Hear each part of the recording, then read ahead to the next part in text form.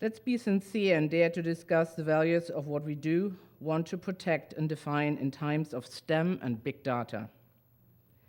We want to hear you all, and please stick to these 15 minutes. Glenn, our fearless leader of the day, please be your outspoken self, confront, challenge, and enlighten us with your wisdom. So glad to have you here with us. I will not forgive myself if I would not make use of this moment to welcome again our new director, Susan Ewing.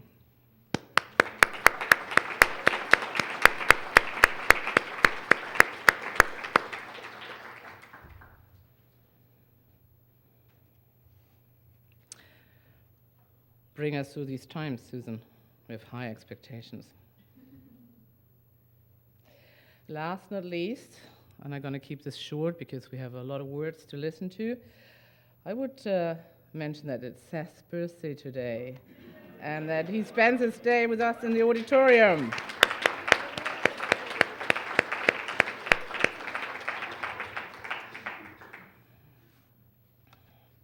Shelley, you rock. And things like that make you a better person. Housekeeping. There's lunch for our guests. So students, please let our guests some lunch first. It's when you walk out there, you walk past this what looks like a building site. Behind the building site is a room, and there is lunch boxes for those who came out, drove for hours, and will be hungry midday.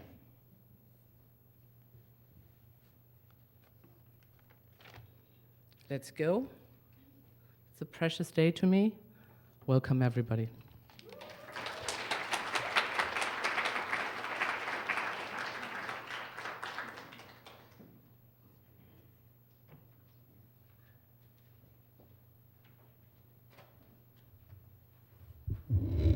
All right, welcome, everyone. I'm going to introduce Shannon Goff, who's our first speaker today. She's currently teaching ceramics and sculpture at Penn State University. She's received grants for study in Japan for the completion of large-scale projects. She has shown in galleries locally in New York, in Chicago, in California, also in Beijing, Berlin, Australia. In 2003, she graduated from the Cranbrook Ceramics Department, and she was part of the first group of students to work in the new studios building. She said of this time that this first year there was nice because there were no rules, that no one knew what the bad things were yet, so you could just do what you needed to do. And I think that this seems interesting in relation to the topic we're discussing today, in relation to how do you educate people, and also in relation to her work, because I think that looking at her work, what I see is that she is not operating wildly without any rules, but that she is creating her own rules based on her understanding of material. And when you look at her work, like this is a good example, you can see in this, both in this, the clay work, and in her work in cardboard, you can see this immense amount of time of her hand working with material. And I think that you can also see this knowledge that is gained by this immense amount of time of the hand working with the material. I think that you can see also in her work that this time and this knowledge gained by figuring out how the material works in a personal way is how a personal expression can be enabled. And I'm really excited to hear about what she's working on now. Just join me in welcoming Shannon Goff.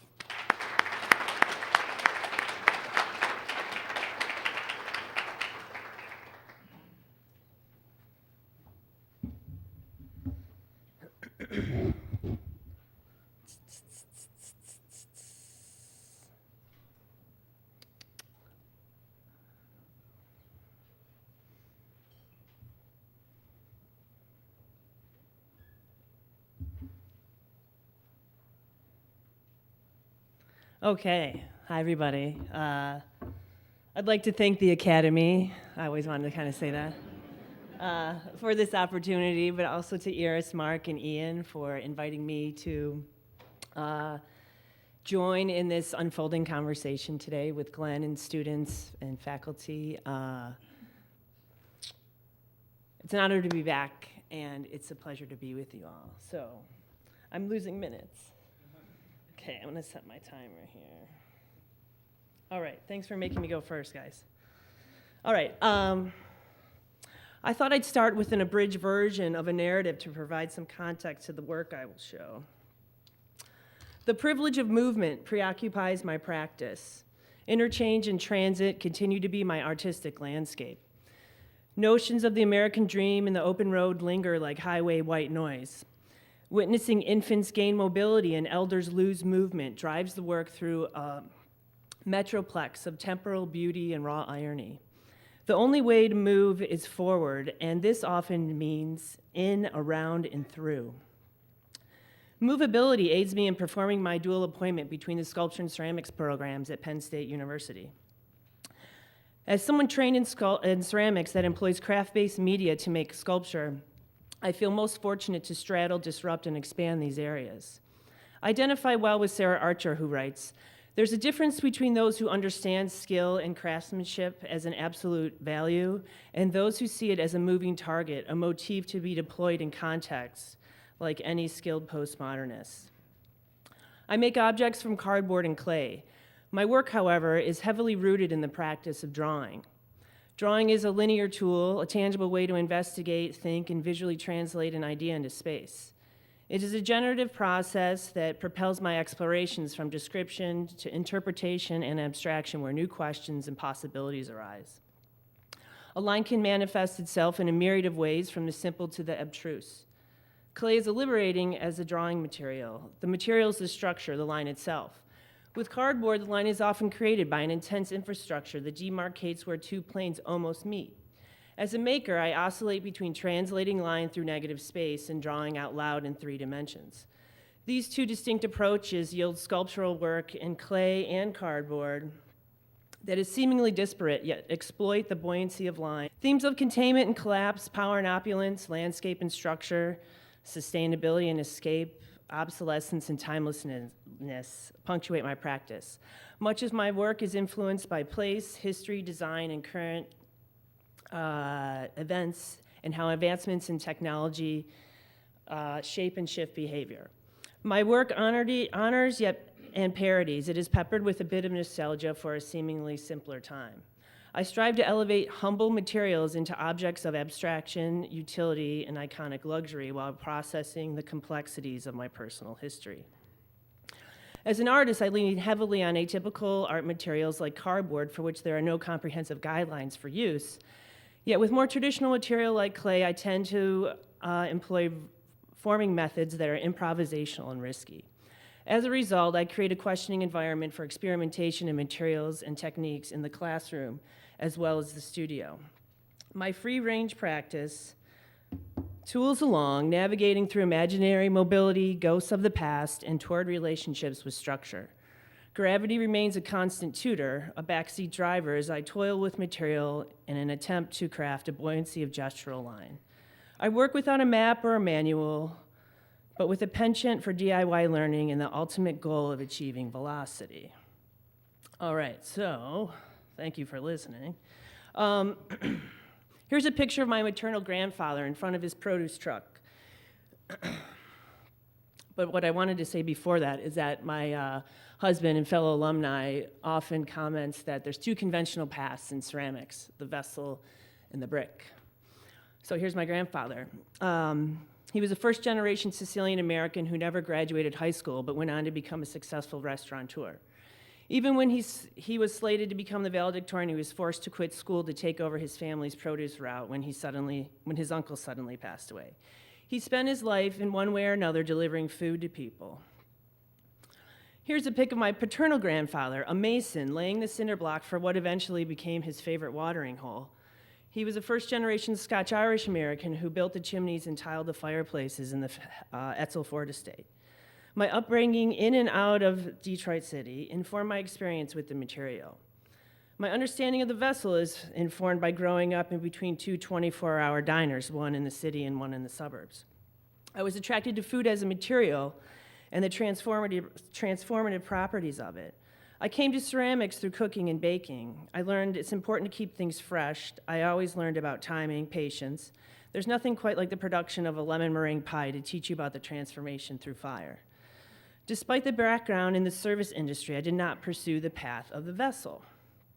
My understanding of the brick is informed by my paternal grandfather's trade as a brick mason, one that supported a family of 11, but also a trade that had a devastating impact on his mobility when he fell off a 4-story building while on the job. I did not choose the path of the vessel nor the brick. The path I chose in ceramics is a more unconventional one. My work, however, is informed by the histories of the brick and the vessel. A vessel can be as simple as a cup to nourish, a sanctified jar to preserve the ashes of a loved one, a bowl we visit many times a day to relieve ourselves. A vessel can be at the scale of the hand, the head, or the body. Cars perform as vessels. They can drive over streets paved with bricks and cruise by the Guardian building made of 1.8 million bricks. There are a myriad of vessels that operate as transmitters of culture. I'd like to talk about your time here, I mean the students, and mine, and how something like 5 years worth of experience can get compressed into your 2 years here, and how you might find those experiences unfolding in entirely unforeseen ways for years to come. When I was sitting here where you are, I had no idea what was about to happen to me and to us in art and in life. I had been living for nearly 5 years in Kyoto, Japan, studying ceramics, working as a studio assistant for an American painter, printing woodblock, practicing calligraphy, teaching English, doing a little bit of voice work.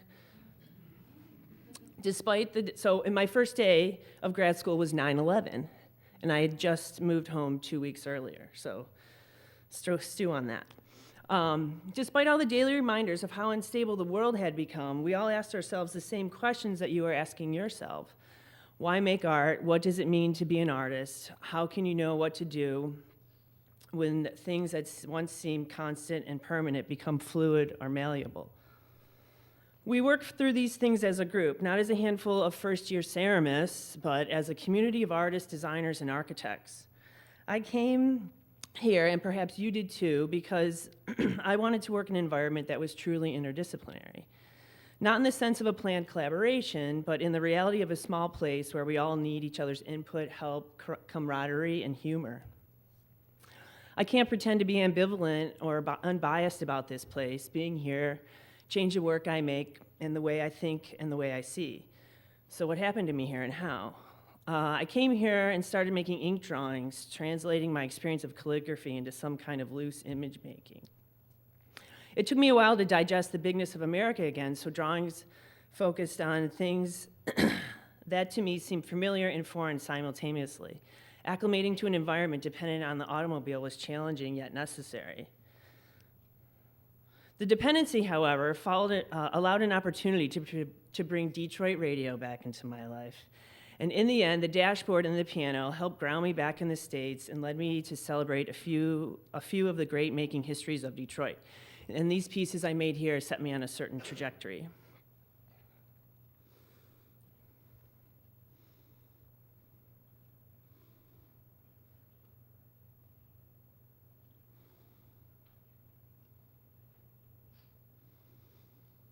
So in the end, it's a mute instrument with aspirations. For several years, I found myself working in a project-based mode. I thought I'd share a few of those projects with you now. In 04-05, I was able to participate in the arts industry program at Kohler, the manufacturer of sanitary ware located in Kohler, Wisconsin. The rotary dial phone is an icon to me of a kind of conversation that perhaps vanished quite some time ago. The notion of having privacy when talking on the phone or just being seated while speaking is appealing to me. This completed telephone is slip cast in 11 parts, movable dial, and I would love it to advance. There we go. I made a helicopter in '05, inspired by Fellini's La Dolce Vita. If you haven't seen it, put it on your list. And the helicopter's combing the city at the time while Detroit was hosting the World Series. And, of course, dreams of escape.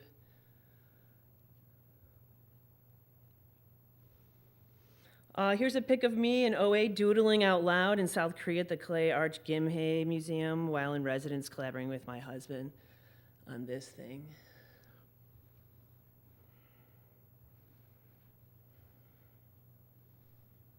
I'm missing a slide. That's okay. No, okay. An opportunity to show in Flint led to the discovery of the nickname Vehicle City, coined in the late 1800s. At that time, Flint was the largest producer of horse-drawn carriages in the country. Flint Wagon Works was the first to mechanize carriage making, and a few years in, Flint Wagon Works became Buick, which eventually became part of GM. And while I was making this, GM was conveniently declaring bankruptcy. Sarah Turner once generously referred to this cardboard kickwheel as a modest monument, perhaps to centrifuge. It's influenced by Hepburn's charge to always be questioning.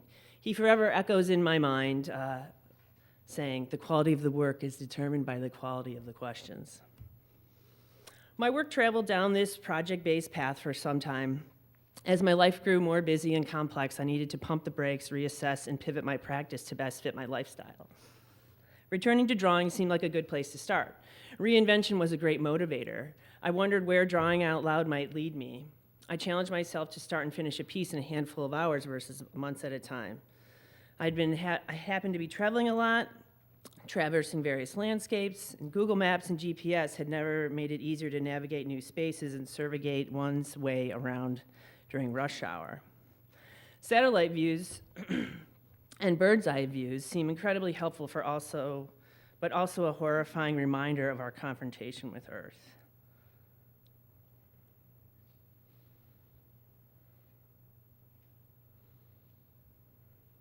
But also how powerful Mother Nature can be. When the Deepwater Horizon oil spill exploded, I was living in Texas. It had a great impact on my ceramic abstractions and gave me permission to really investigate how much I could push the material.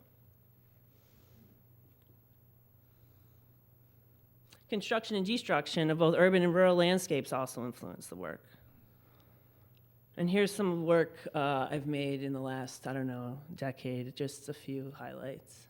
So Thunder and Lightning, Treasure Island, Sourpuss, Calais, Boogaloo, Hot Mess, Devil's Tongue, Pride Storm,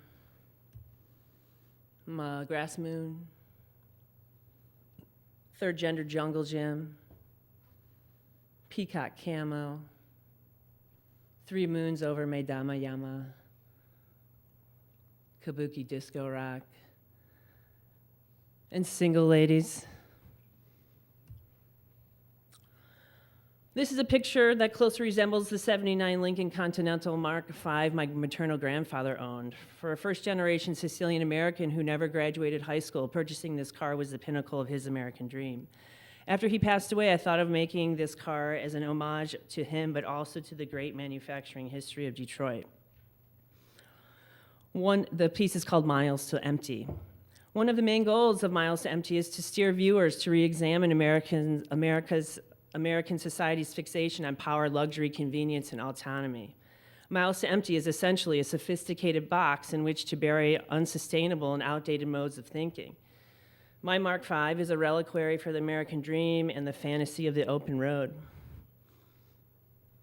I started working on this car for a while and then realized I was pregnant with my son. I worked on it until I could no longer squeeze my belly underneath it. The joke in my house is that it takes longer to make a car than a baby.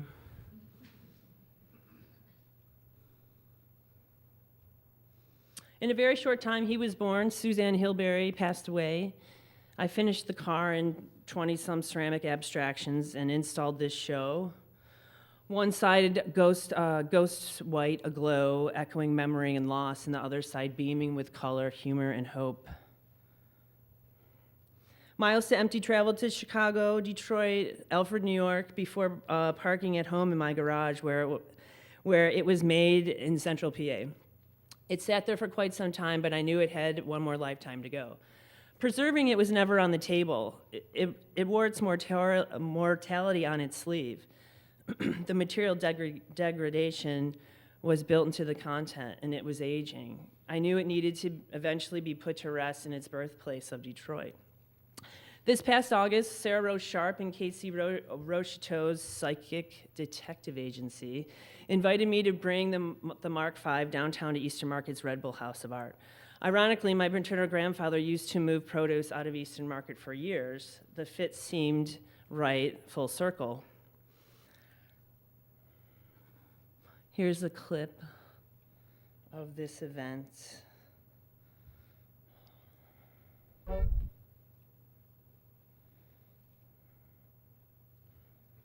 Okay, wait.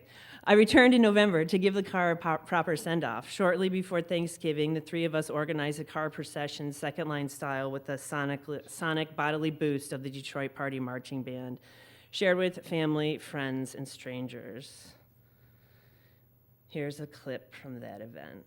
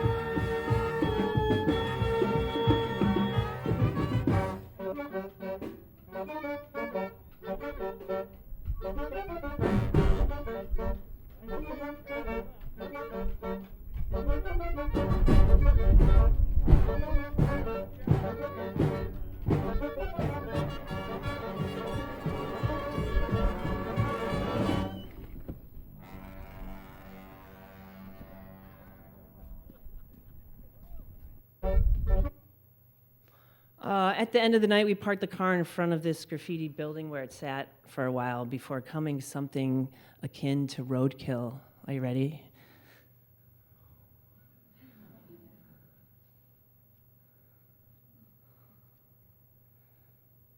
In the end, Miles to Empty became something else, as I suppose we all do as we evolve throughout time. This whole experience taught me that sometimes it's more powerful to let go than to try to hold on.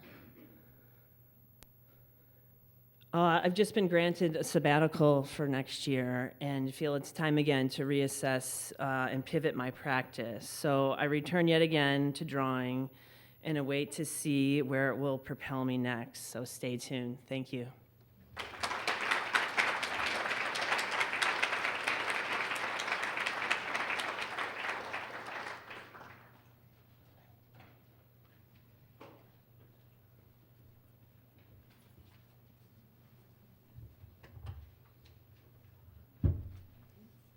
Morning, everyone. My name is Natalia Sarracin. I'm a second-year student in the Metals department, and I'm really happy to be introducing Seth today. Seth graduated from Cranbrook Metalsmithing department in 2009, and since then he's been developing his career as an artist, an educator, and as a jeweler.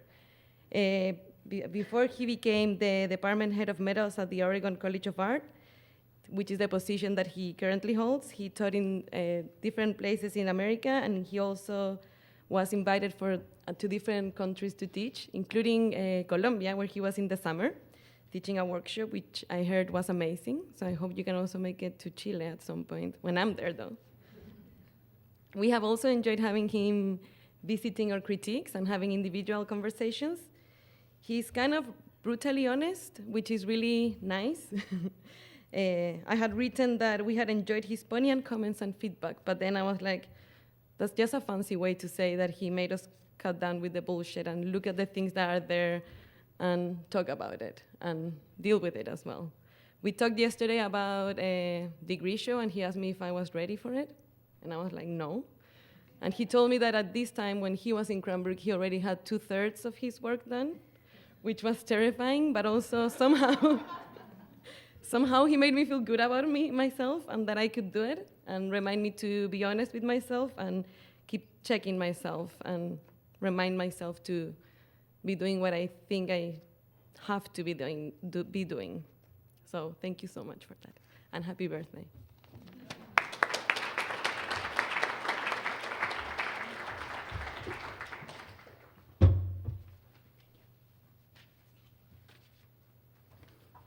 Morning.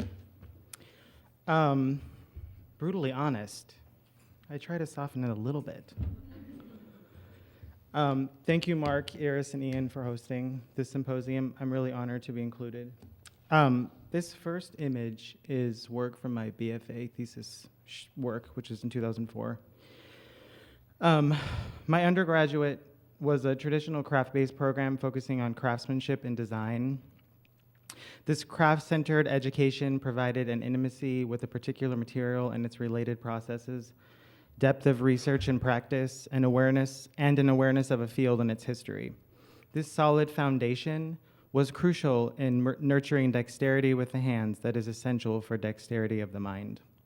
From this solid foundation in a particular perspective and experience, I am able to expand and enrich my practice through experimentation with other materials and processes, knowing that my developed physical and mental skills will allow me to traverse new terrain.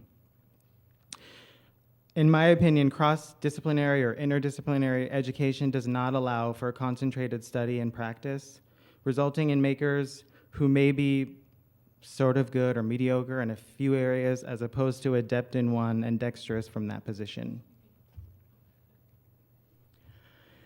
When I began to question aspects of my own practice and everything like content and materials, and I used my work to sort of explore those questions, I knew that I was ready to go to the next step, which was graduate school. And I think it's crucial that students who choose to engage in art, craft, and design graduate education are willing to be vulnerable, they're willing and open to be destroyed.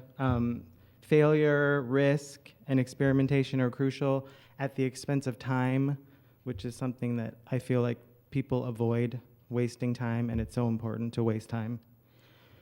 And you also have to be mature enough and ready and have a strategy to how you're going to reflect, respond, and react with urgency and objective analysis. Graduate school is not an escape. It's going towards something that's probably more difficult or will be more difficult. It's not a vacation, and I don't want to babysit people. I want to help people grow.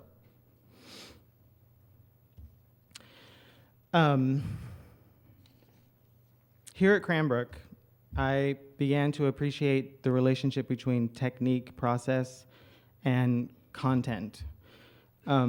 This is a critical aspect of my teaching and studio practice. Each technique and process carry a particular energy that enriches and supports the content of the work. Every choice made in each thing we make should be essential and necessary to clearly embody our intent. This piece, I'm sure some of you have spent winter here, which is the break between the two semesters. Everyone leaves, so it's like the perfect time to work. In my first winter here, I basically had the studio to myself. And I was sewing these cutouts, figures from Pinocchio in a sewing machine, like killing them, stabbing them with the needle thousands of times, jamming the machine, pulling it out. And I understood like how important how we make something is. It's just as important as what it's made of. Our intent in our work must reflect a studied awareness of related fields and their history. Without this knowledge, we can't make informed and innovative formal and conceptual decisions. History must be thoroughly integrated in all art, craft, and design curriculums.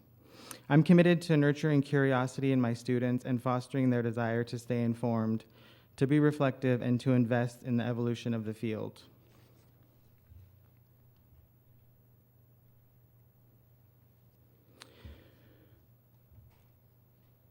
I'm also committed to maintaining an ambitious and active studio career as a model for my students. I believe providing example of a multifaceted career involving several possible professional avenues for students, informs and encourages their own professional goals. Along with producing conceptual one-of-a-kind work, I'm equally interested in and motivated to create production and bespoke jewelry. In contrast, this work is driven by process and formal design inquiries meant for wider distribution in the commercial fine and fashion jewelry realms.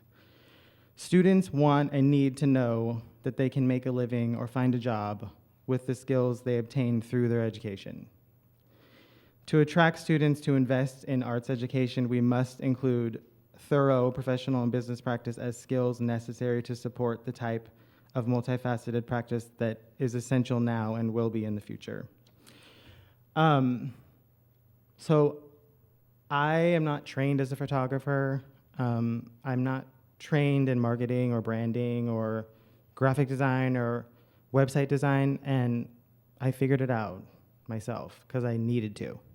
And I think in some way we have to nurture that desire to figure it out yourself, or figure out how to find a person who can help you figure it out within students. For the past 10 years, my conceptual work has investigated the relationship between jewelry and domestic interiors. Jewelry is always engaged in a conversation about exterior and interior, public and private. Domestic interiors share this duality and participate in the same conversation. Both jewelry and domestic interiors reflect less obvious aspects of their inhabitant, have the capacity to provide literal and metaphysical security or protection, and provide an intangible connection to history, memory, and universal human experience. What happens when you put a piece of jewelry on? If this isn't fully considered and this consideration utilized to inform formal and conceptual interest, why is it jewelry? In this series, Cali Condensation, I created architecturally scaled work such as wall screens and wall mounts with removable wearable elements that express this relationship between domestic interior and jewelry very clearly. Creating context for the work off of the body is essential to me, and I feel it's an opportunity to enrich content. The action of taking jewelry off of architecture, the wall, the frame, and placing it on the body creates a dynamic conversation between the body and architecture, architecture and jewelry in the body. My investigation of what jewelry is and what jewelry does also encompasses an interest in challenging the formal language of jewelry and how it interacts with the body. This is a piece of jewelry worn in the armpit.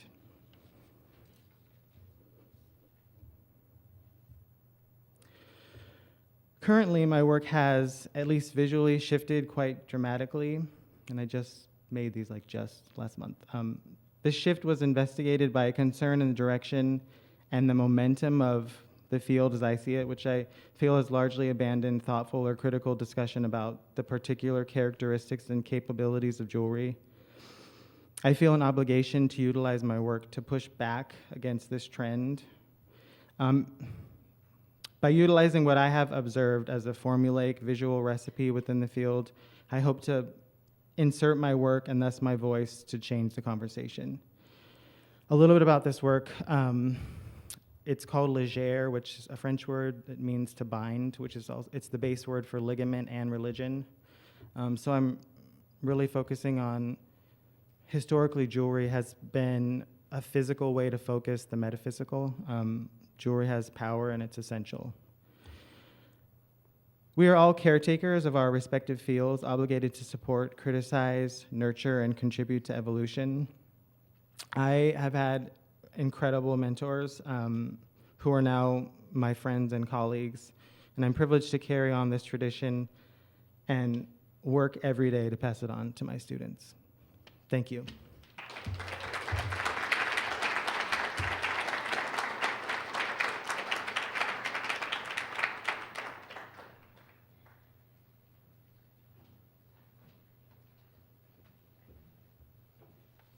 Hello, everybody. I'm Hila from Fiber. We are honored to host Anika Kupa-Telli, who is here today from Detroit. where her studio is based. Annica graduated from our department in 2008 with a fresh department head, Mark Newport. Since then, her resume has been very busy. I will provide some of the highlights of her bio. Annica graduated with her BFA from the College for Creative Studies at Detroit and her MFA from Cranbrook. Since 2006, she participated in group and solo exhibitions around the world. Her solo exhibition, Measure of Constriction, is now showing at Chaos Contemporary Art Gallery in Detroit. In addition, Annica was awarded prominent prizes like the Melier Financial Emerging Artist Award and Searchlight Emerging Artist Award. Annica works are highly crafted. She uses traditional technical from textile and clothing making. Through the material and shapes, she deals with contemporary political issues regarding femininity and body regimen. Since 2010, Annica has collaborated with Cristobal Mendoza as Kupa-Telli and Mendoza. Together, they create installation and objects that combine solid material and high-tech. Their work is interactive and raises questions about the future textile. The sensor in their object reacts to the movement of the audience and suggests new interaction between art, fiber, and body. Kupa-Telli and Mendoza works has been exhibited around the world and at museums and new media festivals. I am honored to invite Anika Kupa-Telli to the stage. Anika, welcome back to Cranbrook.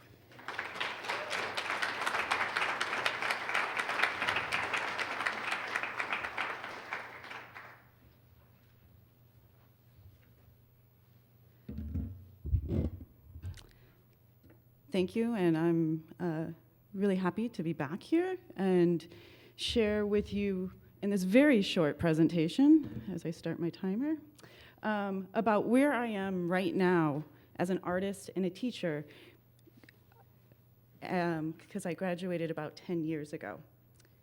So to start off, I'm a fiber artist whose research crosses over into many different collaborations, from fiber to sculpture, to fiber and fashion, to fiber and digital media. All my work has a relationship between cloth, garment, architecture, and sculpture. In this piece, I'm revisiting and using weaving and basketry, which are techniques historically associated with female labor. The use of boning as a material is meant to recall the corset, which was used throughout history as a device to mold the body to ideal times. I also like to say that this research all started coming from Cranbrook and stuff I did in graduate school. The corset is also one of the most controversial garments in the entire history of fashion, and it's based on constriction. It's also a garment that was in fashion for over 400 years, and these are ideas that just really fascinate me. In this piece called 18 inches, I visualize this by creating the constriction in the work that matches the average ideal waist size of the Victorian era, which was 18 inches. So exploring this material, pushing it, something else I'm really interested in is the absence or the presence of the body within a garment. And when does a garment become a sculpture? This is a picture of my solo show that is up right now in Detroit, which is called Measures of Constriction. In this show, I continue my investigation of the female body as a site, both of subjection and liberation, creating objects that speak of the way that women must constrict their bodies to achieve societal standards of beauty.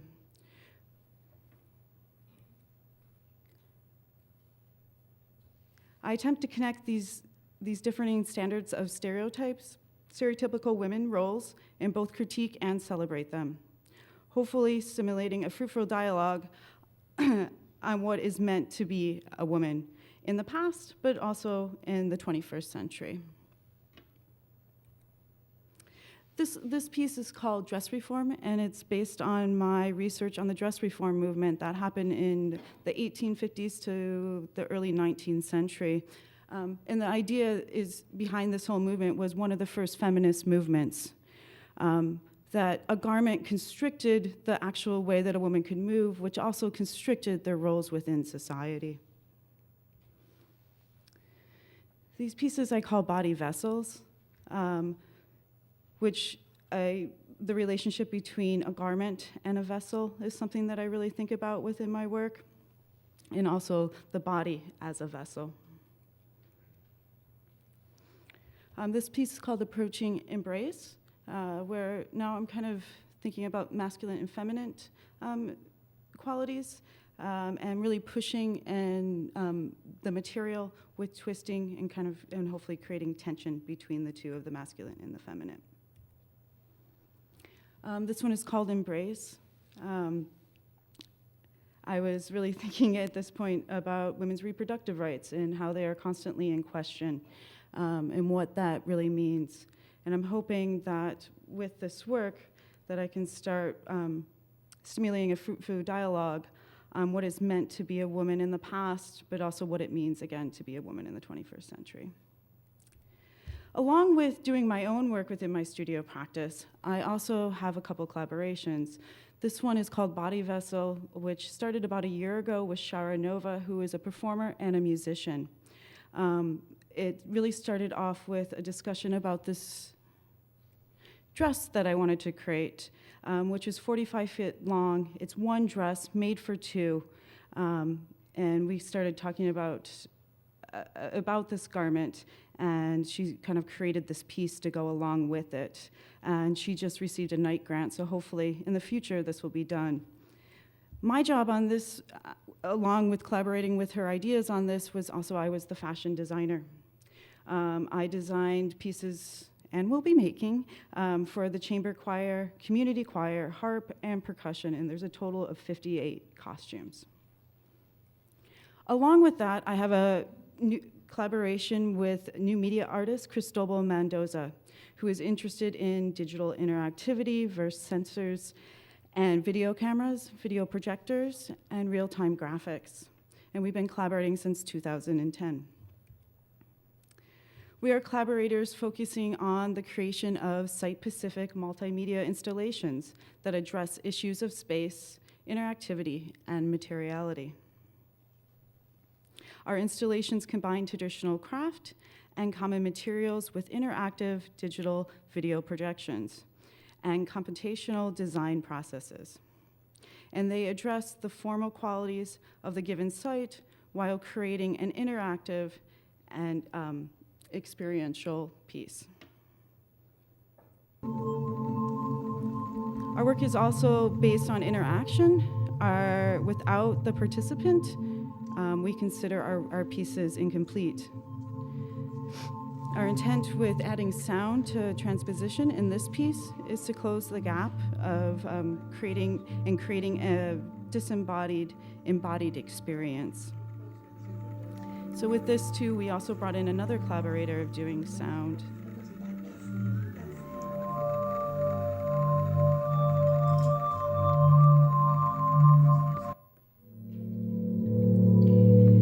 In this piece, which is called In Sequence, again, we collaborated with a musician who's local in Detroit, called Shigeto, and this is one of 4 pieces that was showed at Red Bull House of Art.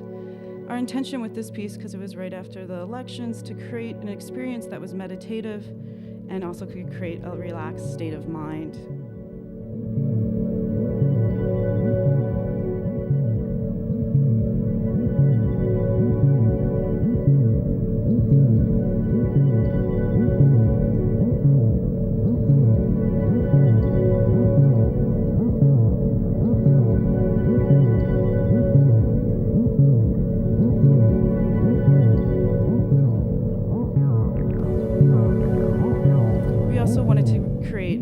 Space where people could gather underneath the piece, hopefully relax and enjoy it.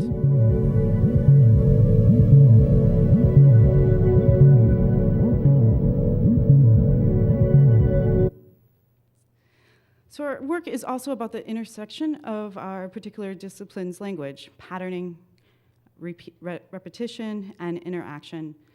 which are issues that are all highly relevant to both fiber and fashion and computer programming. The other thing that's happening here is the moire, which also crosses over into textiles within fabric and also happens on graphics within computers. So, doing and maintaining my studio practice with these two collaborations along with my own work, I right now am teaching 5 classes at 2 different schools. Again, I'm a lecturer at Stamps University, and I teach at College for Creative Studies, where I am adjunct faculty, and that still creates that I am part-time faculty. And I want to take a minute because on the panel discussion, I'm the only one that is part-time faculty, and just some things that I did not know when I was in graduate school, what the difference were of these. So, full-time faculty. You teach a set of number of classes per year. Contracts of employment, usually 2 years for junior faculty, infinity for tenure. Service is also part of that, committee work, curriculum development, scheduling, etc. In public universities, research is partly funded by the institution, AKA artists make money or get paid to do their work, or they get money to actually make their work. Part-time faculty. No assurance of a class assignment at any given semester. Contracts that last a single semester get paid per class. No service expectations, but if you're part-time faculty, you always end up ultimately doing your work anyways. No research support, yet we are still going to make our work. So that kind of brings up the question for me of what does mentoring mean while being part-time? Again, while being a full-time teaching means that you are expected to give back to the university in the form of service, research, be part of the college department, that you receive students, foster and form relationships with students and mentor. And that is what they're getting paid for. In part-time faculty, we get paid the fraction of what the full-time faculty gets paid per class, which means that there's 0 expectations for research, which we're still gonna make our work, and there's no expectations for me to be a mentor. So this is very hard for me as a teacher to refrain from engaging in mentorship with my students. As satisfying as it is having a mentor relationship, I also have to be aware of my time and how it's being compensated. So what does it mean, and how do I deal with that as a part-time teacher? I take on independent studies, where at one school I don't get paid, and the other one I get paid a very small amount. But I also, again, really enjoy having these relationships with students, being able to work with them one-on-one and helping them develop in teaching.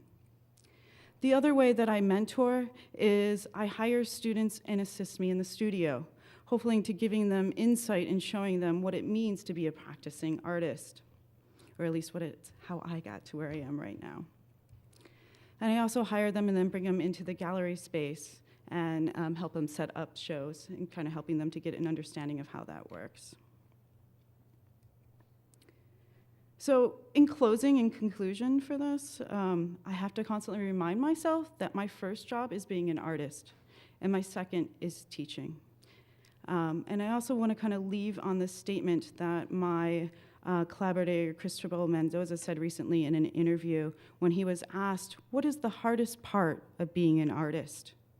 And he said, quote, "There are many things that are hard as an artist, but the hardest part is to maintain the belief that what you are making is worth doing for yourself and others." Thank you.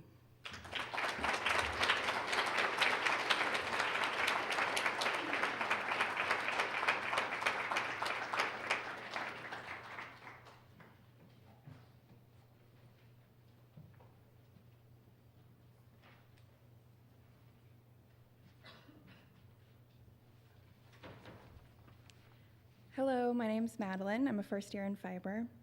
It is with much enthusiasm that I get to welcome Havencio De La Paz, artist, weaver, and educator, for this conversation on craft and mentorship. De La Paz is currently assistant professor and head of fibers at the University of Oregon. His work explores the intersection of weaving, dyeing, stitchwork, and other textile processes to traverse the broader conceptual concerns around language, politics, histories of colonization, migrancy, ancient technology, and speculative futures. De La Paz nimbly moves between the mathematics of weaving and the poetry of language in an interstice rich for cultivation of conversations about privilege, labor, industry, the structures we operate within and those we do not. De La Paz received a BFA from the School of the Art Institute of Chicago in 2008 and a Master of Fine Art in Fiber from Cranbrook Academy of Art in 2012. Thank you, Havencio, for sharing your time with us here today, and please help me welcome Havencio De La Paz.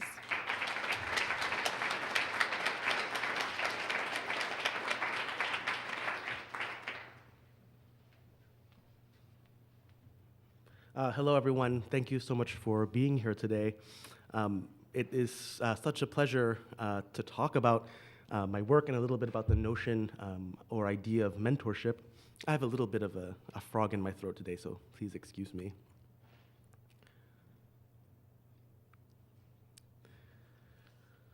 So, mentorship, as many of you know, the word comes from a Greek figure in the Odyssey, and I want to read you this short quote. Athena, goddess of wisdom, civilization, and crafts, disguising herself as Mentor, the elderly Ithacan, and counselor Telemachus, son of Odysseus, spoke thus: "Do not be quick to throw fists and draw swords. First, look closely at all that has come together to bear upon a moment such as this, and act according to that wisdom. Many threads weave the tapestry, and cutting any with haste frays the whole." A great teacher and mentor in my life has been the practice of weaving, which is itself a practice of bringing to light intersection and intersectionality. I mean this both physically, in the complex over and under of discrete threads, but also in the innumerable histories, narratives of bodies, technology, labor, politic, and identity that is at the heart of every piece of cloth. So my practice today, located at the site of the loom, at this machine of intersection, has been to uncover the language of this varied coming together. Again, I mean this in the physical and embodied way that thread comes together to produce a piece of cloth, but also the more elusive languages that govern the process of weaving: a technical language, a mathematical language, a language of computation, a grammar of time, the symbolic and secret vernacular of the hand adjacent to the machine, this body of the maker perpendicular to the infrastructures that produce our material culture.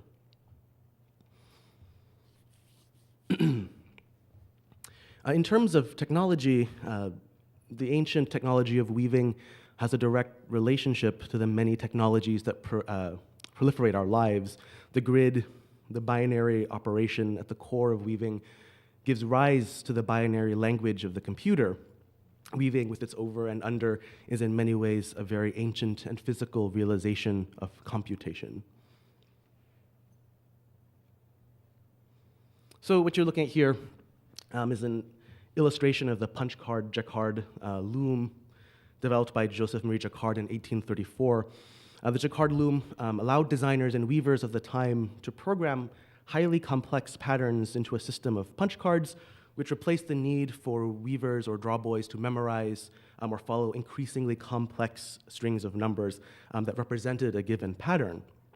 And in 1928, not even 100 years after the invention of the punch card jacquard loom, IBM introduced the IBM 100, the first of their punch card computers. Those are punch cards. I think it is curious that both in weaving and in the punch card computer, there is a history of marginality, both in that women and people of color were often the people behind the machines producing the software, doing the actual punching. So the historical relationship between jacquard weaving and early computing is absolutely evident through the use of punch cards in binary code. On the right, you can see the IBM computer punch card, and on the left, you can see the jacquard loom punch card. They're almost indistinguishable from each other. Today, it is not punch cards that operate our modern computers or devices, but microchips. The microchip serves the same function as the punch card. In our modern microchips, instead of holes punched into cardboard to express the binary operation, the computer chip uses bursts of electricity, tiny beeping electrical signals, either on or off, that describe unbelievably vast quantities of binary data for even simple computational problems. In fact, a seemingly simple computer program, such as Microsoft Word, would require so many punch cards to program that they would stretch from Los Angeles to the moon.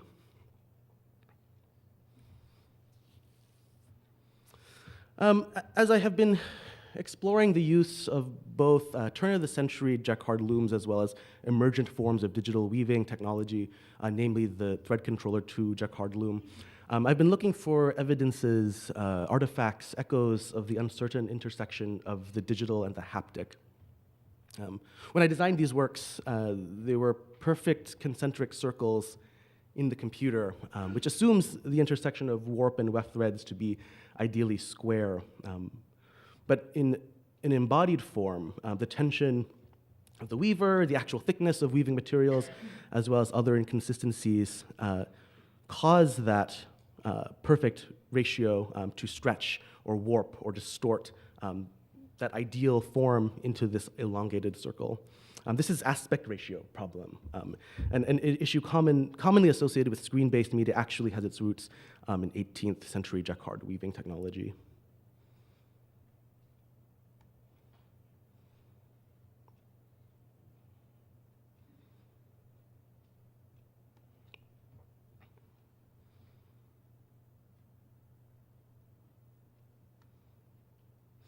Binary systems, as you know, work exclusively in one or zero, black or white, yes or no. And if there's anything that intersectionality teaches us, it is that such simplistic dichotomies are prone to scrutiny and collapse. Knowing the binary limitation of the digital loom, I input, okay, this is really strange. I'm gonna, let me try and describe this. I input 50% photographic gray into the design software, so asking the computer to reconcile this third, this alternative, this unknown factor. And what resulted were these errant behaviors, these interruptions and schisms to that idealized binary order. You would think that it would produce a checkerboard, but instead this sort of monstrous numerical Arrhenius surface began to emerge.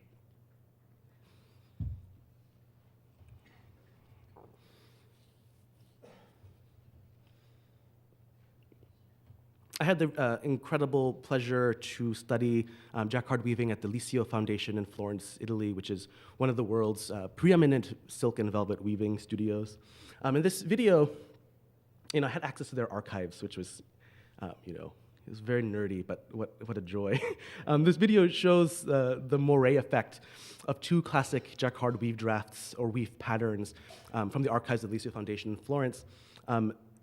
And as they overlap or overlay on top of each other, the result is a third pattern, an aberrant pattern, the illusory pattern of interference from two regular systems of information. All weavers make video at some point here as well as you know what I'm talking about. We do not often experience these glitches, the Arrhenius artifact of the digital, as an object. The error object is an affront. It is corrected or eliminated before it enters the exchange of things.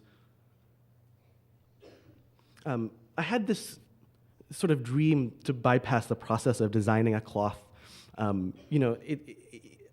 know probably the weavers here, Gerhard, knows that weaving begins with the threading of the loom. It begins with warping, and I always just wanted to sit at the loom and weave. So I had this dream of how to bypass this process of designing a cloth and then executing the design on the loom. So instead, I wanted to allow the loom to generate the cloth itself, to create the conditions for the machine and the software to spontaneously enact a textile in space. And so what you're seeing is a very simple line drawing, a vector file I made, and the computer and the design software extrapolated that drawing, repeating it through its algorithmic thinking until it could generate a weavable surface. And these errors and ghosts began to emerge. The digital loom reads every pixel of a digital image file as an intersection of warp and weft thread. And so generally designers render a pattern or a graphic or an image in Photoshop and populate it with standardized weave structures to produce the final textile. But here I used a very simple Wacom tablet and stylus to draw each pixel, each line directly into the loom software.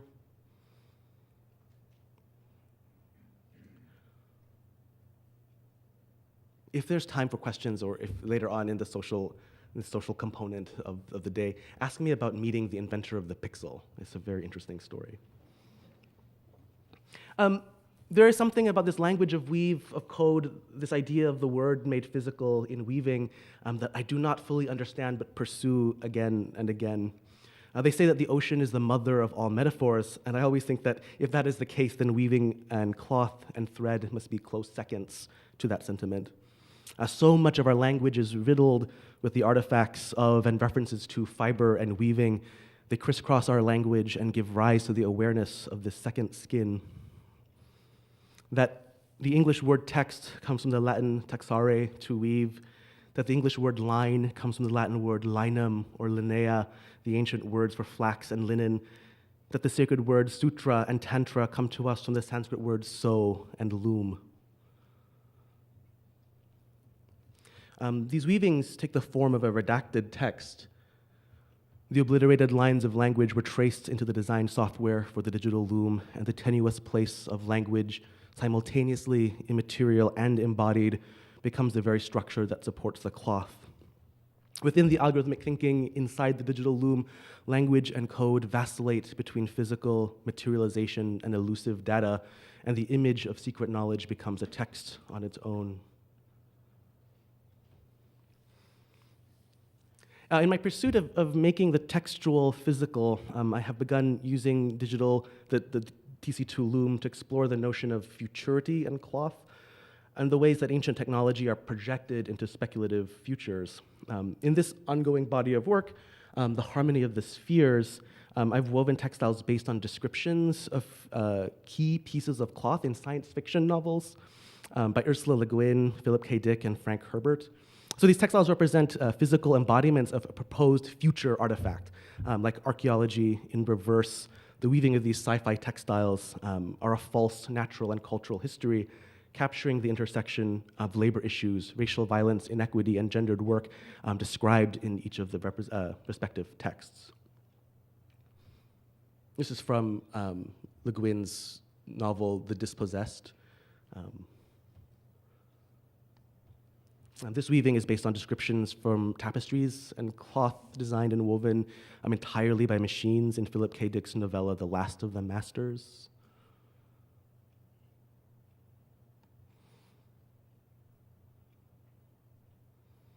And then these are, I would like to make, those of you who know Frank Herbert's Dune, I would really like to make the still suit. And so these are samples for a possible still suit.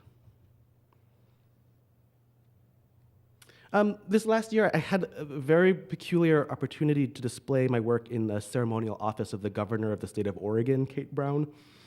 And I chose to display a variety of works, but with emphasis on the speculative textiles woven from these dystopian science fiction novels. I think Kate Brown's awesome. We can talk about that later in social hour as well. In this image, my weaving is pictured in the upper left. It is paired with a Japanese lacquer vitrine pictured in the bottom right, which was given to the US by post-war imperial government of Japan after the total surrender of Emperor Hirohito on September 2nd, 1945. It was presented empty to symbolize the potential of a prosperous future, of unrealized prosperity. The vitrine, which is lined with gold leaf and silk, contains fragments of the lunar surface collected by American astronauts Buzz Aldrin and Neil Armstrong during the Apollo 11 mission. The 4 fragments weigh about 0.05 grams in total. Included in the display is a diminutive synthetic flag, which represents the flag of the state of Oregon, which traveled to the moon with the crew of Apollo 11 for this specific symbolic purpose. The lunar rocks and flag were given to the state of Oregon by then President Richard Nixon in 1965, and similar displays were gifted to all 50 states of the Union, as well as all countries recognized as legitimate governments of the world at the time. And the small plaque reads, "This fragment is a portion of a rock from the Taurus Littrow Valley of the Moon. It is given as a symbol of the unity of human endeavor and carries with it the hope of the American people for a world at peace." I'm ending my presentation with this image, which expresses a confluence of embodiments: historical, colonial, racial, technological, and ideological. Though my practice is located in the very specific process of weaving, the instrument of my production, the loom, ever remains an expansive nexus. It is a device that makes intersection visible, embodying it as a tangible object. Thank you.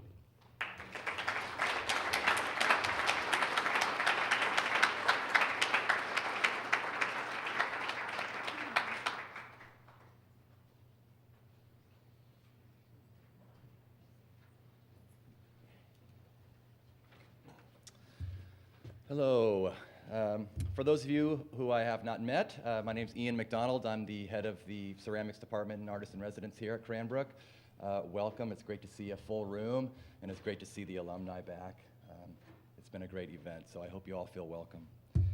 I am thrilled today to introduce our symposium panel moderator, Glenn Adamson. To many of you, Glenn doesn't need an introduction, as many of you are familiar with his deep study of the crafts and design through curatorial projects and his work with top museums like the Museum of Art and Design in New York and the Victoria and Albert Museum and the Chipstone Foundation. Beyond his curatorial reach, Glenn has written numerous essays, articles, and books, including most recently in 2018, Fewer Better Things, The Hidden Wisdom of Objects. And Glenn is currently senior scholar at the Yale Center for British Art. We had great conversations with Glenn yesterday in the studio and at dinner, and we are so appreciative of his insights, and not just into current trends and strategies in the crafts and design, but really their connected meanings to cultural structures and the shifting identities of the things that we make and the things that we live with. So please help me in welcoming back to Cranbrook, Glenn Adamson.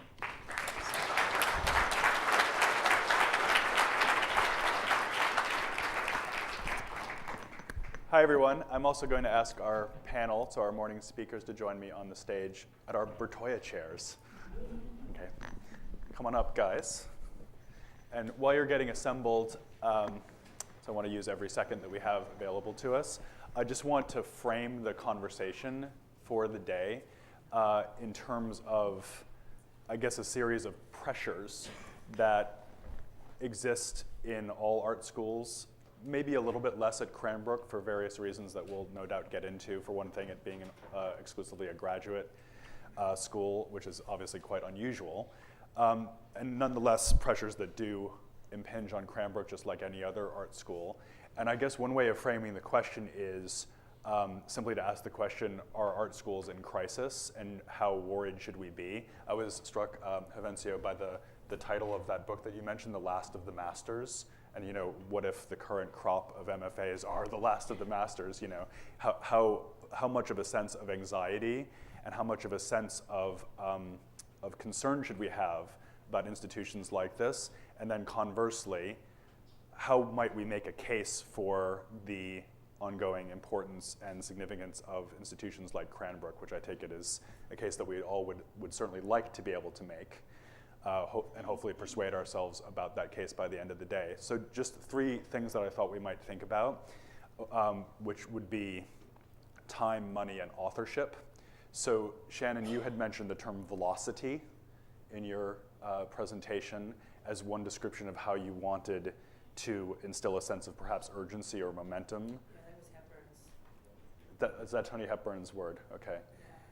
So the thought I had, perhaps in a general sense, is that as the world is speeding up and as access to information is becoming ever more available, the productive wasting, which is something that Seth mentioned, is becoming more and more precious and also more and more of a luxury, even a kind of luxury good in a funny way.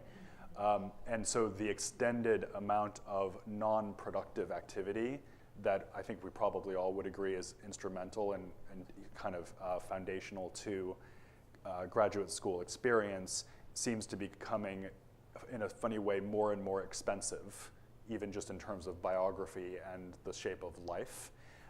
And even on a day-to-day basis, the sense that your studio experience might be constantly invaded by a sense of external information and demand that happen simply through the action of opening your phone up is highly transformative and arguably distorting to the culture of art making and certainly the culture of art schools. So that's pressures of time and therefore pressures of attention, pressures of patience, possibly even pressures on curiosity itself. And of course, those are intricately linked to questions of economy. And Annica, you had talked about the reality of part-time faculty experience, which is only one expression of the kind of precariat, phenomenon that has absolutely become riddled through all levels of art practice and art experience, both educational and professional. And there's, of course, the basic fact of the tuition that students are asked to pay at most art schools, and the looming question that is in everybody's mind, even if they're not saying it, of whether that investment is ever going to be returned in anything but a spiritual sense. And obviously you can't eat spirituality. So there's a question there about the simple money exchange and value exchange that happens in an art school. And it often, I think, and Annica, I thought you brought this forward very beautifully, it often seems to take the form of a kind of transactional relationship to your own life.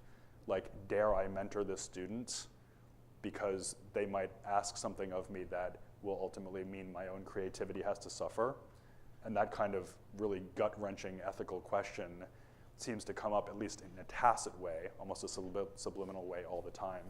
And that relates to the third thing that I wanted to raise, which is the question that really is central to the day, and this term mentorship that we're being asked to discuss, which is the question of authority, and essentially why anybody should be set up as a teacher to someone else. And certainly my experience has been that seeing this current generation of students come along, not necessarily here at Cranbrook in particular, but really in lots of different situations, there's a sense that authority itself, any form of authority, is there principally to be challenged and overcome. And I was really struck by something Ian said about Cranbrook, which is that when this place was set up, the artist in residence didn't teach the students. The artist in residence took on the student as an apprentice, and the student worked for the artist. And that was how you learned. And sort of, Frank Lloyd Wright did the same thing. If you went to Taliesin, you'd be expected to build things and garden for him. And that was, of course, in many ways continuous with the way that crafts had always been taught. You would sweep floors for a couple of years, then you would sharpen tools, you would perhaps clean machines for 7 years before you even got to the point of being allowed to make products in some cases, in some trades. And now we seem to have arrived at a situation, and Iris mentioned to the political situation, which is no doubt contributing to this, but also I think information flows contribute to it as well, where any kind of centralized authority is suspect simply by virtue of the fact that it is a centralized authority. So how do you maintain your position or rethink your position as a teacher in a situation where authority itself is so widely under attack? And also, in some ways, it's maybe the most interesting question because we might think that that attack is long overdue, given the fact that white guys have been the authorities in so many situations, and forms of dominance have so often been cloaked as forms of education or inculcation of values. So a lot of problems there to kind of get through over the course of the day, and that's all the speech making I'm going to do, because I really want to prioritize the voices of the artists from here on out. But I thought before we start making the case, maybe the first thing to do would be for me to ask each of you to surface your kind of top anxieties about, again, not Cranbrook Well, not about yourselves, and not about Cranbrook in particular, although if you'd like to use Cranbrook as a case study, I think we'd all be ears for that. But really, to ask you to think about your own experience, both as students and as teachers, and say what worries you the most about art schools. And really, here I'm thinking about perhaps a concern that you don't have a ready answer to. So something that isn't like a worry that you can easily dispel, but a worry that you actually feel is, if you were allow it to, would keep you up at night because you don't have an answer to it.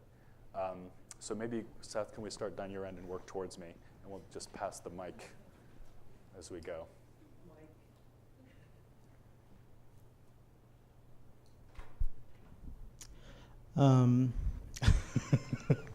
I'm in a very particularly related situation right now because the school I'm at, Oregon College of Art and Craft, is probably closing.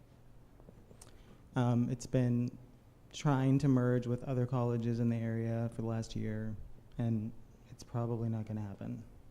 So I'm in a position where I'm losing my job that I just started a year ago, less than a year ago.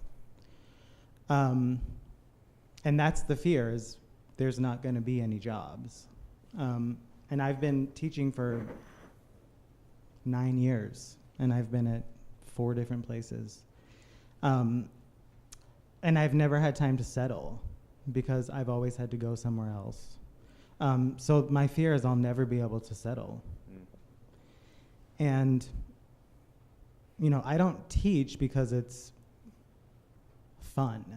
I teach because it's important, and I know that I can make an impact on someone. I do it because I had amazing teachers, and I know how important it is to have amazing teachers. My worry is I won't be able to do that. So that's a personal worry, but it also contains an observation about the field in general, which is that the job hopping and essentially the precariousness of each individual position, when you multiply that, what it turns into is a kind of transient population of teachers that can't establish cultures in schools. Yeah, and I think they're just all slowly closing, especially small colleges. And you know, larger university programs, those types of positions are sort of geared towards people who are really good at interviews, and I am not one of those people. So that's my other worry, is like, that's just my personality.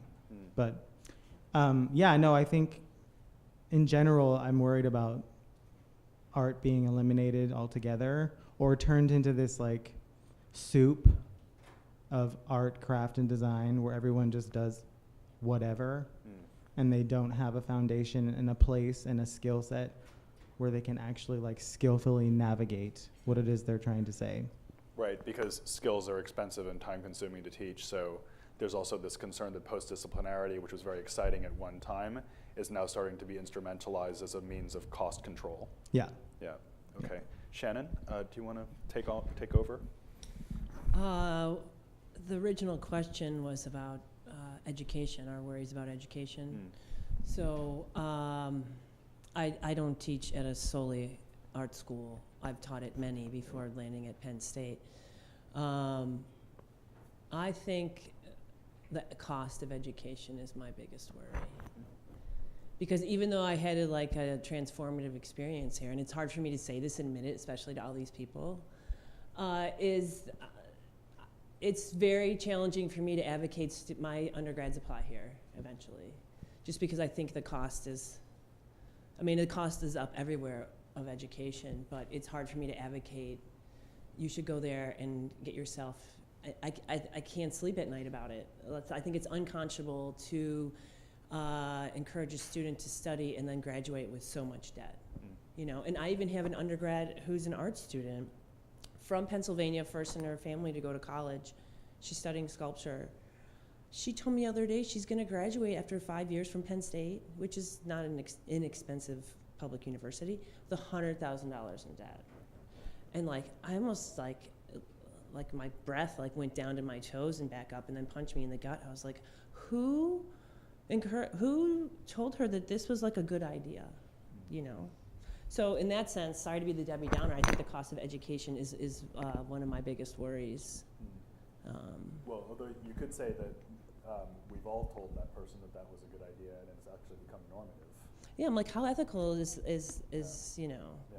is that? And here I just want to pause for a second, and because I think Susan's here, right? Yeah, hi, Susan. To say that obviously this is not a unique conversation at Cranbrook. Yeah, far from that's it. true. As you just made clear. And also, I think it's great that Cranbrook is inviting the conversation and is sort of creating a platform in which to have a transparent conversation about the value proposition, because not all institutions are doing that. So I think we need to be clear-eyed and honest about it. Yeah. And for those of you who are perhaps considering taking up a master's course, you know, you certainly need to be clear-eyed about it. But I think we should really right at the outset say that it's both useful and important and also laudable that Cranbrook is willing to kind of create a stage in which we can think through this together. Yeah, and I mean, players who've been here for a while know that I'm, you know, don't have a lot of filters, so I was assuming I was invited because they knew I would say something like this. Yeah. I think we have like a zero filter factor. Yeah, well, great then. Yeah. But I think, you know, when I think about the cost of tuition has more than doubled since I've been out of here, and it's only been 16 years, like that makes my heart ache a little. Yeah, and of course, in a lot of ways, what's happened there is that costs that used to be hidden or displaced are now simply being borne by the actual student-institution relationship. So the grant and government supports that used to be there have winnowed away, and you know there are a lot of reasons for this. It's not because the art schools want to make a greater profit, it's because they need to stay open and the costs are now becoming more direct. Yeah, I mean, we're not making a new like student center here with the lazy river where that money goes, Yeah, exactly. But you have to remind yourself it is a nationally historically registered Yeah, place that probably has an astronomical amount of maintenance. I'm like, where's the money going? yeah, You know, and I think it's great they offer these scholarships now, one for each department every other year. But I think in order to be super competitive, not that being competitive is like the end all be all, but I think the cost of education has got to somehow be thought about. And I know it sounds very idealistic, but I mean, Cranbrook was a reach for me back then. Right now, if I was applying to school, it wouldn't even be on my list. right. I mean, and that it feels like it's hard for me to say that, you know, because I had such a great, incredible experience here. And also think about what the cost factor means. I'm sure this is in everybody's mind, but think about what the cost factor means in terms of accessibility and diversity of student population and the availability of this incredible educational experience. The majority of my grad cohort is minority, you know. Well, that's good. And I live in a very, you know, pastoral, small college town that is sometimes called Happy Valley, which is a whole other situation. That's interesting to hear, though, because I guess what I was thinking is that there's also the cost pressure, of course, will, you know, it becomes another form of servicing prosperous populations that, yeah, you know, but as someone who grew up in and out of the city, I'm always showing up somewhere and I'm asking myself who's not here and why. Right. And so I've made a kind of a charge of mine to, you know, make the people that we work with there more well-rounded. Right. Yeah. Okay, Annika. Yeah, I mean, just to kind of piggyback off that, because those are my concerns too. I've been out, up to over 10 years, and I still have student loan debt. So I just thinking about these students and taking that debt on, and how I still have a hard time, you know, I'm part-time faculty, still trying to piecemeal things together to have a job still. So those are the things that keep me up at night. Also thinking and being an educator too of, okay, so what tools can I give these students to be out there so they can get jobs, so maybe they can start paying back their student loans with, I'm incorporating more design, you know, textiles goes in many ways, and I can start to kind of show them other ways that they can make a living beyond being a fine artist and working in a studio, that there's other things out there too. So that's about teaching the students about a mixed economy, like a mixed personal Exactly. economy. Yeah. Yeah. Okay. So is that partly a matter of leading by example? Like Seth said that you were modeling when you take on things like photography and graphic design, marketing, that you're modeling a certain kind of professional practice. Do you think in a funny way that the somewhat disjointed nature of the necessity of the way that you're leading your professional career actually is itself modeling a set of possibilities for a student, because you're still doing amazing work and it's happening.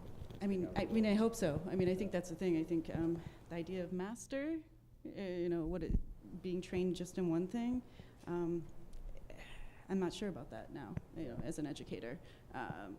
So showing that they have different skills that they could explore in many different avenues is, for me, for an educator, is what I'm trying to bring. And I guess that's what I'm doing with my own with my work too, of seeing how far I can even push, even if I do have a passion and my medium is fiber, it can go many different ways. Yeah, I also wanted to pick up on that concept of mastery, because it connects to the point that I made about the crisis of authority, and authority itself being so radically suspect now, authority of lots of different forms. And you were also, I think, unique on our current panel in prioritizing collaboration as part of your practice. And I wondered whether one reason you were doing that was because it's a way of overcoming the question of singular voice and control, and sort of letting go of that in a way that actually decenters your own authoritative position as the artist, as the author. Yeah. I think that's one part, and that's one thing that I really do enjoy about collaboration, is that I get to let go and share that. But I also, again, I have lots of ideas, and I'm not good at everything, and there's other people out there that are good at different things, and I learn, collaborating with people. I learn new mediums. I didn't know anything about digital media, in 2010. I didn't know how to work a projector, but now I could tell you everything about it, So there's, it's also about, I guess, educating and wanting to know more information too.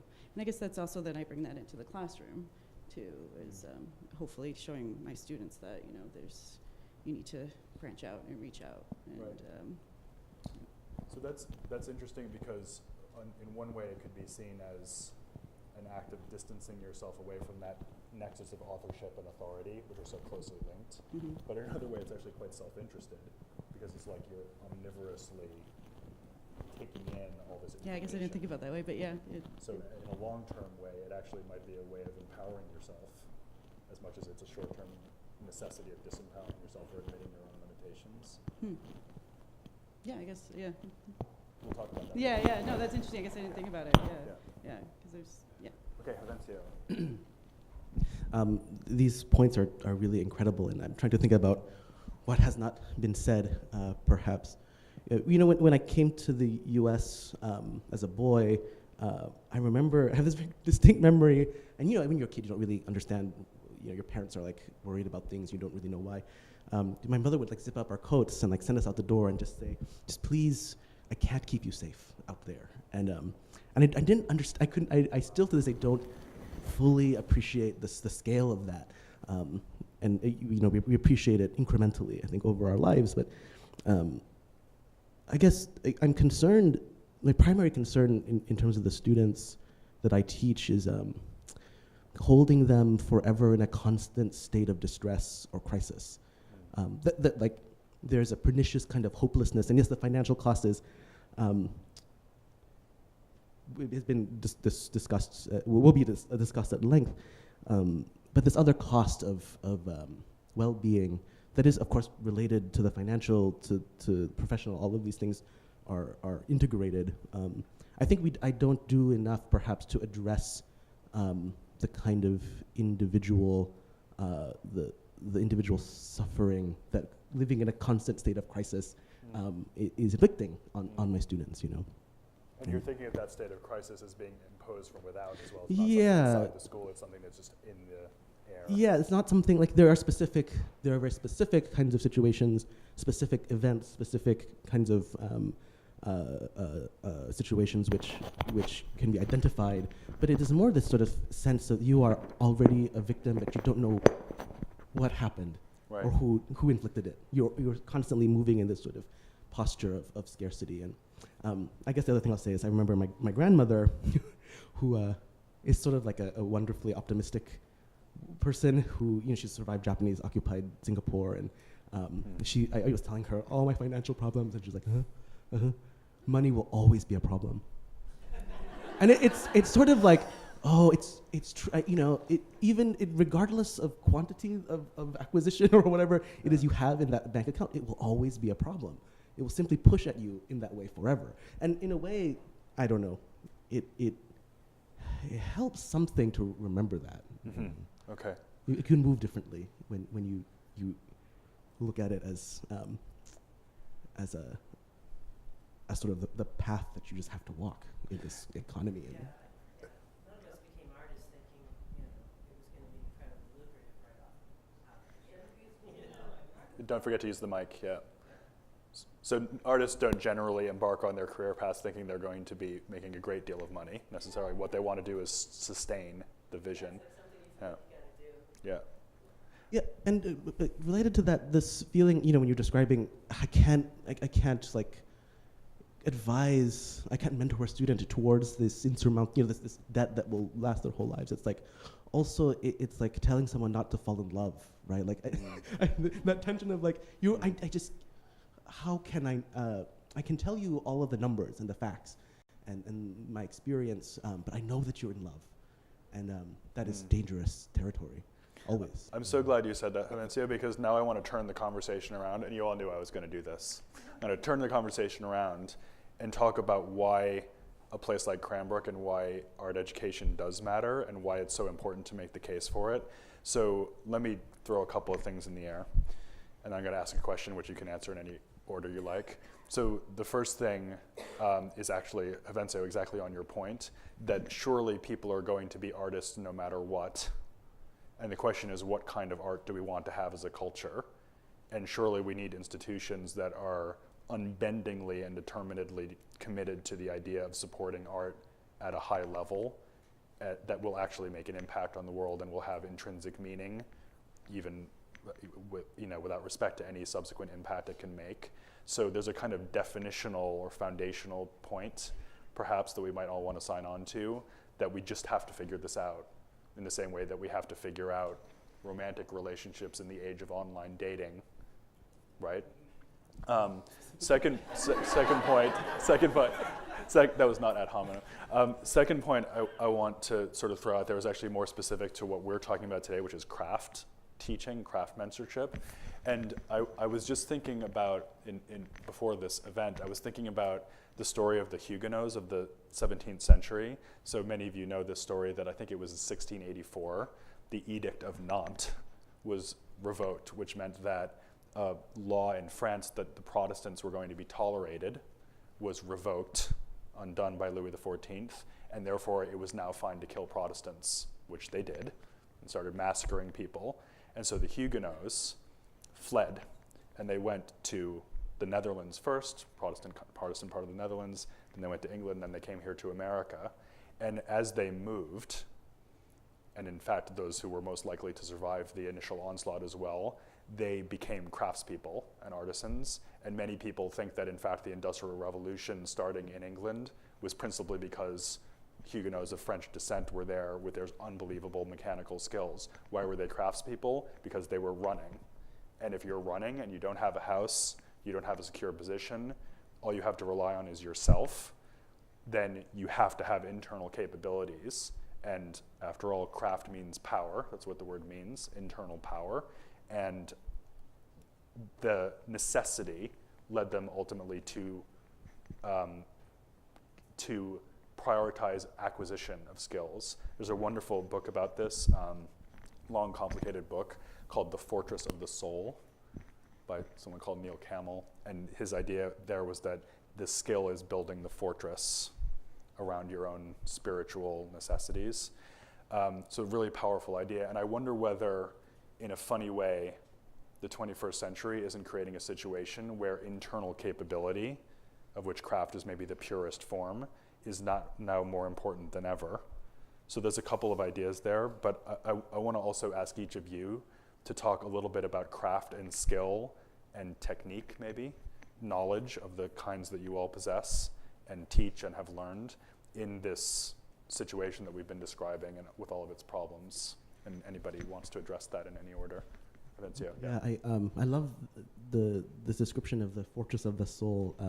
I think it is deeply troubling, actually, also. This, There's this notion in which the skill which I collect in my being, I think it is only valuable if it is given back, right? So that this idea that we each individual, get as many skills as I can and like hold them close to the chest and like, you do your thing and I'll be over here. I think that is actually what drives a kind of this low level suspicion of this low level kind of feeling of scarcity, right?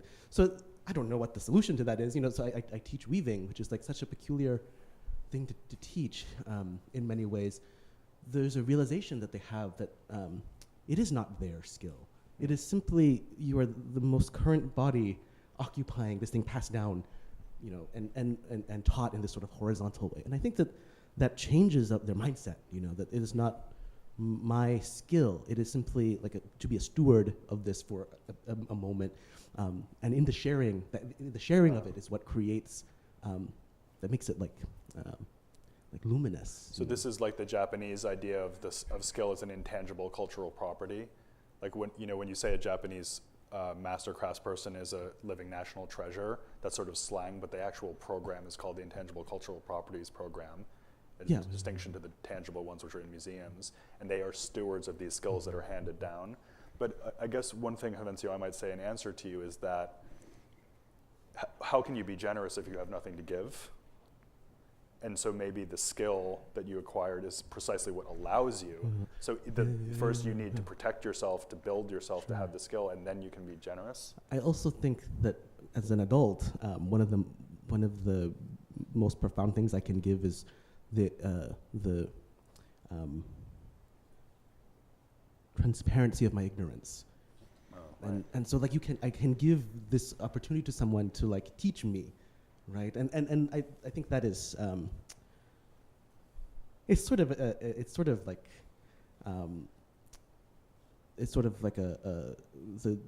we are all kind of, this is going to sound so I'm going to go there. We're all kind of like these living national treasures, right? And we want to encourage that, I think, that kind of attitude, regardless of the things which I have hoarded away.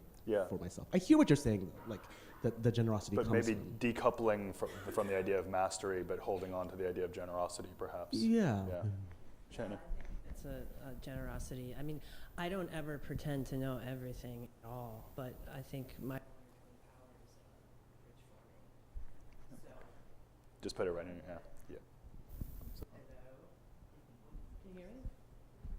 Then there was one.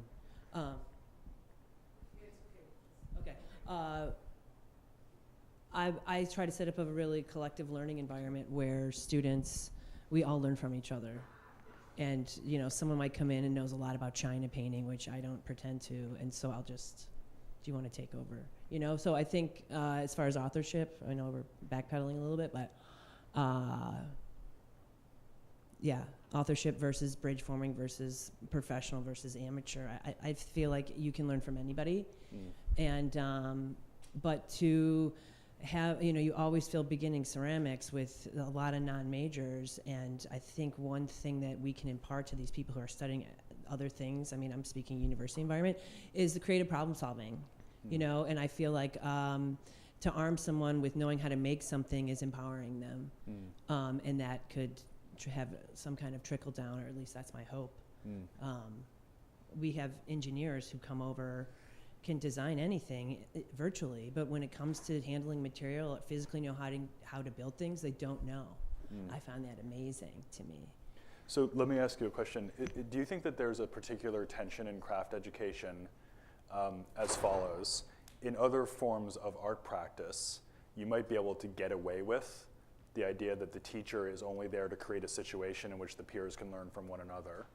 And you might even hazard the opinion that because the teacher is of a previous generation, whether they're actually older or not, their previous generation of thinking, that the best thing they can do is get out of the way and let the peers create the most rich conversation. Yeah, I think you have to be, get over your ego, or right. And step back and let someone else drive. Right. I mean, but is there a particular tension in a craft situation where there's technical, process-based material knowledge that simply has to be imparted, and that empowerment that desire to empower and the necessity to empower is in some ways in conflict with this possibly more new model way of thinking about art education as situational shaping. Do you see what I mean? Because on the one hand, you have this idea that I just want to get you together, give you resources, and step back. And on the other hand, I don't want you to burn your hand with the acetylene torch. I don't want you to cut your finger off with the saw.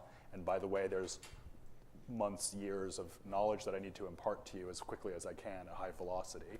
So do you feel like that's a tension in your day-to-day teaching? Well, I think velocity is speed plus direction, you know, like you have to work up to velocity. It's not like, it doesn't mean going fast. It's like figuring out where you want and need to go and then getting there with like after building a certain momentum. That's nice. You know. So we have to count the vector part of the equation too. Mm-hmm. Okay. Seth, Annica, do you want to jump in? I think when I'm teaching, I'm sharing what I learned from my teachers, and I wouldn't have been able to see what I needed to see without them. I could try, but I would never get to the subtleties and the details or the minutia of what it is they know without them there showing me that. And then once I can see that, I can manipulate it further. Right? I have a bigger picture and then I make it bigger. And so I'm passing on all the knowledge I've taken from my teachers, and I'm also adding to it. And I would hope that my students would then add more. I'm finding with students now that it's really important to actually like almost hold their hands and do it with them because it's so foreign, this idea of like making something. And that's fine with me because I understand how important it is for them to see what I know. Can I interrupt there for a second? Yeah. Because when you first started talking, I was thinking about this famous idea of the anxiety of influence, Harold Bloom's book, which is, you know, every author needs to sort of rewrite the text of the previous generation. And one answer to the question of how do you teach without being the authority is you're essentially putting yourself in the position to be transcended. It's like the way somebody comes to grip with your lesson is to undo it. But it's like a knot, like to understand how to undo a knot, you have to also understand its structure, and then you can retie it. Yeah. But then you're also saying that possibly because of the low levels of material intelligence in the general population and who's actually showing up in your classes and your workshop, you actually have to be in this very intimate, almost collaborative hand-in-hand relationship with them, which makes that kind of untying and retying quite difficult, I would think. Because the dependency I mean, it is takes a lot of energy, which I'm fine with.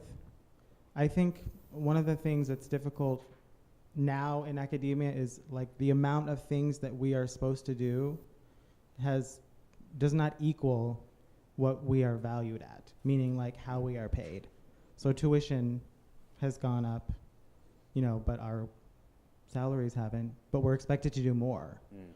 And unless you're in a position to be able to say like, I'm only doing this amount, I'm not capable of doing that, I have to do all of it. It's exhausting. So it's like you're being asked to be more than one complete person. Of course, yeah, I'm 10 people. And I also have to like jump in between like being really nurturing and like sitting with someone and then saying like, here's parameters, like go do the opposite of what I just told you to do. Yeah. Like have the freedom to do that, but you know how you're supposed to do it. So you can actually guide them to that act of intransigence and insurrection. That's interesting. Yeah, because I want them to do that. I mean, that's how you discover new things, is by trying something out and failing and trying again, experimenting, taking a risk. Yeah. Yeah. I tell students it's in their best interest to fail faster and harder more often, so I think that's where learning happens. You know?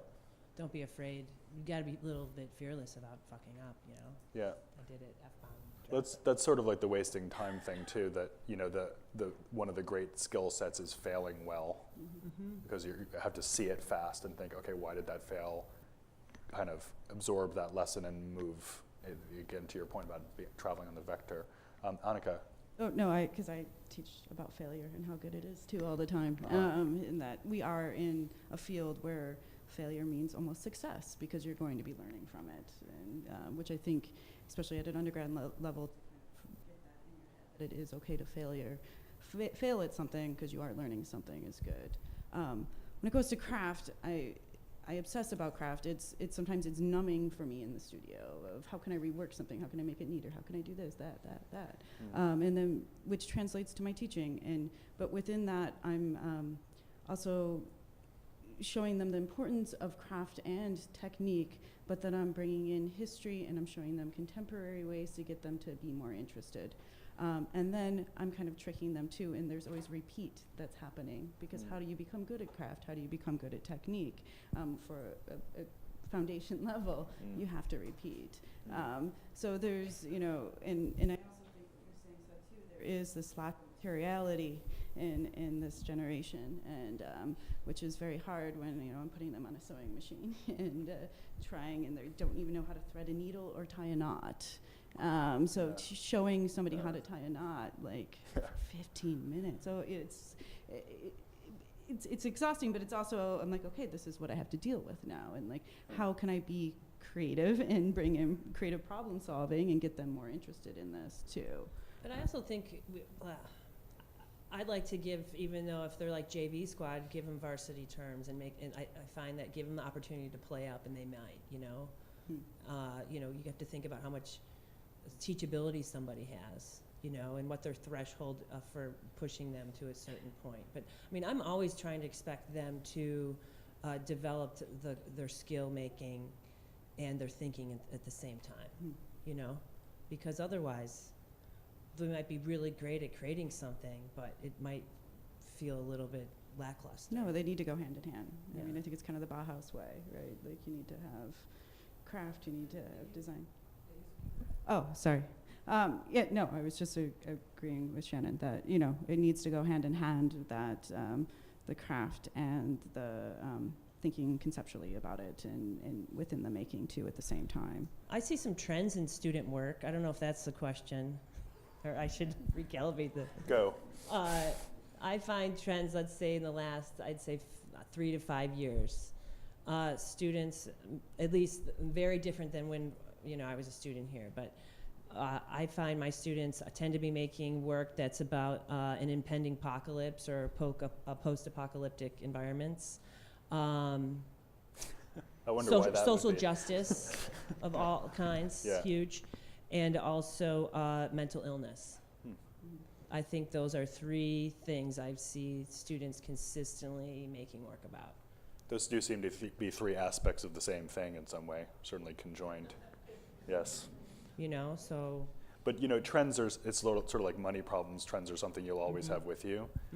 And the question is really how to at least create a situation where somebody who has the drive and the desire to learn how to tie that knot and then use that sewing machine and then fail better over and over again. Yeah, it's not the most talented people who succeed. It's the driven ones right? who are the hardest, that work the hardest, I think. I just want to say the thing with trends is that's just an indication of people who aren't paying attention, who don't have an awareness of the history of their field or like what's going on in their field. And trends are like people making the same kind of work about the same thing. And if you're not paying attention to that, then you're going to fall into a trend. It just means you're not paying attention. That's so fascinating, because you would think that doing something that was trendy was precisely an indication of paying attention, because you'd be picking it up from the atmosphere. But what you're saying is that if you were really paying attention, you would already understand it was a trend, or you would never do it.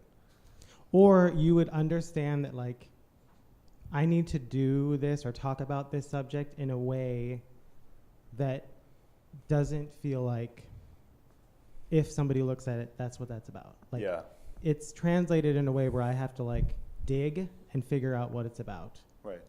As opposed to like announcing like this is about, But I also think it depends on what you consider your field to be, And therefore your framework of reference. Yeah.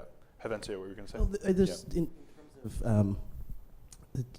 of what their skills are, or perhaps a lack of haptic skills, They do also, it's interesting that there's like a, this spectrum of skill which I kind of don't remember having myself, which is sort of this ability to use resources like the internet in a way that is really amazing. And in that, like, I remember there was a period of time where I was really interested in having the students sort of figure out on their own how to do some actually very complex weave structures and that are a warping sort of process, and they like look it up in a way that is like I feel like there's an energy there, like an ability to utilize this vast network of information, and how to harness that energy, or like how to direct that in a more intentional way to sort of to be like, yeah, it's not about either this or that, or haptic versus not haptic, but like what are the tools that are available to you in this moment, which are different from mine, and how do we sort of like find ways that we can utilize them in more productive or. So one way of taking that is a kind of counter argument to the description that Seth and Shannon were giving, that people are arriving with very little in the way of what we would describe as conventional material intelligence, but perhaps they're arriving with this other new capability, which is based more on knowing how to YouTube a process and then imitate it. I do it all the time myself, that kind of thing, yeah. Yeah, it's this thing. So I can analogize that in my own experience to there's a parallel conversation going on about curating, where curating used to be basically knowing stuff, like when was that thing made, who likely made it, and now it's becoming much more a matter of participating in the experience economy, because you can just look up who made it. And you're kind of a fool if you spend your entire professional career trying to authenticate things, because there are lots of people doing that out in the antiques trade, many of them unremunerated, by the way, who are going to be doing that. So if you're in a museum, what you need to do is take that mammoth amount of information, shape it, channel it into a digestible, entertaining, infotaining way. And I wonder whether there's something that's comparable in 21st century mentorship, where it's actually not about knowing all the skills and being able to impart them directly, but actually coaching people about how to acquire skills on their own.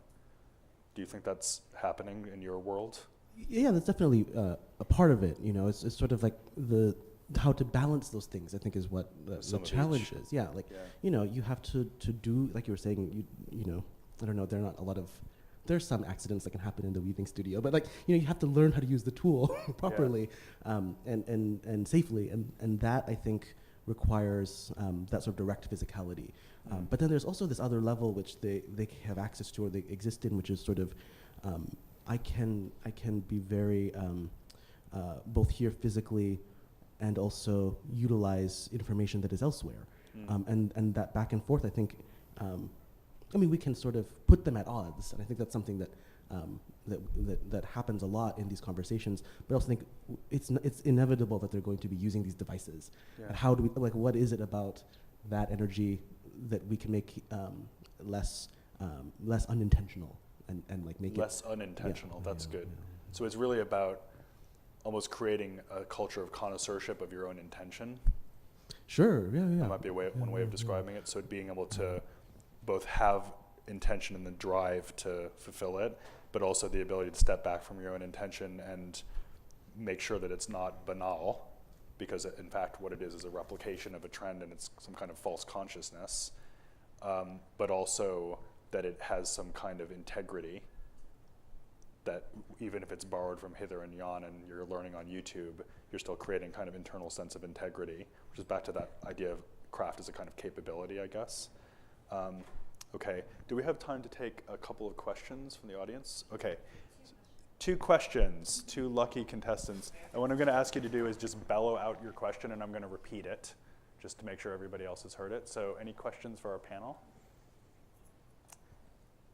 You guys talk a lot about the importance of failure, and I agree with it, and I think it's a really important thing, but as the economy is changing and as prices are rising for graduate school and materials, it kind of seems like failure is transferring from like a teacher that everyone can have to like a luxury. What do you guys think about that with realizing the cost of rising? Did everybody in fact hear that? It sounded pretty audible to me. Okay. By the way, funnily enough, we had a conversation in the ceramics department yesterday that led to this idea that a definition of craft is controlled failure, and that craft dies when you stop having that, what David Pye called the workmanship of risk. And so that might be quite a specific craft thing that we can talk about and maybe offer to other disciplines.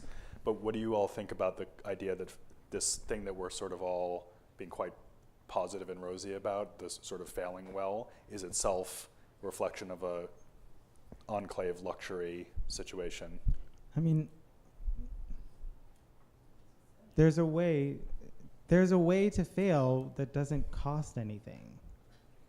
I mean, you can just decide, like, I'm going to use paper that I get from the recycling bin, and I'm going to just use paper to figure out this thing that's probably not going to work. But that's the strategy. Like, that's how I can fail.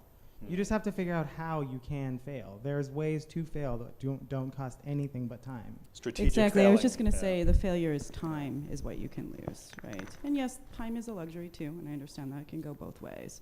But it's really time that you're losing within that. You know, you don't come to graduate school because you know everything. I think you come to grad school because it's about learning. And you can't think that your piece you put in a thesis exhibition is like, you know, the end-all be-all and is going to define you for the rest of your career. You should think as your thesis exhibition is not an ending, but a beginning to what's next. So I'll pump the brakes there. Yeah. Havencio, do you want I to mean, you can try really hard to avoid it, but it's inevitable. You know, no matter how much you invest in like, I don't know, like ways to sort of abate failure, it's simply inevitable. And I think it's about constructing that kind of, making an attitude around it that is all right, I have to learn from this. So what I'm taking out of this in terms of an answer to your question perhaps is that failing happens at different scales. So there's the failing like, crap, that didn't work. I have to try a different material or different tool. But there's also this broader situational thing about strategic failing, which is probably quite intuitive. It's not like you're going to write it down and say, okay, how can I fail next week and how can I fail 3 months from now? And it's not like, you know, Cranbrook is just the house of failure. It's that you have a tolerance for it and also an ability to understand the rhythms of your own personal practice and the way that your own tolerances for risk, for example, how far you can push the boat out, and what your rhythm of personal learning, how much satisfaction you need. Because a lot of people need a lot of like gratification, like I did something today that I can actually show someone else, and if I didn't do that today, I'm going to feel horrible and I can't face the studio tomorrow. It's really individual. I think the individualism of what we're talking about shouldn't be left aside either. Like none of these answers make sense for everybody. It's all very bespoke. Another great craft word, but that's another thing that art school really is in favor of that a lot of other kinds of education maybe aren't so much. So, okay, one more question. Yes. I have a question related to expectations, I guess, when people enter graduate school. I'm still an undergrad. I'm a long-time dropout. But what I find is that a lot of undergrads that I talk to when they're close to graduating, they have no clue what they want to do with their art degree. And so they say, well, I'm going to go to grad school. So I'm wondering if the trajectory for most people entering grad school is to eventually teach, or if you find that there are more people that have a different trajectory besides teaching when they enter, or if they enter with the same, I have no idea what I want to do, but maybe I'll go to grad school. That I think sometimes is based on fear. I mean, some students are really ready to go to grad school right out of undergrad. But I always ask my undergrads, why do you think you want to go to grad school? You don't really need to go to school to be an artist, even though as your, you know, professor, it's probably not what you want to hear. But, you know, I always ask them questions, hoping that it produces a culture that they are in constant inquiry, you know. So, yeah, you don't need a degree, but if you want to teach, you do, but not if you're at a, you know, a private school. You could get away with not having your master's. Maybe, you know. Anyone else? By the way, one thing that I do think art schools could be doing, just on that point, as a way of reflecting on their own position in this whole situation that we're describing, is to constantly remember the value of an uncredentialed artist and not have a problem bringing those people in. You know, if you have museum like Cranbrook does not have a problem bringing in people from outside this kind of art academic situation and realize that art comes from all directions because it's a basic human activity, and not to think that it is only generated within a situation like this. It's obviously very importantly generated and shaped by places like Cranbrook and has been for decades and will be for decades to come. But to recognize that it's not the only thing, it's not the only conversation. And I always tell my students that grad school is a luxury because you only usually go once, and it goes by really fast. Yeah. And so you got to make sure that you're going at the right time and at the right place. Yeah, so you can accumulate a lifetime's worth of problems to solve. Yeah, I mean, really, it's more about establishing a network that helps you get to the next thing than it is. Any other comments about professional pathways and Just not to be like a downer on this, but going to grad school and thinking that you're going to get a teaching job right out, you're not. Or maybe you're really lucky and you do. And also where I'm teaching right now, the last 3 hires have all had doctorate degrees. And that's something new too that is happening in the educational, especially within visual arts, is the doctorate. Degree inflation. Yep. Happy Saturday. Well, as I've said, I think it's this is only the morning session too, but I feel like we've already traveled quite a long ways with the help of these folks. And I do want to again say that you have here an institution that's embracing this dialogue in a way that I think is quite unusual, actually. And obviously, we're not all going to walk out of here thinking that we've solved art school, but certainly I think we'll walk out of here thinking, hopefully, that we've reflected on the current state of play and that we're a bit more conscious about what's happening. So I will, with that, I think, start segueing into lunch, but first I just want to ask you to help me thank our 4 living national treasures on the stage.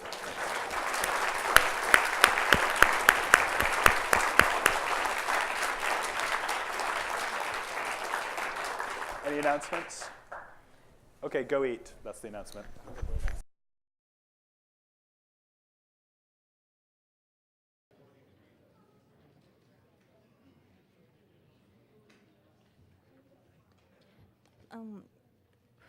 Good afternoon.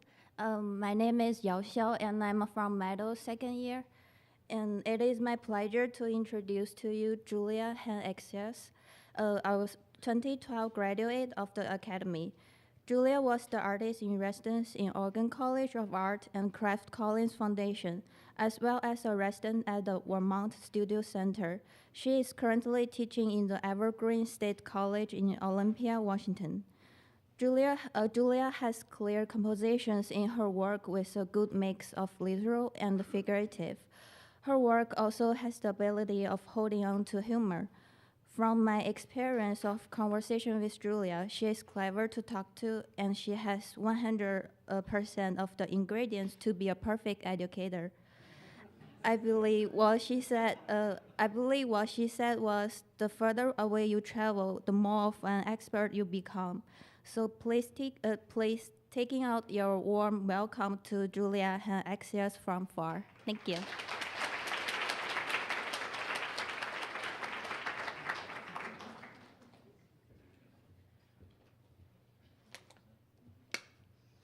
Somehow having 100% ingredients for anything feels a little bit like a fraud.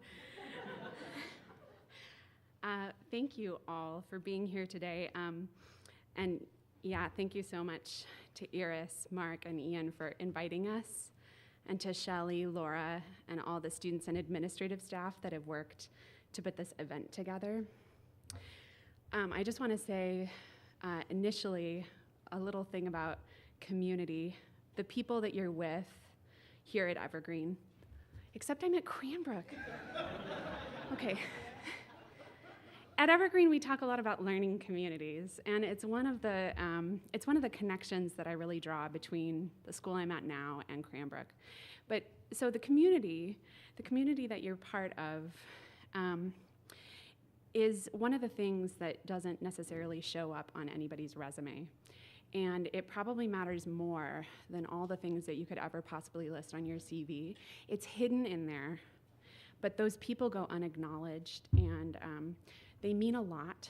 And they're oftentimes what can determine success or the capacity to recover from failure in any particular endeavor. So find your people, rely upon your people, and also thank them and acknowledge them as much as possible, because I think a lot of times, in a spirit of American exceptionalism, we think that we're doing most of the work, but most of the work has been done before we even arrived on the scene. Okay, so I'm gonna read a little bit from my, you have to write a teaching philosophy to get a teaching job.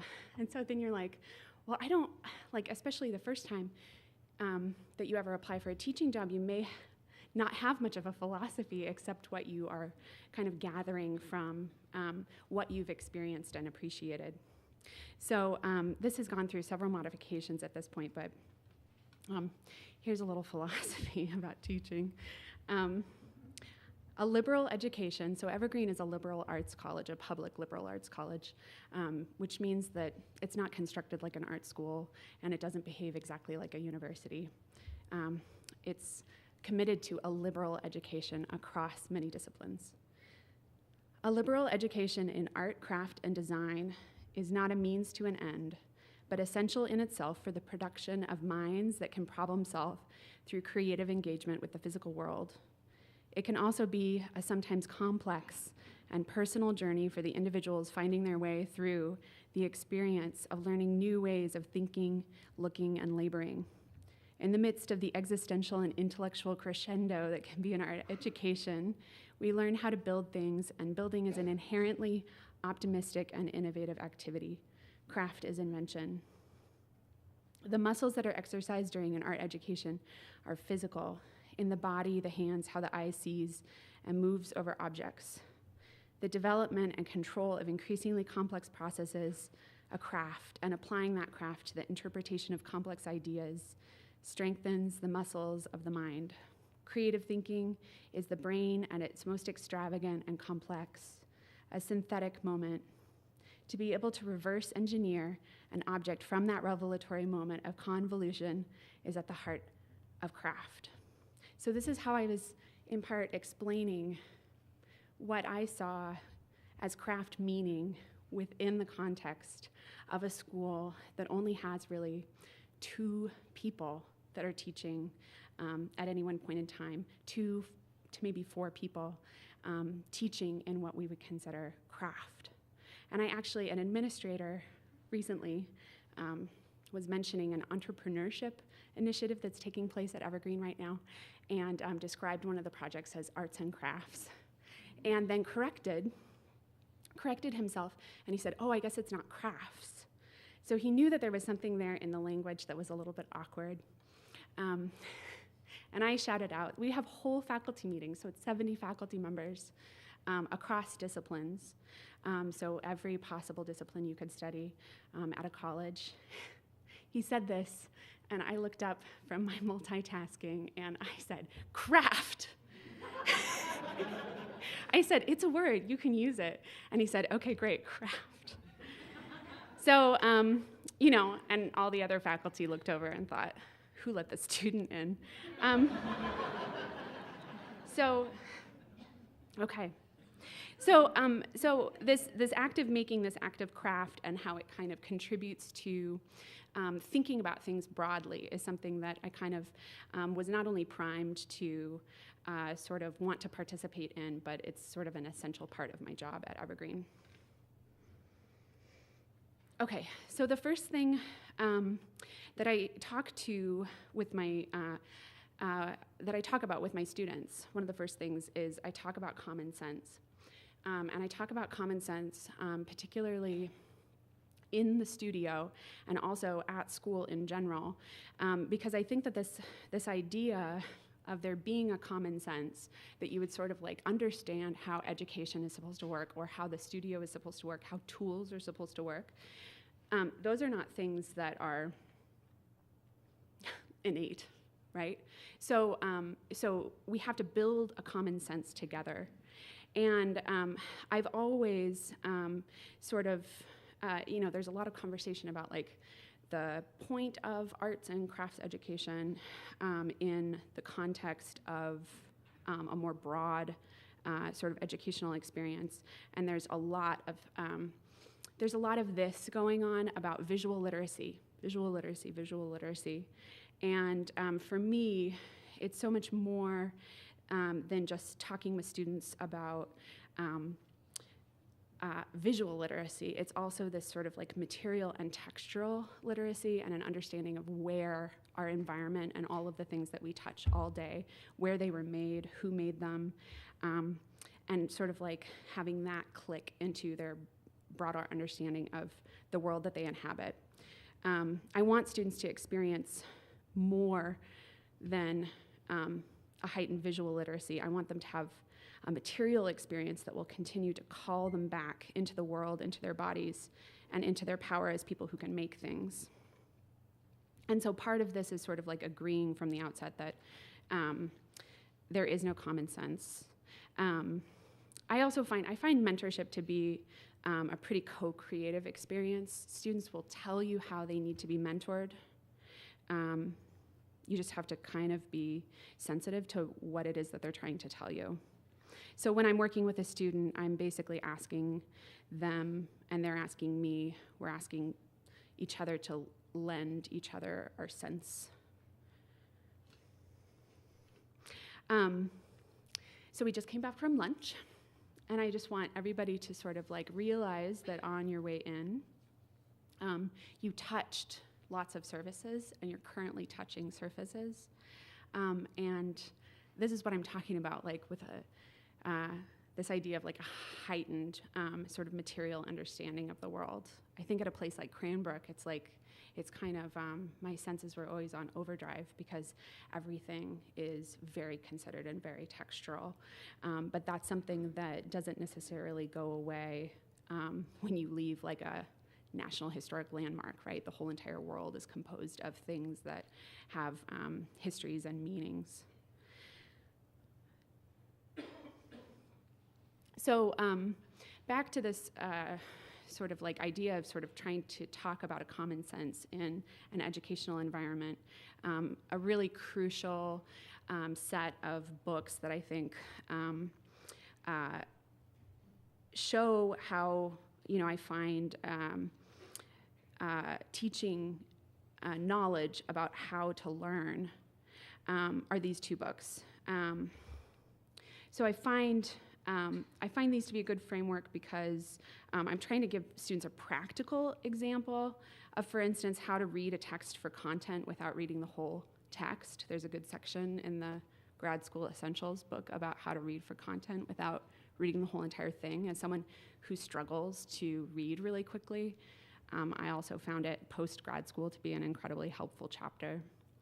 But then I also want the students to understand that, like for instance, through reading parts of the Teaching to Transgress book by Bell Hooks, I want them to understand how community care and mutual vulnerability is also necessary for growth. So this is sort of like the dream of the liberal arts education. And also, like, the ground is always wet, so this was probably taken in like right before graduation or whatever, but so I want to talk a little bit about the romantic image of the successful artist, and this came up in the panel discussion right before lunch. I'm going to talk a little bit about failure. The romantic image of the successful artist and the successful art student is one that is prolific, can spend unlimited amounts of time in the studio, can easily articulate their artistic vision, who takes risks without thought to commercial concerns or social repercussions. Of course, this romantic notion is a fiction that doesn't recognize the circumstances of the real people who study art. Many starving artists are able to do so, have that kind of life, because they can fall back on a supportive network unavailable to all or even most students, especially where I teach. When these ideals become prerequisites for success, they create barriers to entry into the field. In my teaching philosophy, which I read a little bit of before, I speak to the importance of failure to the creative process. However, embracing failure while we learn to be proficient and articulate is a difficult thing to manage, and not everyone is in a position where risk, even creative risk, feels equally possible. This is not to say that students should be protected from failure. However, many students with complex systems of contingency can make the addition of creative failure difficult, especially in an academic context. Establishing and making clear in your syllabus or program agreement that failure is one of your expectations, that you actually award credit based on them demonstrating failure, it is something that we should try to achieve, that communication, that is your expectation, clarify your expectation about that, because it can open up experimentation. Okay, so this is like, so I got to Evergreen and they were like, here's how you teach. So I've just spent like 3.5 years in a teacher's college, basically, because that's what it's like when you sort of like arrive and you think you know one thing about how to teach art, and then you learn that there's like rubrics for creativity. So I like chuckled about this, but then actually as you read across, there's a lot of really interesting and valuable information. If anybody's interested in looking at this in detail, it's called the Creative Thinking Value Rubric. And if you get in touch with me or catch me during the social hour, I'm happy to send you a link to this. So the teaching work at Evergreen can be as related to my own practice interests as I wish it to be. At the school, we teach in full-time, interdisciplinary, team-taught courses. And given that the creation of new curriculum is constant, like I'm always developing curriculum for the next quarter and the next quarter and the next quarter because I'm teaching with different teaching partners, I can shift the topics as much as I might like to sort of like pair up with my interests, which can be exhilarating and maddening. These are some of the, so like this is the last 3 years I've taught. This isn't even all of the syllabi, but I'm like constantly making new classes, which is how a lot of my creative energy gets devoted also at this point in time. So this particular quarter, I designed a program. I'm teaching by myself this quarter, which is actually quite unusual. Usually I'm teaching across artistic disciplines or across even broader disciplines.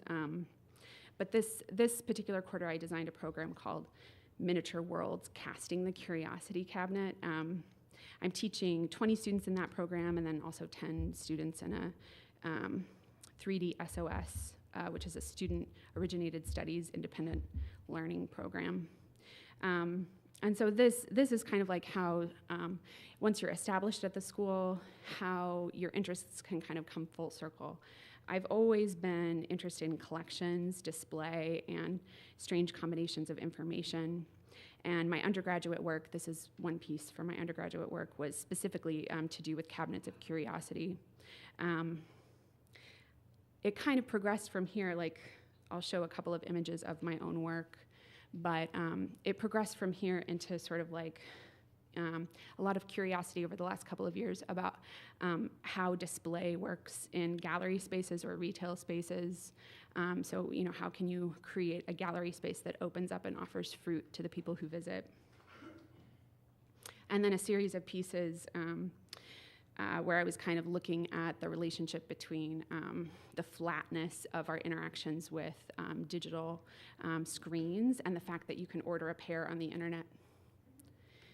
A lot of these things also, these shelvings and these ways of displaying things allows me to kind of like grapple with my discomfort about like how to make an object or how to make a particular type of piece. And that sort of like wanting to make something that is all things and yet not enough things is something that actually that flexibility made me have a certain capacity for teaching interdisciplinarily as well. So I didn't recall many specific early choices that brought me to teaching, and I tried to make it not happen several times, but it found me anyway. I have a memory of Iris saying that she could spend 10 minutes with a student and know what they would be doing in 10 years. I don't doubt it, and I think we're pulled along swiftly by our future histories, our typologies, and our unacknowledged desires. I always wanted to help and to be thought of as smart, and I always felt selfish and average. These concerns, in good measure, are also superpowers. They drive me to keep working. My first year of teaching was an incredibly tough year, traveling back and forth between 3 schools in Seattle and Portland. I could never remember where the tools were. I would go to look in a drawer and realize the tool I saw was 200 miles away and only on Tuesdays.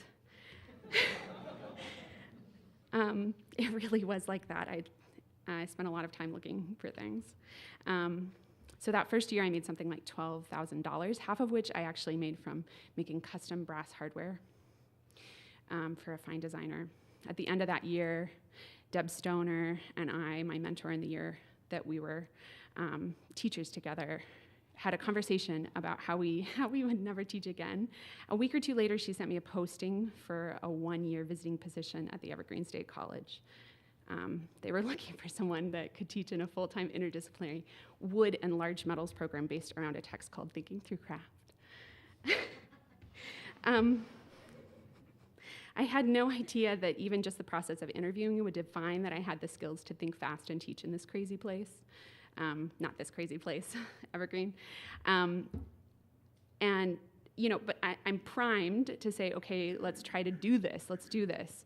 I'm going to teach myself what I need to know to get the job, in part because that behavior was modeled for me by my father. My pop is a craftsman. So much of what I can pass on to my students has to do with him showing me things and talking about materials and processes like narratives.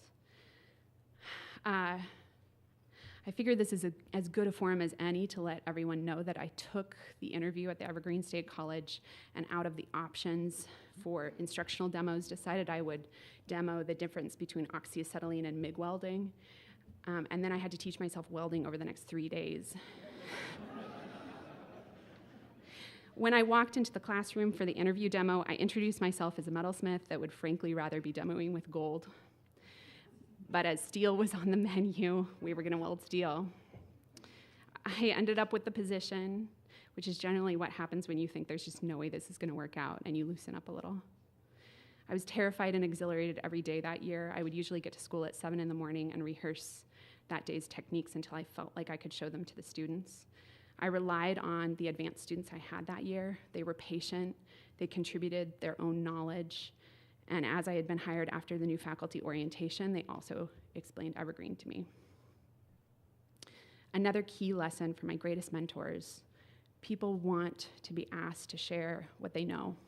If you approach a craftsman with respect and interest, they just might tell you a story about how to make something. So I'm going to share a couple of images just from the first couple of years at Evergreen. Because I'm sort of teaching between large metals and team teaching and fine metals eventually, there's a lot of variety. Some things that I've learned about teaching well: model a capacity for change, get super embarrassed, pause before you answer students' questions, assign less reading outside the class, rather have students read together in class and ask each other questions while they're reading. Sit gently and silently in seminar when people aren't ready to talk. Form small discussion groups, and when they report back, ask them what they heard, not what they think. When a student is excited about something they know, give them the chalk. The full-time programs allow us to do a lot of things like put on massive exhibitions, and that can be the work of an entire quarter. This is the fine metalsmithing studio at Evergreen. And we do teach, I get to teach jewelry occasionally, objects, functional objects, pink functional objects. And finally, if anybody's interested, we can talk about this more later, but there's a lot of administrative work in the job of teaching. Service is at Evergreen and in a lot of schools a really big deal. And right now, the school is going through some reorganization. It's going from not having any majors to sort of having these things called paths of study. And it's sort of like saying, like, we're not going to keep you in a box, but we are going to give you a path that you could choose to walk on if you might consider that that would be more comfortable. So,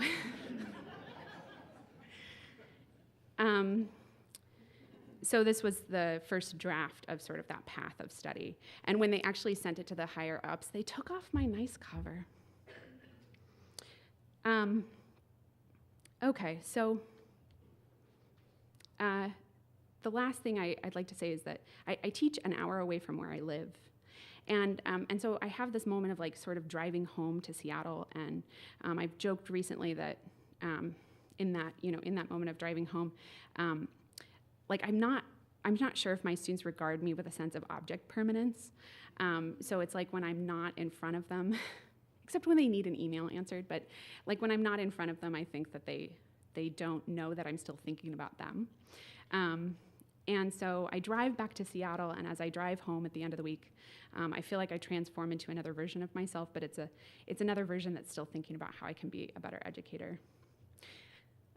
In Seattle, I'm part of a curatorial collective called the Alice Gallery, and it's curatorially managed by a group of artists and writers, and I'd love to talk more about this as well. A recent show that I was able to do there is by another Cranbrook alumni, Jean Medina from Fiber.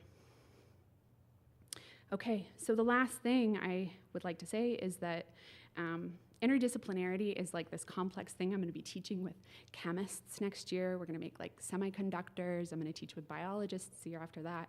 There's lots of things that are going to be sort of like making the work that I do as a metalsmithing teacher more complicated. But Evergreen always asking me to teach out there where I'm not comfortable it's a good thing.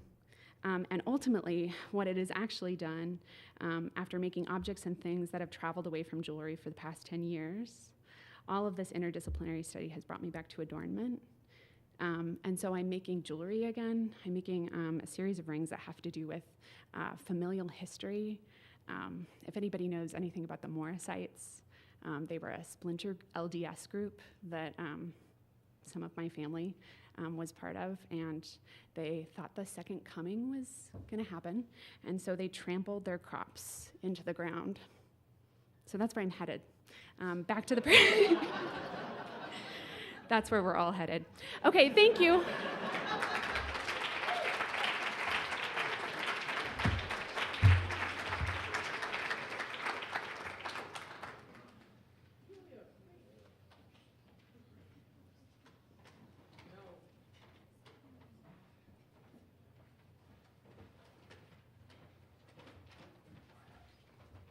Hi, I'm Jess from Fibers, and I am super excited to introduce Sonja Dahl today, who graduated from the Fiber department in 2012. When I started to look into Sonja's work, I immediately lost myself in her writing.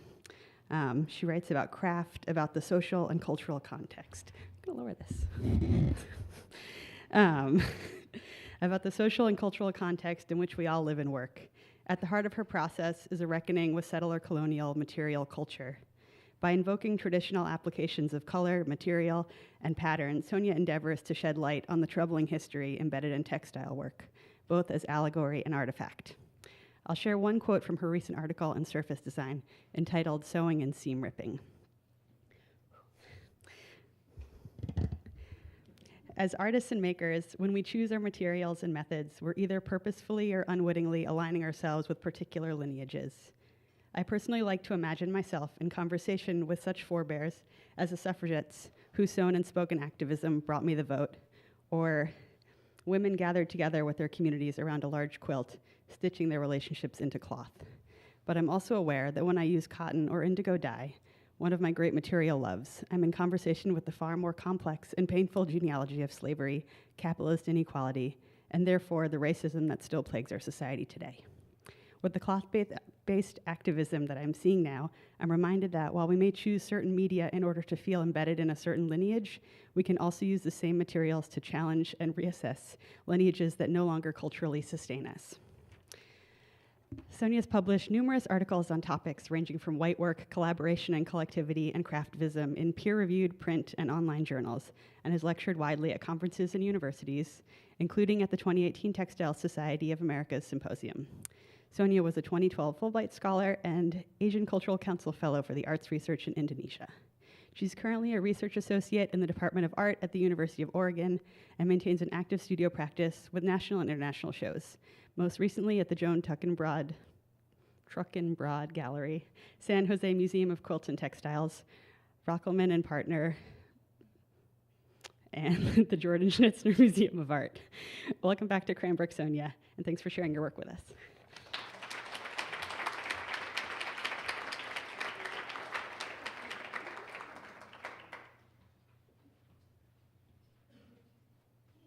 Well, thank you. That was an incredibly generous introduction. Thank you so much.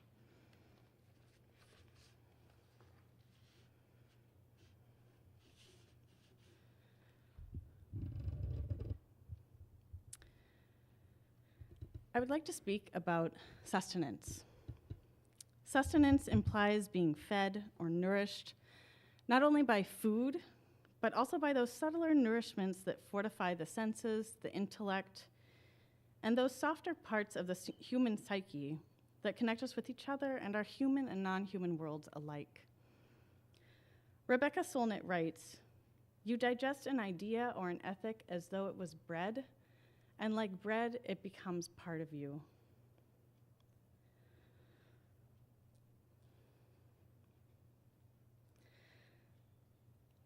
Let me break off a piece of this loaf, warm and crackling from the oven, and feed it to you.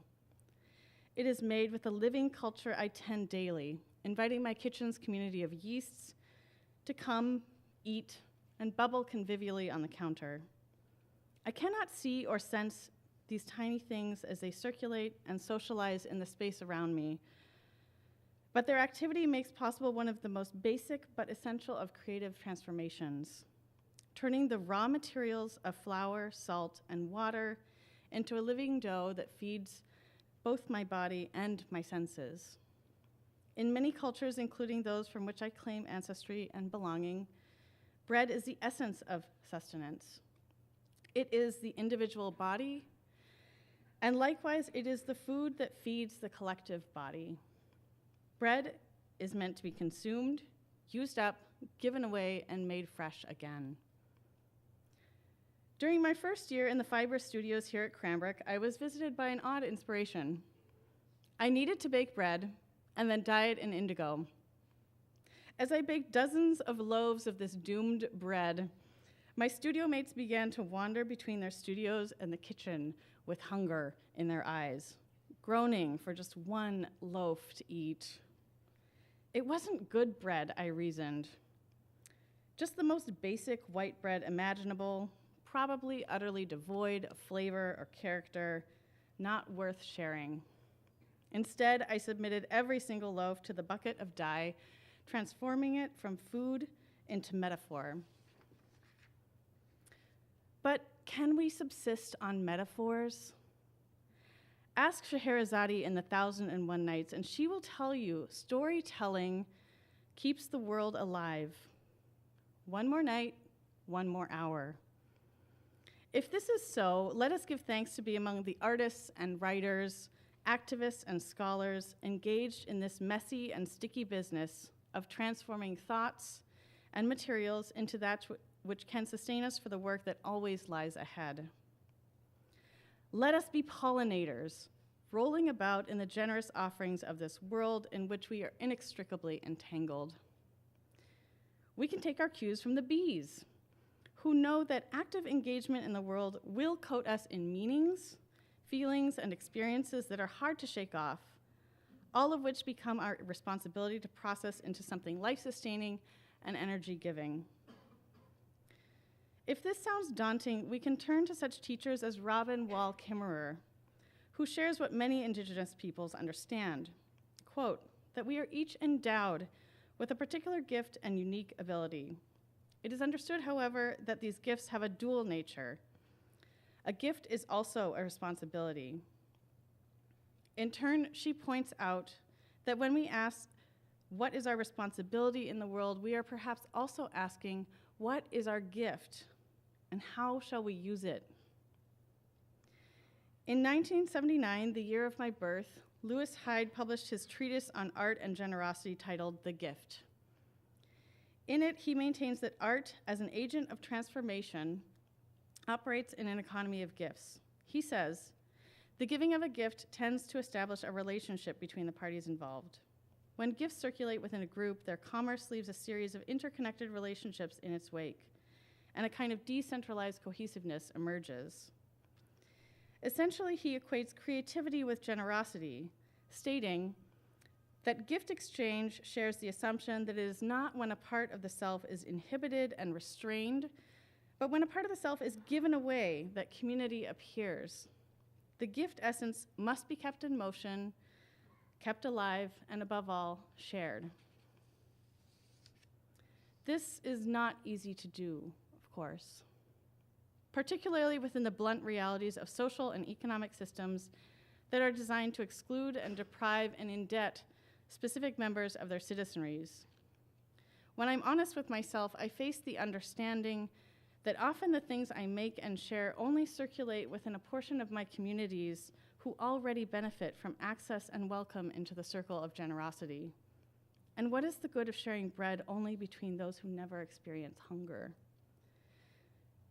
The making of a thing requires skill, yes. But it is in the sharing of it that I believe we must call upon our deeper skills. This is the terrain of responsibility, but it is also the terrain of reciprocity, a topic to which Robin Wall Kimmerer returns again and again in her powerful book, Braiding Sweetgrass. She reminds us that, quote, generosity is simultaneously a moral and a material imperative, where the well-being of one is linked to the well-being of all, end quote. The bread is both individual body and food for the collective body.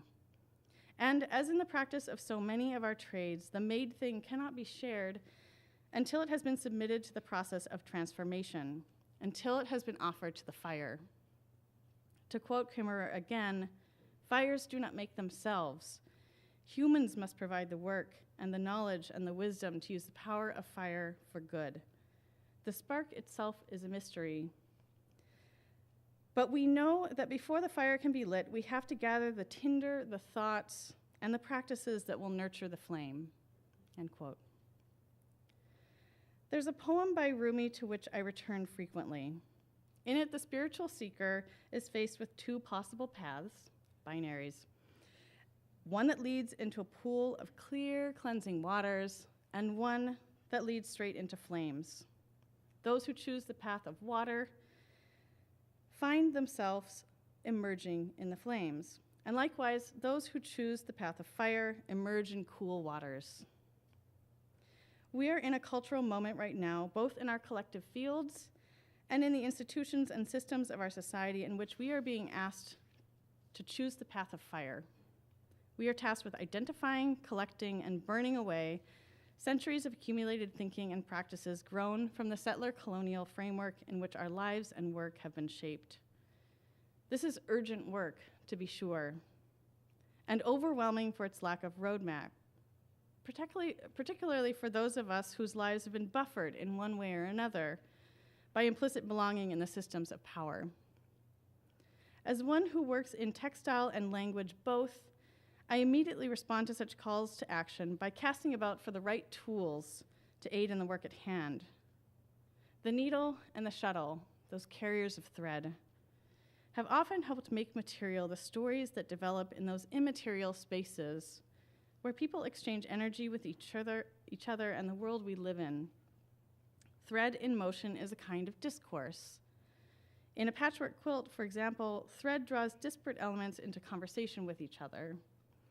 And when the narratives woven into our social fabric no longer sustain us, a needle and thread have the capacity to rearrange the weave structure, tugging at warp and weft, opening up spaces in which burgeoning discourses can grow.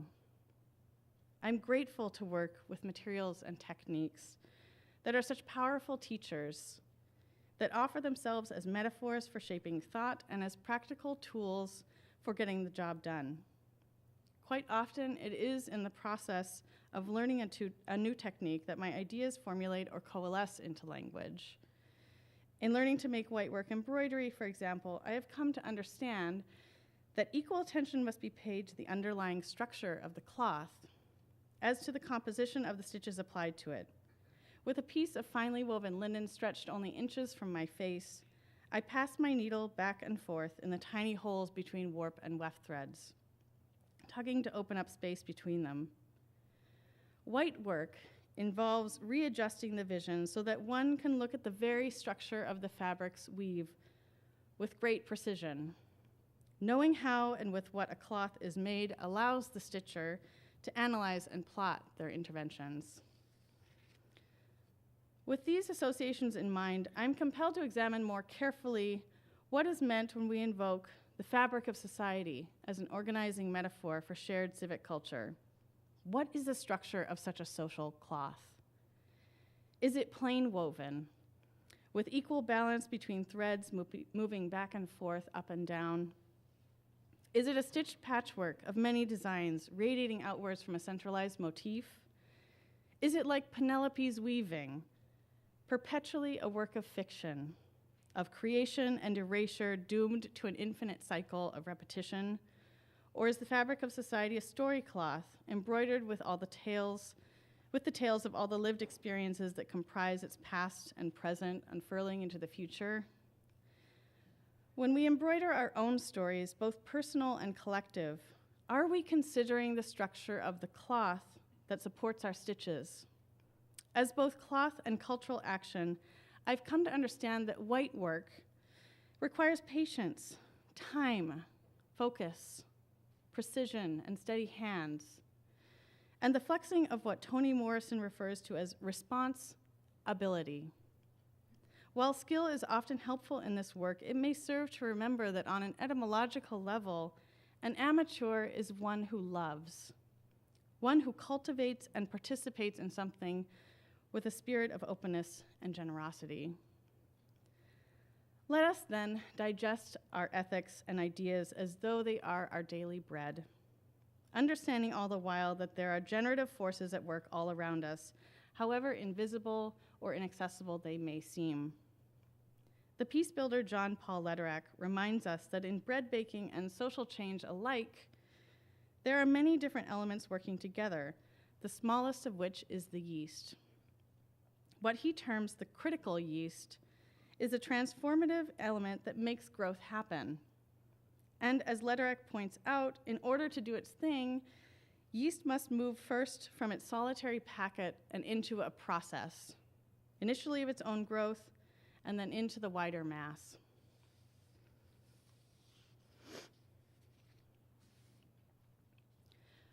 We come to places like this to engage each other and our practices, materials, and ideas on a level of intensity that is difficult to recreate elsewhere.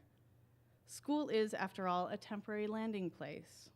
Like birds on a wire, we alight for a time to make things happen, to cluster and hang out, and to undergo the intense process of kneading that is study. This is a place we can tend to and feed our critical yeast, which will bubble over into a lifetime of work. Because study is a process that is not confined only to such briefly inhabited spaces as school, it is an ongoing process of inquiry that inhabits our studios, homes, social lives, workplaces, and families. And as Fred Moten and Stefano Harney write in the Undercommons, study is at heart a social process. They describe it like this, quote, "It's talking and walking around with other people, working, dancing, suffering.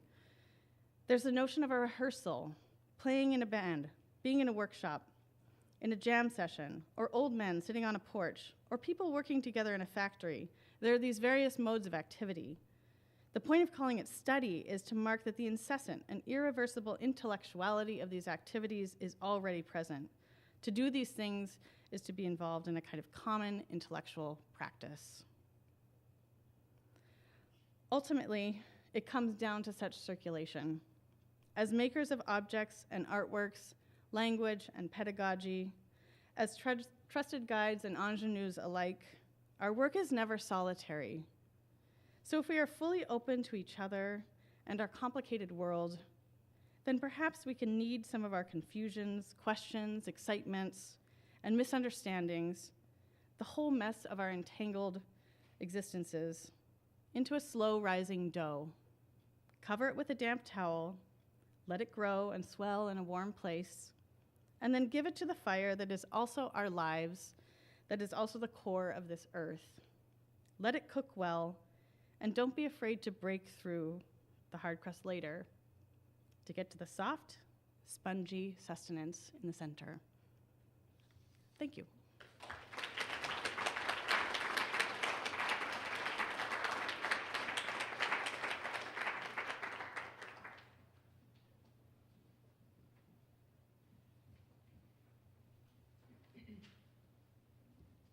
My name is Meredith Walker, and I'm a second year in fiber. It is my pleasure to introduce our own Marcellus Armstrong.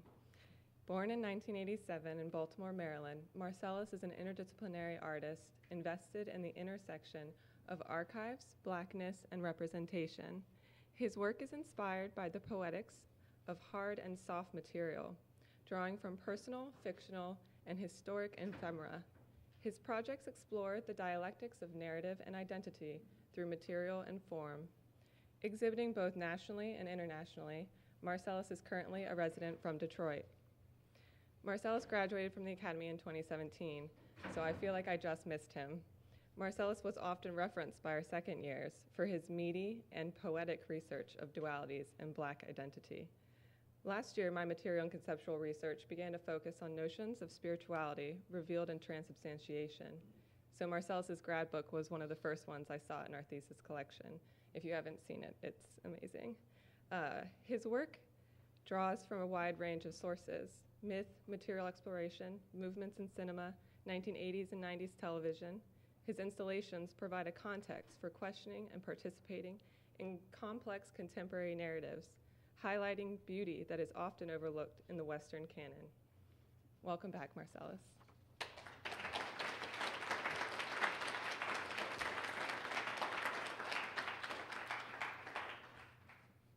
Thanks, Meredith. Hopefully I'll live up to that in this talk.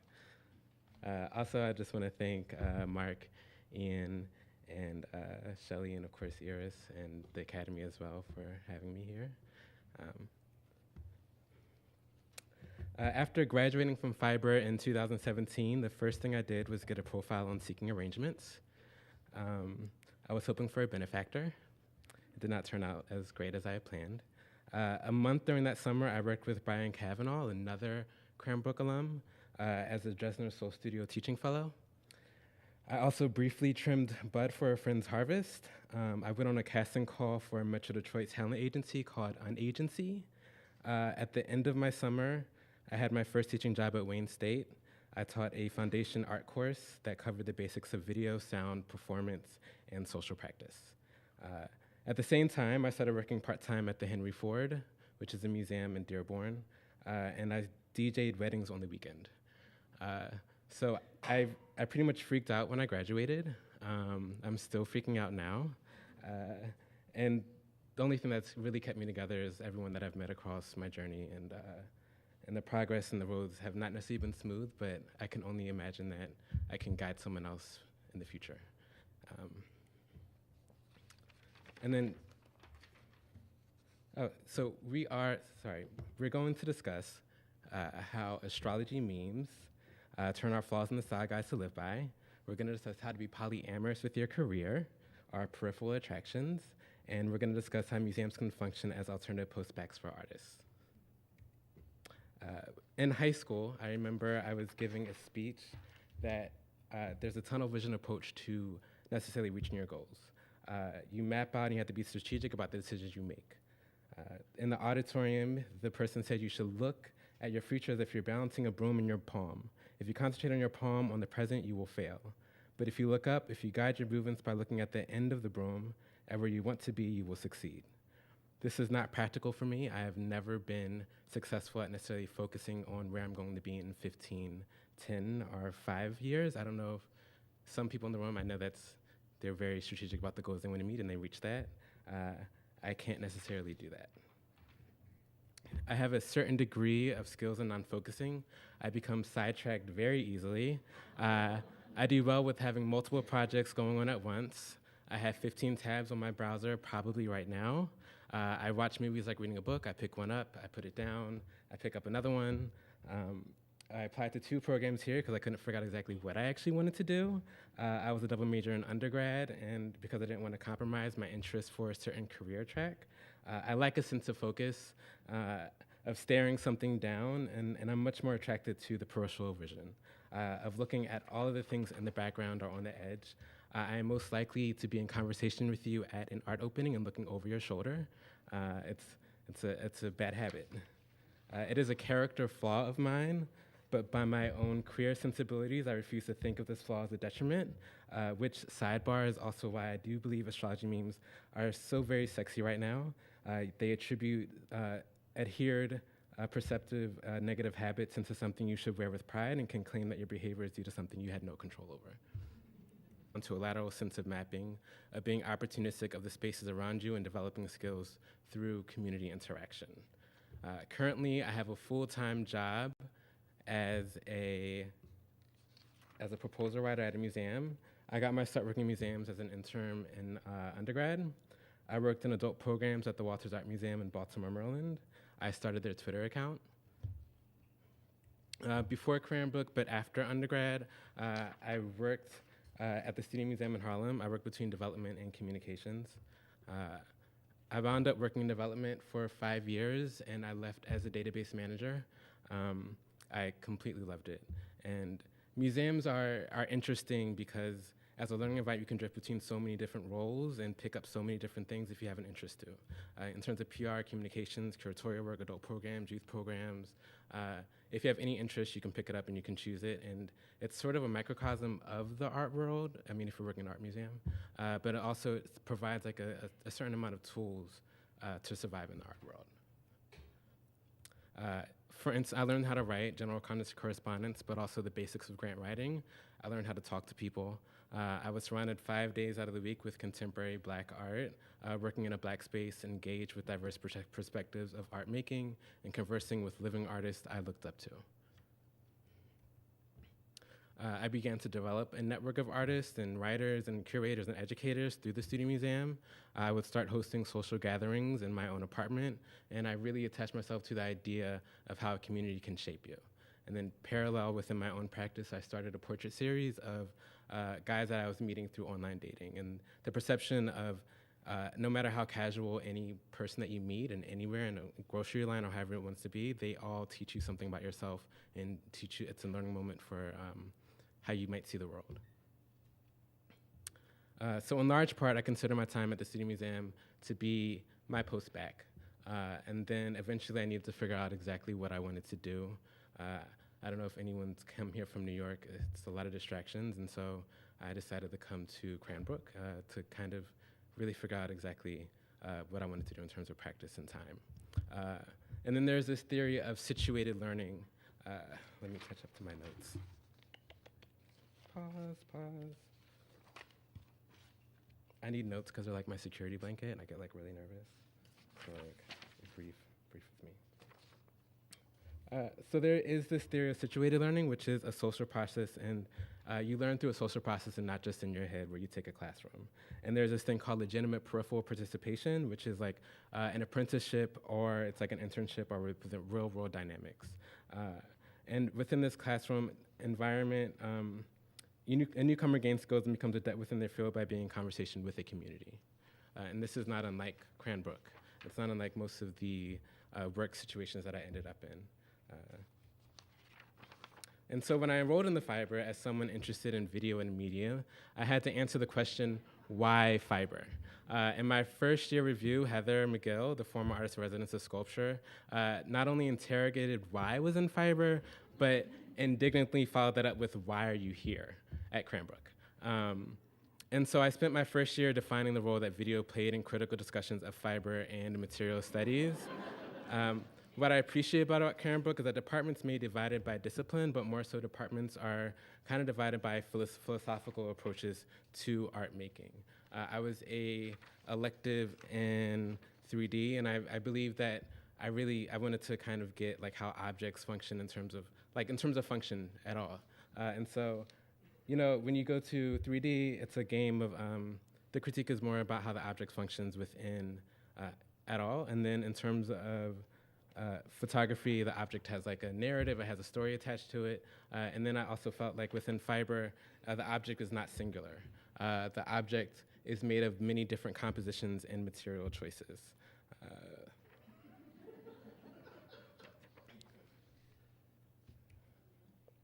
And so materialism is the philosophical idea that the meaning of the world can be interpreted from the things that make up the world around you. What you see, what you touch, what you smell, inhabit in your everyday is what makes up consciousness.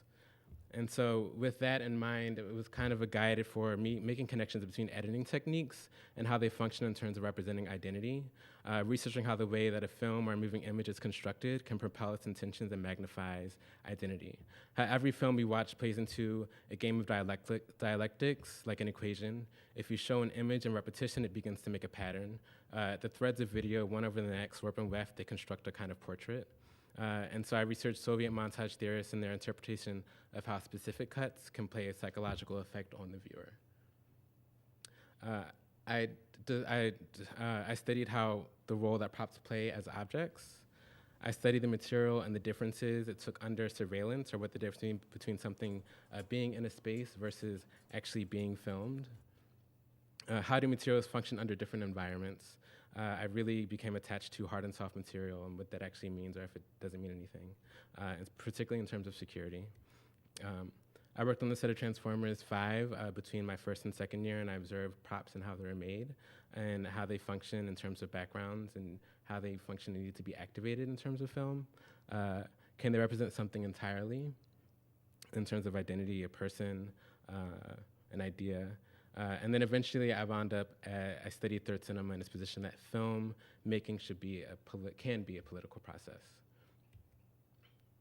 And so that led me to my most recent project that I did over the summer, the 48203 dance show.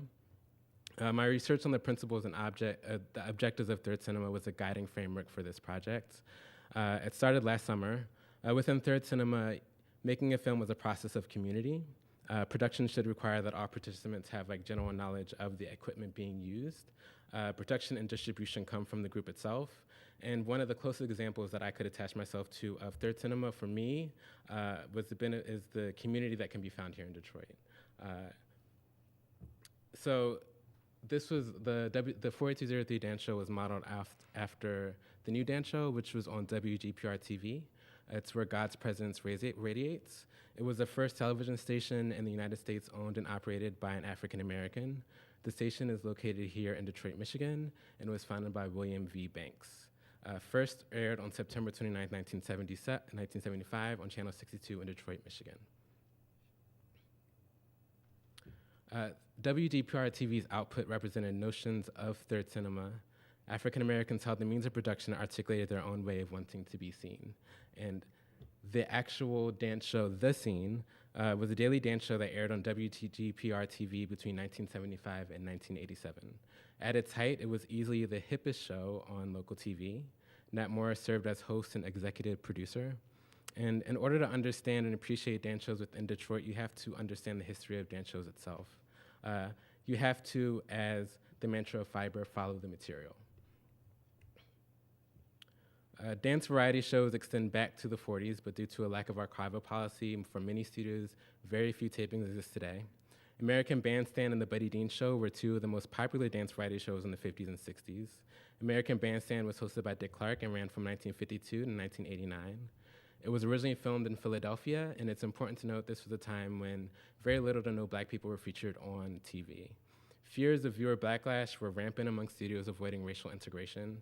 While the nationally televised dance program hosted a number of prominent black performers, the show regularly blocked black teenagers from its studio audience, and it moved from Philadelphia to Los Angeles in 1964. The image that Clark presented in those early years was exclusively white. Viewers would have little to no idea that African Americans made up nearly 30% of the Philadelphia population in this era. The Buddy Dean Show aired on WJZ in Baltimore from 1957 to 1964. It could be considered American Bandstand's rival. This is the dance show committee. They were like a local celebrities, and they were featured on the show, I think 5 days out of the week, 2.5 hours a day. Buddy Dean had a whites-only policy. Eventually, it was taken off the air because WJZ-TV was unable to integrate black and white dancers, or rather, they didn't want to. And my mom remembers the Buddy Dean Show, and she remembers specific names from the dancers. And I think they only had one night a month that they allowed black dancers on the actual Buddy Dean Show. The narrative or the backdrop for John Waters' cult classic movie Hairspray is retold is basically sourced from the Buddy Dean Show. And retold as the Corny Collins Show, Hairspray is set in 1962 in Baltimore. The film revolves around self-proclaimed, pleasantly pumped teenager Tracy Turnblad as she pursues stardom as a dancer on a local TV show and rallies against racial segregation. So dance shows, they had the power to depict what the teen makeup of America was in real time. In a time of pre-civil rights, black people remained invisible on television. Through the civil rights and black power movements to today, dance shows are an archive of blackness defining itself within visual culture. As Americans' bandstand viewership was waning throughout the 70s, Soul Train quickly garnered success and would run from 1971 to 2006. In its early years, Don Cornelius, its host and executive producer, targeted 24 markets outside of Chicago to carry the show, but stations in only 8 other cities carried the program, and Detroit was one of them. The Scene would air in Detroit in 1976. Contempo would follow in the early 80s. And then the New Dance Show, hosted by R.J. Watkins, debuted in November 1988 and ran until 1995. It was filmed throughout several studios and clubs throughout Detroit and Highland Park. As at the scene, the New Dance Show was instrumental in introducing the burgeoning Detroit techno scene, as well as how to dance to techno music. I'll go through this. What I'm really attracted to in terms of the New Dance Show versus, let's say, the Soul Train is that if you watch Soul Train, it's about capturing an environment. But when you watch the New Dance Show, and I'm not sure if R.J. Watkins was aware of it, the way that the camera captures the people, it really gets in close to the movements, the body, what the person's wearing, who the person is as an individual, rather than capture an experience. And it's more about portraiture for me in terms of the New Dance Show than it is about capturing an actual scene. And so I was blessed with a grant over the summer. It came from a coworker, a fellow grant writer who knew that I was living in Highland Park at the time. And it kind of came about, I had no idea what I was getting myself into. It was an opportunity. I applied for the grant. I got a small grant. They were like, they want to do something within Highland Park that reflects community. I kind of wanted to just recreate the dance show, the set, and they were like, oh, well, we're really looking for something that could impact the community. I was like, I can't be a selfish artist. Let me see how this project can actually evolve itself into something more. So we hosted 3 workshops, and then we actually had the actual dance show itself. The 3 workshops were kind of created to add on to, like in terms of the framework of Third Cinema, the 3 workshops all reflected on the dance show and added to the production value of it. So the first workshop we did was a speaker making workshop, which was facilitated by Ruben Tolushkin. And it was basically made of very simple materials of wire, styrofoam, and tape, and really kind of introducing like how sound is produced and how you can kind of create your own speakers with very simple materials. Then there was the Disco Mosaic workshop. It was facilitated by Sebastian Duncan Bortuando, another Cranbrook grad. We invited people to come and decorate a tile with broken mirrors or glass. And eventually those tiles we collected and then we composite them together and then we resin over them so they can be the actual dance floor. And then just a way of like the actual installation reflects the actual community that I was trying to really bring within it. And then this is probably like one of my only good photos of the actual set. And then we actually had the dance show itself. Kids won prizes. Proceeds went towards the Ruth Ellis Center, and the equipment was brought with the grant was donated to the local community center. It was really just a great experience. I didn't really have any expectations rather than just like kind of being inspired by the new dance show and its legacy in terms of identity and portraiture in an archive. And it turned out to be a pretty good event.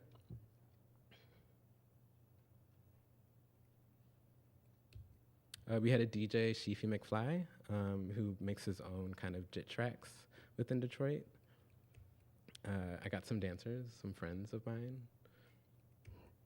There was a drum. She was great. And one of the main components of the things that I actually wanted to do in terms of this whole project is the dance line, where you kind of go up and it's like your featured moment to kind of show off who you are.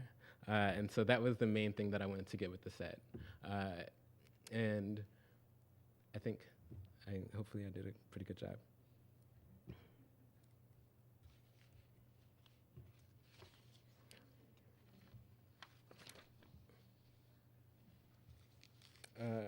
And I do, and I missed this, but I do, and I have a vantage point of Maya Deren. She considers her films to be vertically and rather than horizontally, and she wants her films to kind of have a root system, a depth, and that's the kind of vantage point that I try to tackle when I'm instructing video or even when I'm coming at video, that things should kind of have a layered system. And I'm gonna finish off with a caption that was posted by Dia Vij, a colleague of mine. She recounted advice passed on to her from her mentor, Tom Finkelpearl. He told me not to plan because I won't know what I'll be good at. Instead, to let opportunity build on itself and to set out to live an interesting life. Thank you.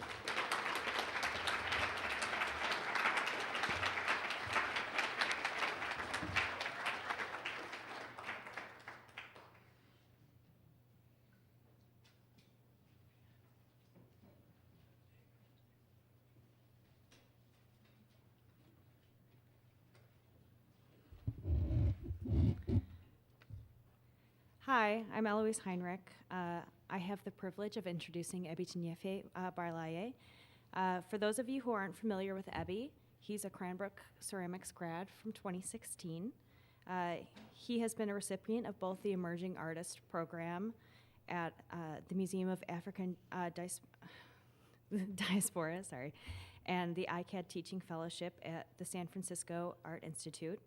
He is currently the section head of ceramics at CCS here in Detroit. I first met Ebby at Prospective Student Day while he was a student here a few years ago. His warmth was infectious, and when I saw his work, his approach to life and people was clearly translated. Ebby's work blends these beautiful layers of culture, spirituality, and society and encapsulates them in a single moment. The honesty in his work creates an intimacy with the viewer and forges an almost instantaneous connection. I was lucky enough to have him as a reviewer for first-year reviews as well. We talked about connection and friendship and joked about how many friends we could reasonably manage. When talking to him and looking at his work, you can see how he takes all the factors and perspectives of his surroundings into account. He has this amazing ability to create this culmination of complexity while making you feel like you're looking at something simple. Now, I'm sure you'll enjoy him and his work as much as I do. Please help me welcoming Ebby to the podium.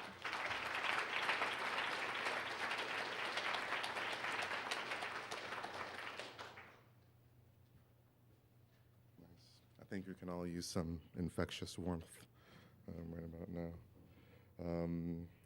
Starting my timer here. I just want to also thank Iris, Ian, Mark, as well as Shelley and Laura, and all those who've made it possible for us to be here today for making this happen. It's really great being back at the Academy. I remember the first day I was here just thinking to myself, oh, I'm here, and now I'm here again.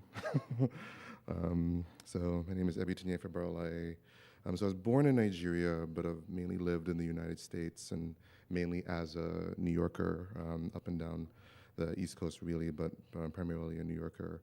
I got my BFA in ceramics from RISD, the Rhode Island School of Design, 2006, and graduated from here in 2016. I was fortunate that I received the ACAT Teaching Fellowship and my last year here, and I was able to go straight into a position at the San Francisco Art Institute. I've been there for the past 2.5 years teaching sculpture and ceramics. Just even thinking and reflecting on my time at Cranbrook and some of the things that were said earlier, or just in the earlier panel. I remember applying to Cranbrook my first year, getting in and then turning it down because I felt like I couldn't afford it, and spending the next year paying off my undergraduate debt, applying only to like universities where I thought I'd be able to get more money to be able to attend school. And I did, and I got into a really good school, and I got money to go. But even after I turned in that deposit, something told me that I really didn't want anything else but Cranbrook. And just by one fell swoop, and by chance and by luck, I was able to come here. And I haven't regretted it, but it has been a sacrifice. But it's paid off because my entire life's trajectory has been determined by that, by listening to that voice that told me to come here, rather than to go somewhere else to do something that seemed hard, rather than what seemed easy. Or so I'm sure a lot of you who are here as students, you probably made some hard or challenging decisions to be here. And even with all the realities that we have discussed and will continue to discuss, I want to say from somebody who's been through it that it is very much worth it, and I hope it continues to be worth it. So yeah, San Francisco Art Institute for 2.5 years, and now I'm teaching. So I relocated to Detroit, and now I'm an assistant professor and section chair of ceramics at the College for Creative Studies. Once again, good being back in Michigan. My practice incorporates ceramics, wood, plaster, metal, fabric, and other mixed media. What you're looking at here is a piece that I did in the neighborhood that I lived in San Francisco for about 2 years, in the Tenderloin, where I wanted to take the intimacy of the material, clay, and take it outside of domestic spaces and bring it into the public. So I'm using these small, kind of like vessel-like coil-built forms to map my block around the Tenderloin. I'm mainly interested in clay as a medium and vehicle for resonating and deciphering feeling through form, symbols, and text. In my work, I reflect my sense of humanity and the tensions that come along with it, touching on my cultural narrative, spirituality, and the idiosyncrasies of being. So here, this is a piece that was featured at the Museum of the African Diaspora. I show there, it's Oriafara. Oriafara means head and bridge in Yoruba, and tefillah is a Hebrew word for prayer or prayer shawl. So I'm thinking about what it means to exist in between, in this case, in a spiritual sense, in between, I guess, earth and heaven or another realm. And with this piece, Oriafara Petrita, Oriafara once again meaning head and bridge in Yoruba, and Petrita being a Greek word for fatherland. So being in between, but in this case, geographically. So being born in Nigeria, but most of my memories and everything that I know has first been from living in Antigua in the Caribbean, and then the remainder of my life here in the United States. So it's interesting for me that so much of what I understand of where I'm from or my fatherland is being mediated to me through research and through the dialogues and conversations that I'm able to have with my parents, who are becoming more and more forthcoming in their older age, and I'm grateful for that. This is a piece titled Dup. Dup is one of my thesis pieces here at Cranbrook. It loosely translates as meaning in Caribbean, hello ghost. This is another piece, Revelator, also a part of my thesis here at Cranbrook. So I'm grateful to Cranbrook for preparing me to be able to critique work from any discipline. Because of the focus, because the focus and sources of dialogue at Cranbrook were so broad, and the emphasis on critique was so intense, I became comfortable removing more and more of my subjectivity from critical analysis. I recall thinking to myself at the end of my first semester at Cranbrook that I and my peers could probably critique a damp napkin for an hour. And I remember a great talk given by Elliot Earls on critique and just really being impacted by that. So I spent a lot of time, in San Francisco and here, or just anywhere I am in general, looking at materials and thinking about this divide between soft and hard. Also this divide in preciousness between what is considered precious versus what is considered abject. And for whatever reason, I've been recently very much drawn to discarded mattresses, and there are a lot of them in San Francisco. What's interesting to me is that you take this thing that's incredibly precious that you touch and feel every single day in your home, but you take it outside and it becomes the definition of abjectness, but also has like a distinct kind of beauty to it too, in the way it decays and in the way it falls apart. Critique plays a big part in the way I teach because of my experience at Cranbrook. I also encourage spending time experimenting and working through challenges in making, as this was also a big part of my practice at Cranbrook. The questions that I asked myself and others at Cranbrook are the questions that I'm now asking my students. My teaching practice is mainly relational. I see it as my goal to help each individual student accomplish the goals that they have for themselves and become more of the artist that they want to be. I distance myself from this idea that I'm any sort of a master, even though the word master of fine arts kind of implies that in a traditional sense. I remember one of my favorite instructors from RISD mentioned that my only purpose is to help you not make the same mistakes that I made. And I was like, oh, that's, I could do that. Yeah. I do this while also covering a strong baseline of skills and developing areas of awareness that would hopefully help and propel my students along their paths. So this is a design visualizations class that I taught, and this is actually a nomadic structures class that I taught at the San Francisco Art Institute. I was grateful coming from having a ceramics background that I wasn't given a ceramics class as the first thing that I did. It made me uncomfortable in a really good way, and it stretched me in a really good way to teach a multidisciplinary class and to kind of be in a position kind of similar to Julia, where it's like, all right, this is what I'm doing today. What do I need to learn in order to be able to get it done? Beyond that, I got to teach also design visualization. So these are some of my students there, and this was also a bit of an experiment. It was an opportunity where at the school I got to kind of look at this class that had been taught in the past and that I kind of wanted to do, but didn't really understand how it was all going to come together and figure it out on the fly with students who were very much up to that. So I was very grateful for it. My experience so far as a teacher is that students aren't looking for answers in their work or practices.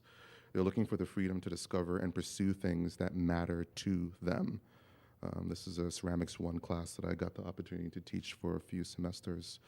The practical considerations are all important, mainly the cost of an education, but students seem to be looking for self-realization more than they are looking for a job.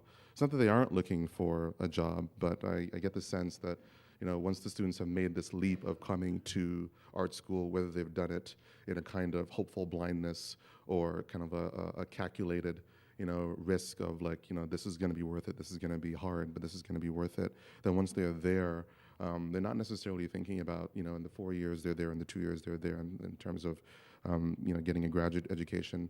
They're not necessarily thinking about the hard, well, at first thinking about the hard realities beyond being there. They're kind of thinking about like, why am I here and what it is, what is it that matters to me?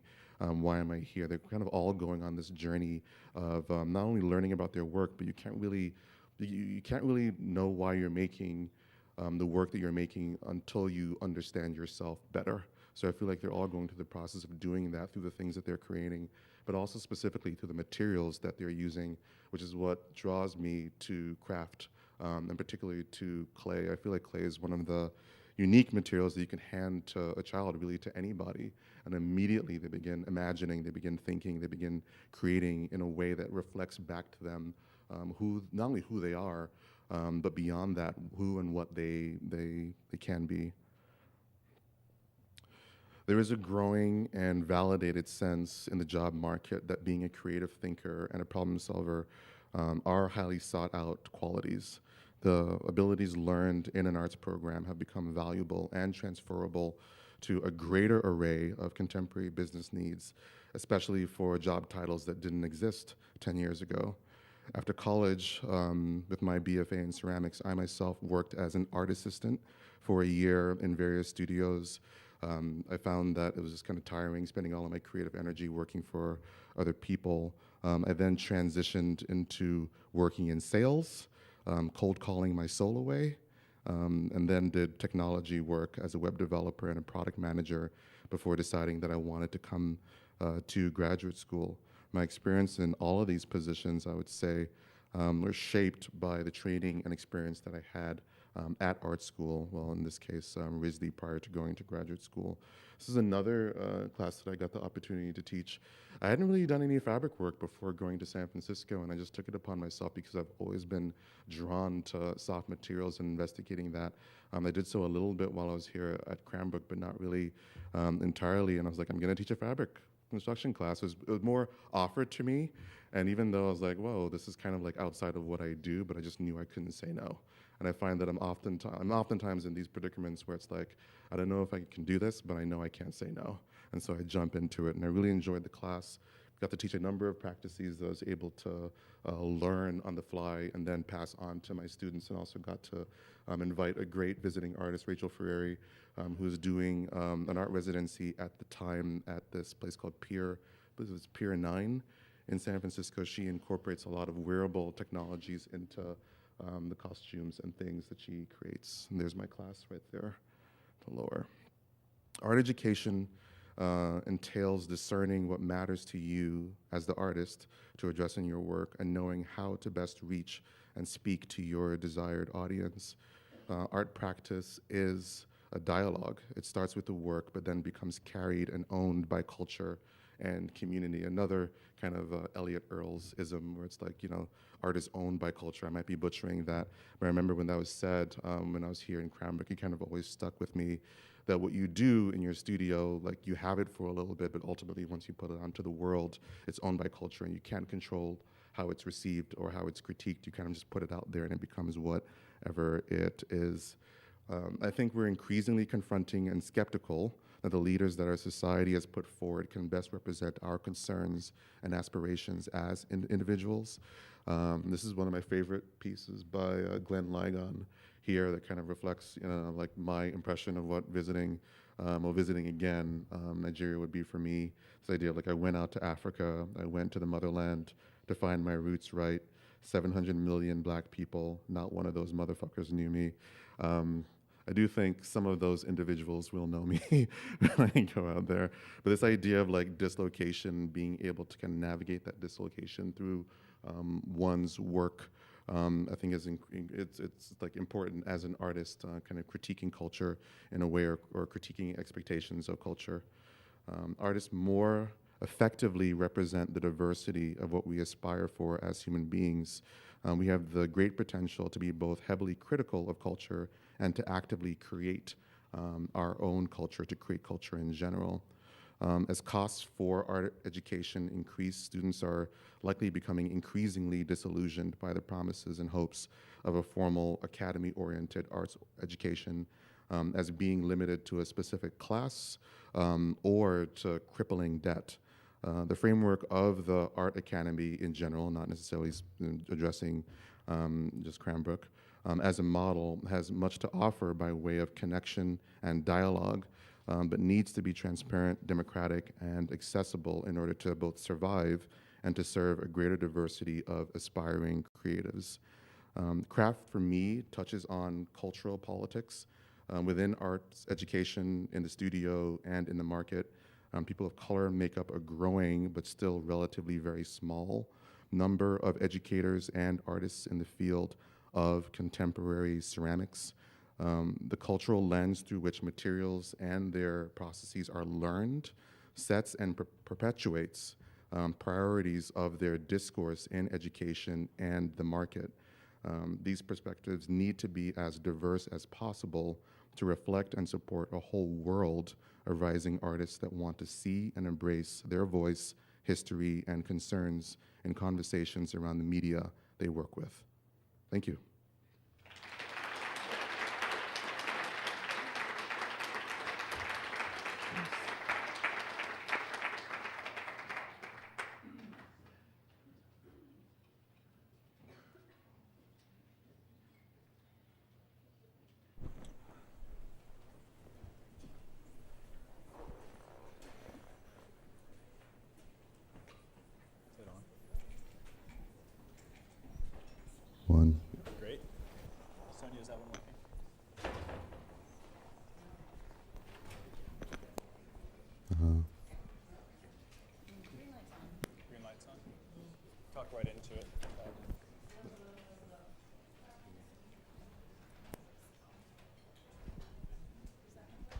Yeah. All right, we'll share that one.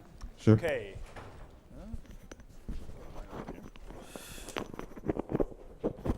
Okay. I want to start by thanking our first panel this afternoon for simply being so present with us and bringing so much of themselves to the stage.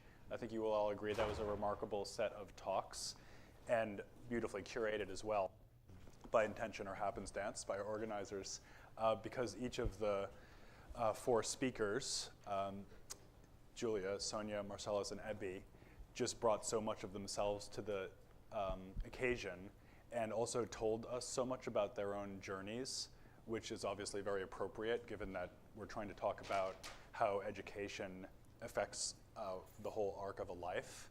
But I still think nonetheless remarkable that you were able to do that and felt able to do that, which maybe says something about Cranbrook, but also thinks it says a lot about you four as people.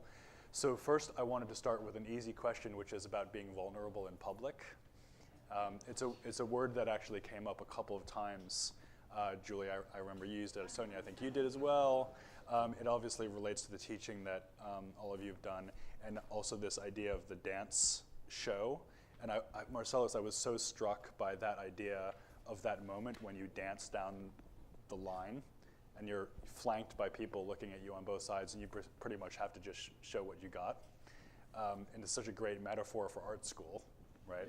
Yeah. So 20 seconds, you have to do what you have to kind of do in art school in 2 years. So Julie, I thought we could just start with you and move down, if you don't mind, talking about the value of vulnerability. Maybe vulnerability as an active variable in your own art practice, certainly as a teaching tool, but also maybe just something that you carry with yourself and in yourself, and how you think about that, that value as something that you're trying to espouse and also encourage in other people.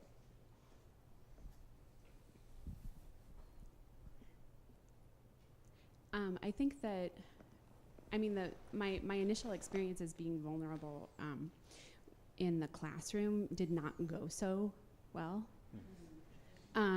So it's not like... I like how you're exemplifying right in the moment here. Yeah,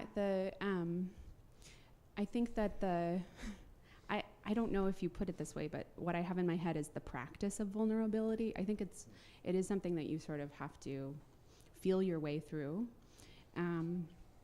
And also practice it in that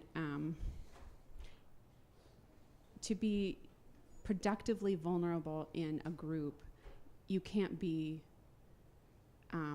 like a total mess. You have to be vulnerable in a way that is inviting people in to something that is productive. And I guess what I mean by productive is that there comes like a moment of crisis in any art activity where you swing from having an adventure or a curiosity into having like unproductive anxiety and unknowing that can kind of like shut a system down. And so that's something that I think probably most of us have experienced in the studio, or for me, a lot of times it happens when I'm trying to write things. And so I think that when you can practice being vulnerable in a community, and that community allows you to engage in that practice, then it can be a really productive experience. But initially, my first experience being vulnerable as a teacher, the students were upset that it seemed like I didn't know what I was doing. And that's a much different sort of scenario than arriving and saying with my feet on the ground and saying, we're gonna figure out together how to do this today. And what I'm actually gonna do is I'm gonna ask all of you to describe to me what it is that you're experiencing. So we like kind of co-teach. Like I do oftentimes demos silently, and I have 25 students in the room at a time, and I'm doing jewelry. And so I have to rotate them through because it's so small. So they rotate through, and then we have a discussion after the fact. I don't tell them what I'm doing. They tell me after the fact what they saw. And so it's sort of, and then they have to participate in the vulnerability of trying to describe something that they've never had to describe before. Right. So vulnerability, in a certain sense, has to be like agreed upon by a group, and then also there has to be a little bit of a structure. It reminds me of something that Ebby said, which is that the soul of good teaching, perhaps, is simply to help your students not make the same mistakes you did, and of course, then they can make other mistakes and then refer back to this morning's conversation about failing. But I remember particularly when you said that one of the things you learned to do was give your students the chalk. And I was thinking how much confidence in yourself you have to actually do that. Because when you let go of the chalk, anything can happen. You know, it's like you're literally losing the magic wand of producing the meaning in the room. And so hypothetical authority, right? So, you know, maybe there's something there about mobilizing past vulnerabilities rather than simply just being inadequate in the present, but to understand what it has been to be inadequate in the past, what your students might be experiencing, talking through that. So it's sort of owning your own history in some way, I guess. And Sonja, that was certainly very present in your beautifully written remarks as well, and the way that you really captured a lot of your own journey and mistakes you had made. I was really struck by that image of you kind of blindly submerging loaf of bread after loaf of bread in vats of indigo while all your friends were kind of looking through the door. Let us eat it. Yeah, exactly. And so this kind of motif of generosity that you were bringing forward. But can you talk a little bit about vulnerability and how you're thinking about that, maybe as a writer as well as an artist and teacher? Yeah, for sure. Thank you. In Fibers, we are, as Jovencio invoked earlier, we have a wealth of metaphors to draw on. And one of the things that we love to talk about is permeable membranes. And if you look kind of further, like if you kind of dive deep into the history of string and netting and what they mean, you know, there are metaphors related to different kinds of fiber, textiles, nets, knotting, all to create these sort of filters that either actually physically hold some things back and let some things through, or you know, symbolically or ritually.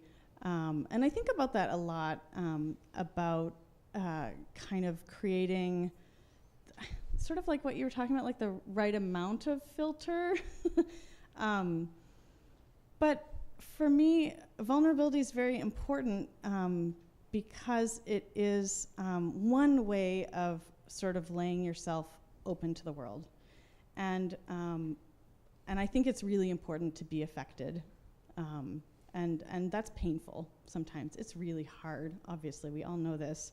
As a writer, versus an educator up in front of the classroom, there's a certain luxury.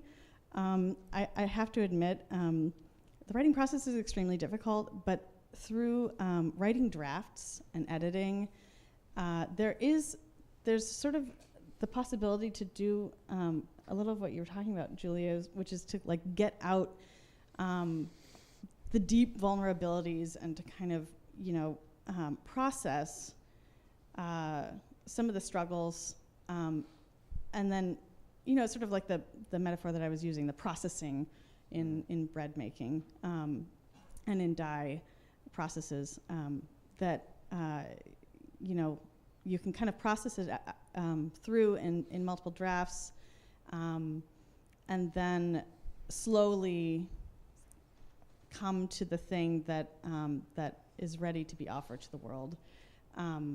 That process is, for me, extremely painful. Writing's really hard, but it's the vulnerability happens kind of behind the scenes in a way with writing, but for me personally, it's really important that some of that emotional content can come through in the final offering. Yeah, it's almost like the final answers. draft could be seen as a gift from your past self to your present self that Yes. you can then use. Yeah. And I was just thinking about another thing that really jumped out to me in your talk, which was this idea that particularly in craft, because of the accumulated nature of the knowledge of craft, that basically almost all the hard work has been done by people who are no longer even alive, like past generations. They kind of got us here, and it's so easy to forget that we're just taking the ball a little bit further, but so much of this work has already happened, and you can sort of replicate that in a funny way even inside your own studio practice, your own practice as a writer, sort of benefit from something that's already happened, and you know, somehow find some creative, relaxing energy in that. I don't know, some reassurance perhaps. Yeah. Marcellus, do you want to talk a little bit about vulnerability as well? I also want to ask you to talk a little bit about humor. Okay. Because it seemed to me that those two things were kind of geared together in your talk, as well as, and I think we all appreciated also your tacit indictment of censorship practices and intellectual property control in our culture. That was very welcome. But can you talk a little bit about how you approached that talk and how vulnerability is working for you as an artist? In terms of humor, I never set out to make something funny. It's never. I think that's where the vulnerability comes in for me. In terms of my family is very. They always are able to laugh at issues or struggles. Like the last thought that they have is humor, and so taking that forward when I am kind of constructing these performative lectures or these kind of social events, I really try to be down to earth about it. And I guess in terms of me defining down to earth, I do remember at Cranbrook, I forgot which artist in residence it was, they said that you should put vulnerability within your work, within every piece that you make. And I think connected to vulnerability is intimacy a lot of times. And I think in terms of education, or the best time, the best format or environment for kind of learning is to be in connection with intimacy, or those intimate moments. And I guess also I'm a tourist. I like to throw events and parties, and so I think I've become pretty good at it. And so I always try to make sure that the events are when I'm in an environment that I come at it across. I want there to be some type of form of intimacy where you do feel comfortable. And I think when you're trying to pull together a project like the 48203 dance show, where dancing is probably like the most difficult display of like public confidence. And so to ask people to come to an actual event during the daytime without any liquor involved and like dance in a hot environment in August, the intimacy has to kind of be there. And I don't exactly know how I do it other than just trying to connect and just make people feel comfortable within that space, that anything can happen. Even for me, like I have to be up there and go down that road just like everyone else. And I feel like that's also the same with the art world. You know, in terms of art world can be so elitist sometimes, and particularly like for people of color, seeing this kind of white cube space, to try to enter into that space, you have to be down to earth about it. Yeah, I'm really glad you said that, because I was also thinking about the Dick Clark era of the dance show, where what is essentially a black form of expression, or at least to a great extent invented by black people, totally whitewashed. And the fact that that happened at a point in history where the White Cube Gallery was also being developed and enforced institutionally. So I feel like there's a really smart critique there. But I wonder whether you also could talk a little bit about how this general idea that we're talking about in terms of vulnerability and opening yourself up, as Julia talked about, relates to questions of blackness and specifics of the black experience. Okay, so say it one more time.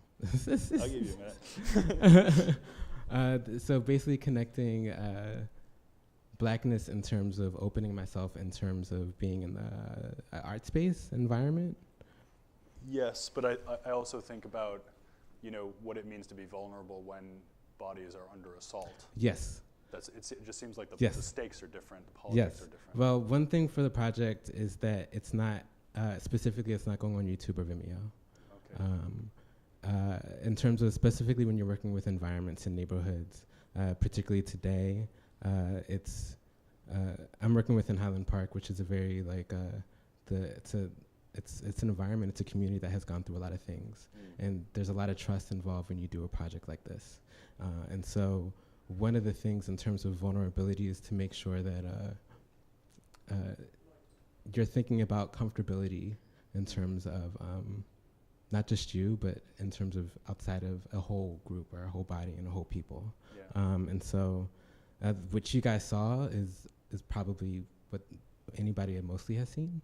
And so in terms of this whole project, it's really just, it was just a time, and it was documented, and I have clips that I show of like maybe my friends, but I don't actually show it anyone else. And so when people showed up into the space, they signed a waiver and they got beads to see whether or not they wanted to be filmed.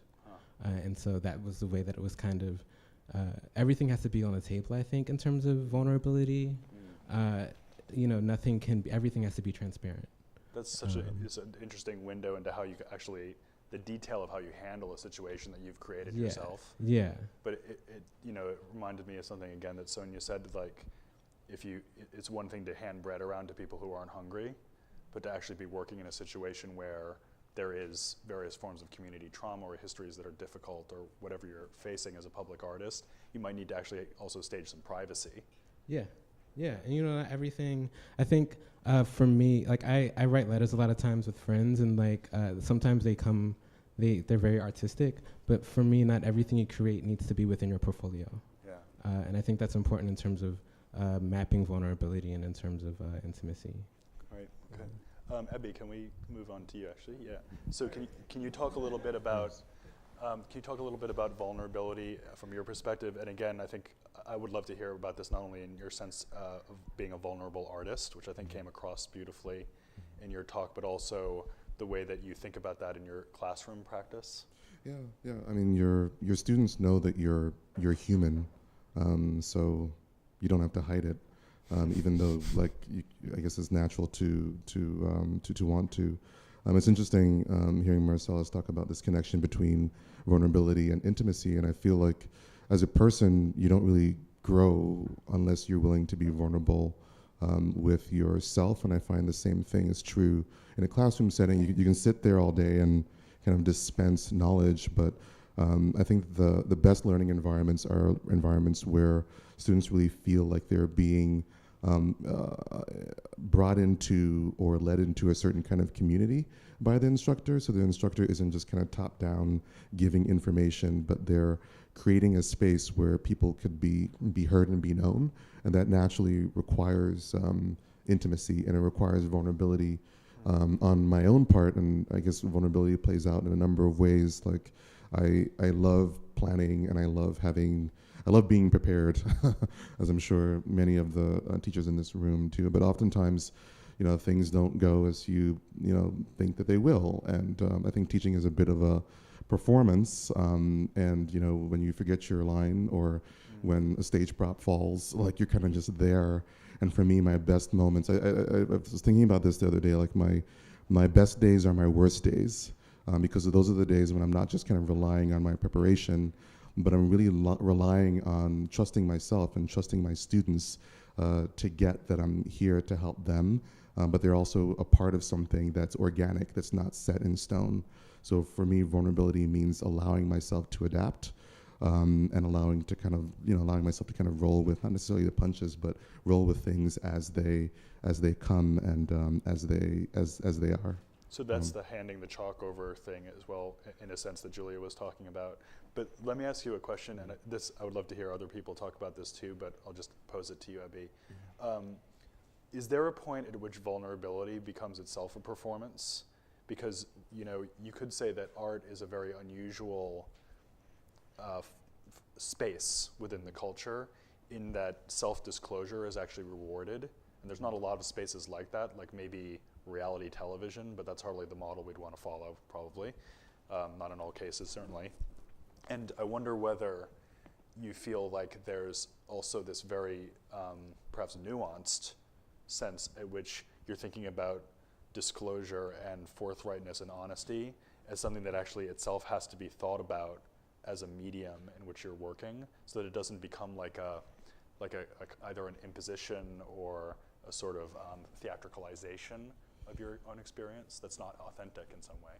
Yeah, I mean, I think just the nature of working with clay, but also working with craft materials in general, you have to deal with a lot of vulnerable qualities in the material itself. Material, right. So whether it's clay breaking or wood cracking or metal, doing things that you don't expect for it to do, there's like an inherent kind of vulnerability to the material that you fight to a certain degree, but you also have to work with and dance with in a way. In order to not only get the material to kind of do what you want, but for this dialogue that you're having with material to lead you to places that you expect, but also to wonderful discoveries. Some of the best moments that I've had in the studio have been when something happened that I didn't expect to happen, but it led to a result that I was even more satisfied with than what I had expected or I had planned. So for me, I find that in my own practice, I lean into the vulnerabilities of the material, and make decisions around what those vulnerabilities are in order to propel what it is I'm trying to say or what it is I'm trying to do from a material standpoint. But I'm also incorporating more text and language into my work, and I feel like with craft, it could be easy to kind of hide behind or kind of sit behind this veneer of the form and the beauty of form, and the form kind of being what it is, and you as the artist being sort of this independent figure that's the author, but kind of set apart, and the work is doing what it's doing, and it's exuding this sense of its reality, its beauty, its whatever. But I'm finding that the more and more I think about text, form or material just becomes a vessel for me to talk about myself, and when I choose to talk about myself through my work and to make those connections more apparent, like specifically thinking about like Glenn Ligon, his work, and my What Now piece that I showed you all. It's more exciting for me as an artist to share more of my humanity with my audience, but I think it's also important because that's ultimately what we're looking for. Like myself as a viewer looking at other art pieces. Yes, it's nice when I come across something that I find that I think is fascinating and beautiful and interesting, but I'm looking for things that kind of speak back to me elements of my humanity that I didn't realize were there. Yeah. And some of the most vulnerable artworks do that for me. So the way that, for example, that simple phrase, what now, acts as a kind of hinge between you and the audience, because it could be posed to yourself, like, now what do I do? Yeah. It also could be posed to society at large, like, now what? Yeah. Given everything that's happening. It's kind of like a provocation. I think of it as like a provocation, like what now? Right. But also like a prayer, like what now? Yes. It's kind of like, it's probably my most frequent prayer. I'm also really, though, attracted to this idea that that the materiality of your various disciplines and everybody here, that the materiality is crucial to consider in combination with the vulnerability, because it's sort of the very thing that's keeping you honest, which sort of resonates with some of the things we talked about this morning. But on the last point you raised, and maybe could I go over back to Sonja for a second, I wanted to ask you all, beginning with Sonja, about the question of articulateness and discourse, by which I just mean texts, conversation, crits, like critting the wet paper napkin. When you said that, I was thinking, learning to crit is one of the things that you learn in art school, obviously, and there's a virtuosity to that. There's a virtuosity to being part of a group critique. There's even a group virtuosity, and I'm sure all of us have had the experience of being part of a group that was just really, well, hopefully you have had an experience of being part of a group that was just really good at producing meaning out of that quite vulnerable, quite complicated situation. But because you were also hyper-articulate and in very different ways, I sort of want to ask you all about the relationship between language and practice, and how you think about textuality in relation to materiality. And I feel like, Sonja, this is something you think about all the time. So I kind of wanted to start with you. Like even just thinking about your own methodology, how do you sort of think through the opportunities and difficulties of that? It's true that I think about this all the time, so I don't know why this is a hard question to answer. It's too much, too much. Sometimes the most obvious things are the most obtuse, but articulateness and textuality and texture, those are some of the things I'm pulling out of what you're asking. The first thing I thought of, I'll just jump in with the first thought. I think that articulateness is important to me. It's important. Precision is something that I tend towards, not simply because I feel that I must articulate myself clearly in the world, but because I have since a child always been that kind of hyper meticulous organizing person who's like hiding my Skittles in a very particular color order in the corner, and one of my trade skill that I have leaned on for a long time in my life is a picture framer. So there's something about precision that I tend towards in all forms of work, and I think that precision has something to do with articulateness as well. But I'm also thinking about spaces or situations that may seem inarticulate, and I think, and I write a lot about tangles also, and I experience them in my work. Tangles are like a really big part of the work that I do in thread, and I'm constantly sort of dealing with them. And so it's tempting to think metaphorically that a tangle is a sort of inarticulate space, things are going on and we don't know what's happening and it's confusing and you can't pinpoint, an articulate thing that's going on. And so I think in a way I'm a little more interested in teasing that apart. I'm just really running with this metaphor. I was just thinking, actually, Sonja, it's just in the spirit of talking about vulnerability and like being in the moment. Isn't it so interesting to be talking about the thing that you're trying to do at that second? Like trying to be articulate about being articulate in front of a big audience. I'm a writer. I write a lot of drafts. It's fascinating though, because don't be fooled. And you don't have the it's kind of the dance line thing again too. Like you don't have the security blanket of preparation, and there's a kind of improvisatory quality to it. But like just watching your brain cycle and getting to that thing about the tangle, and it's just like a fascinating thing that, to me, it's like this oscillating motion between the point of material contact and then the stepping back from it and trying to frame it in a way that will make it meaningful to somebody else outside, because materiality is just materiality. It's called, mute materiality for a reason, Material is definitely not mute, let's be real. Right.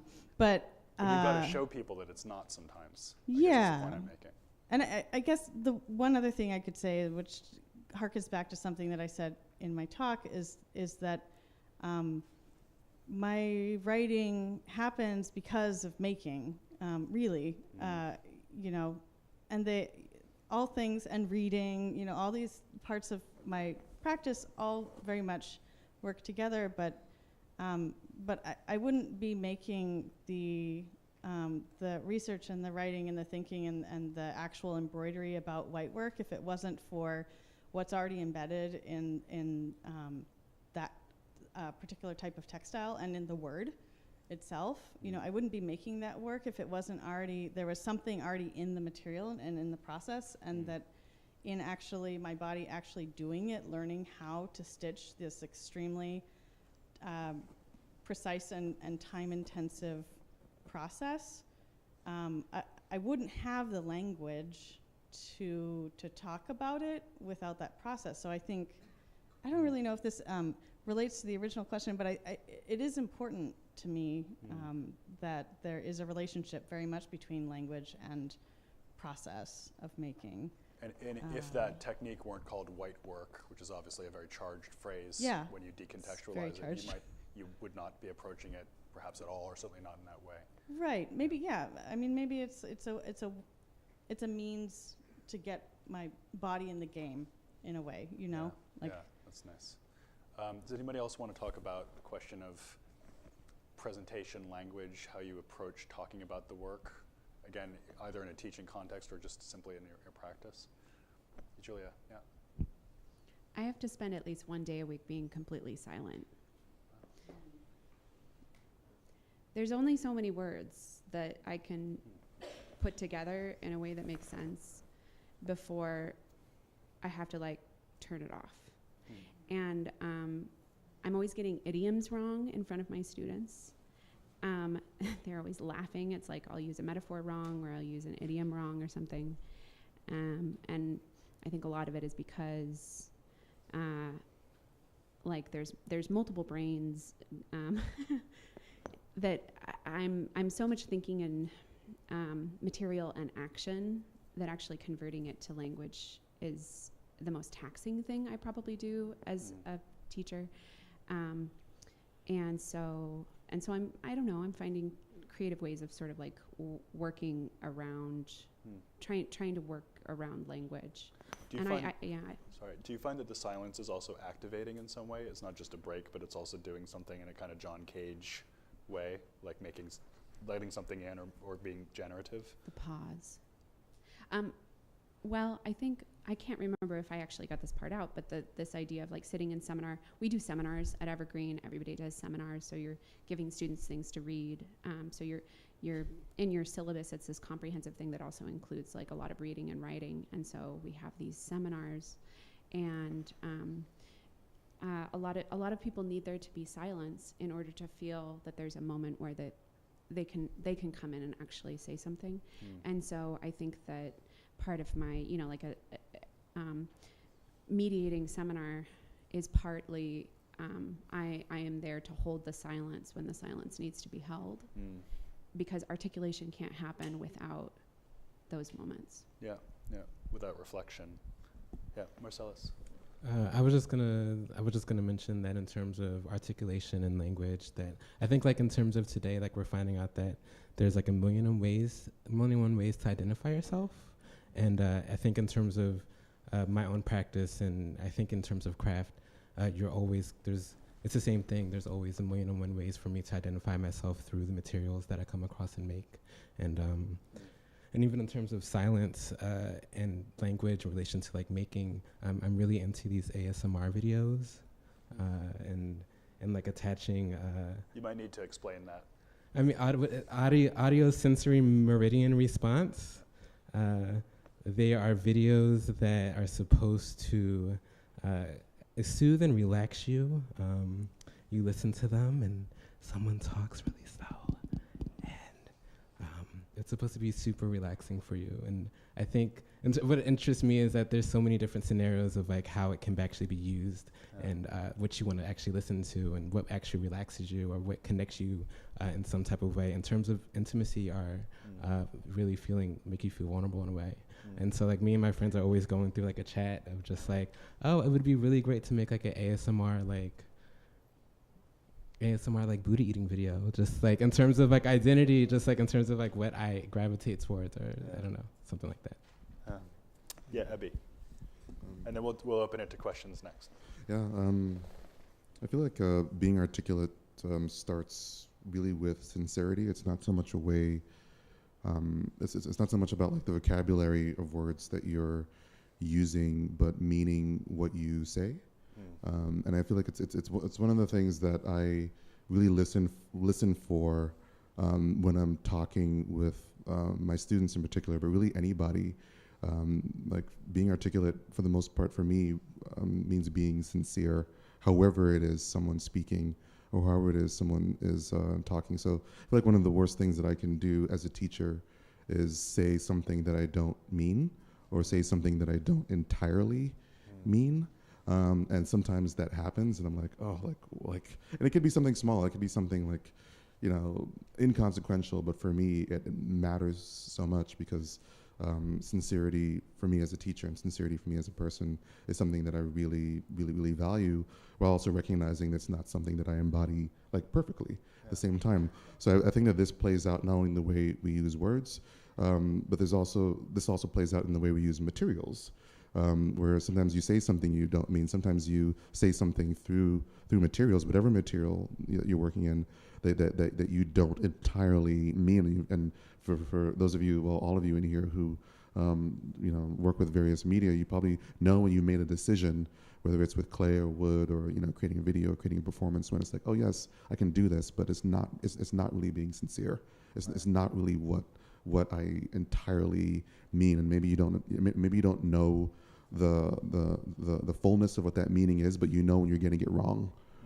So being articulate means knowing kind of like when to step back and be silent, and to kind of like have a moment until what's right or arrives, or just kind of not say anything at all. And I can really relate to Julia, because one of the hardest things for me as a teacher, I remember one of my classes, like it was a critique seminar class, and I'm somebody who very much enjoys and expects there to be a lot of dialogue in a critique setting, and when that isn't the case, it can be very painful.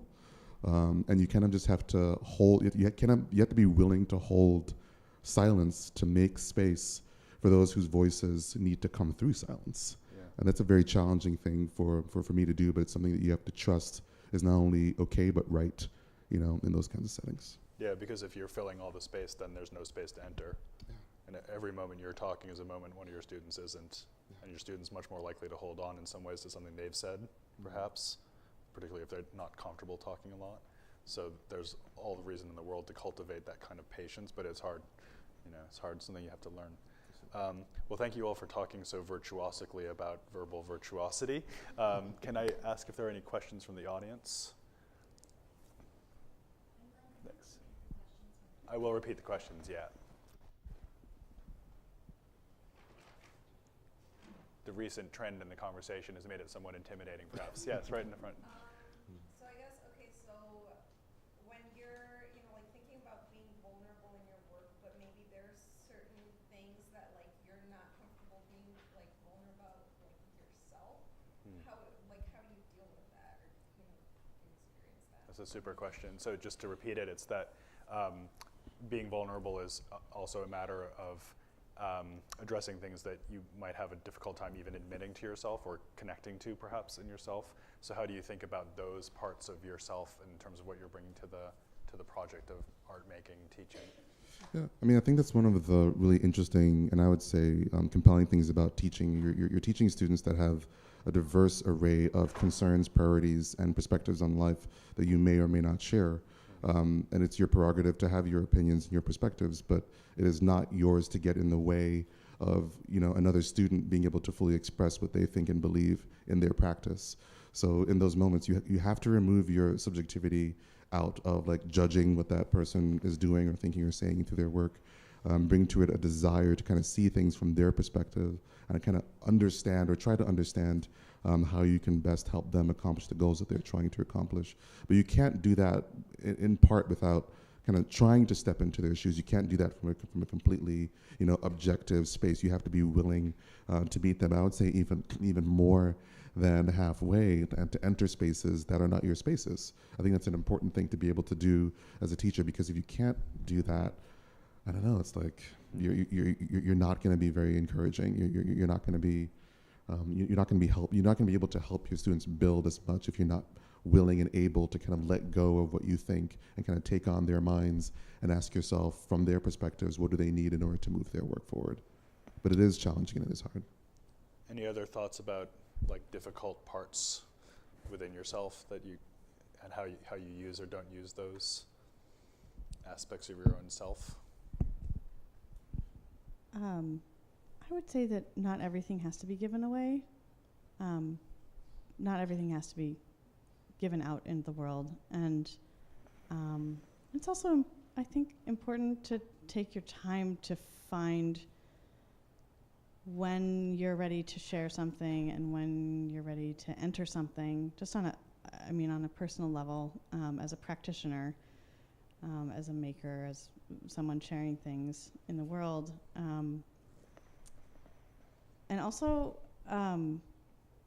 when I will speak just personally, when I am struggling to try and figure out how to process something that I feel very vulnerable about, that I am not comfortable putting out in the world, I draw on as many resources that I can, and oftentimes that's my circle of friends, my larger group of colleagues. It is often social, because my community really matters to me, or my family. But also, I read a lot, and or look at other artists' work, or even, you know, periods of time of anxiety and just like looking through Facebook in an, you know, perhaps an unhealthy level. You know, but there's these different kinds of modes of of finding the resources that that are needed to do the processing. And then, I don't know, I can't really answer the question of when is it ready to let out, but yeah. All of that said, basically, it doesn't all have to be given away. Yeah. Other questions? Yes, over here. This might be kind of a related question, but I'm thinking how we as teachers have our own point of view, but it's not our job to recreate our point of view in our students. It is to help them develop their own point of view. And I was wondering if you could just talk about how we navigate that. So the question is, it's not necessarily the job of the teacher to reproduce one's own point of view in the students. It's rather a challenge of getting them to develop their own point of view. So how do you do that? And I appreciate the question. It's maybe the most fundamental one in some ways, because it almost seems impossible, because by definition, how can you not use your own point of view to teach? So how do you distance yourself from that? And we've maybe had a couple of passes at that question already over the course of the day, but haven't really talked about it directly. So yeah, Julia. I think I'll just quickly say that it's something that you have to say maybe frequently and very directly. Like students will automatically see you as whether or not the position you hold is a stable one, they will see you as some measure of success in a creative job. And so the modeling that happens is actually quite natural in the beginning, I think. And I mean that funny, it's not funny, they don't think it's funny, that rubric that I pulled up, the rubric starts out by saying benchmark. The benchmark for creative thinking is using things that you've seen to recreate something else, and then it goes up from there. So it's sort of, I suppose that it's kind of a necessary part of the process. And I think that it's sometimes if you're trying to get the student to not go in a bunch of little places that they think that they're supposed to go in, then all of a sudden there's nowhere to go. So I think that there are instincts that they're following that have to play out. And then also it's also in this conversation about vulnerability and sort of examining yourself and where your ideas come from, and that's something that can take an incredibly long time. So there was a conversation about time that happened earlier, and I think that it's the timeline with which we're expected to sort of have clarity about self while learning a craft and putting it together while also interpreting French philosophy. It's completely impossible, and I think that it's something that we kind of have to cut ourselves some slack, and as soon as we cut ourselves some slack and just work in the studio together, those I think are the magic days. Some French philosopher has probably written all about that problem, by the way. Maybe last word from Marcellus. As a new teacher, someone told me that no one talks about their first year of teaching because it's always horrible. And so my first semester, I thought I was producing a bunch of mini-me's, not on purpose. And I also think that the second semester, I think I got better, a lot better about what I actually was doing within the classroom. And one of my strategies was not to show my work until the end of the semester, because I thought that they were oh, this is what we should be doing, or this is how you're going to grade it and give it an A if it looks like this person's work. And so I think within my first year and just really learning about how people come across the classroom and identify with the teacher that's instructing them, a lot of times just talking to them on what their interests are. Within, I think in the first couple of weeks, it's just a couple of exercises within the second semester that I gave out to really try to figure out who they are. And then in terms of, I didn't have any I didn't go to an art school, so I didn't go to art school for undergrad, so my framework was Cranbrook. And so a lot of the a lot of the lesson plans that I did give, because Wayne State is really, they just let you do your thing. And so a lot of lessons plans were kind of modeled off of Cranbrook for me, where it wasn't like, oh, you need to do this one thing that models off of this historical movement, and this is what I'm looking for. It was like, oh, what are your interests? I'm going to teach you like the tools to do video. I'm going to teach you the tools to do sound. But in terms of like what project you actually want to do with that, that's on you. And I'll be grading on whether or not if I see the effort. Yeah. Yeah. It might also just be worth saying in conclusion that, of course, teaching is also a group enterprise. And so even here at Cranbrook, in a funny way, kind of especially here at Cranbrook, because each department is only one artist in residence, you see a lot of lateral movement and intentional disruption of bringing in artists from outside, visiting critics, that sort of thing. And I think one thing about point of view is that it's always so relative, because you have teaching always in a group situation. And so there's also this kind of, it takes a village to teach also. And I feel like in some way our panel has sort of done that like in miniature version, because although, as I said at the beginning, I feel like each of you brought so much to the occasion. I feel like together you've really generated an atmosphere of permissive generosity and kind of engagement, so I really appreciate it. So thank you very much for that, and I think we're gonna have a quick break now. Thanks. Thank you.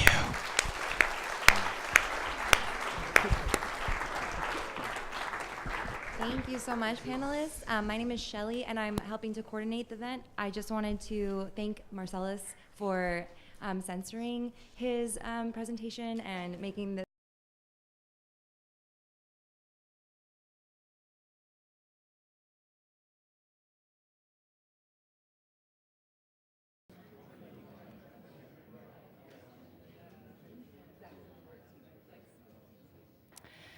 So I would like to thank my collaborator, who will not be named, for giving us that breath of fresh air. You don't often get a chance to do do-overs, so all right, I'm gonna start again from the beginning.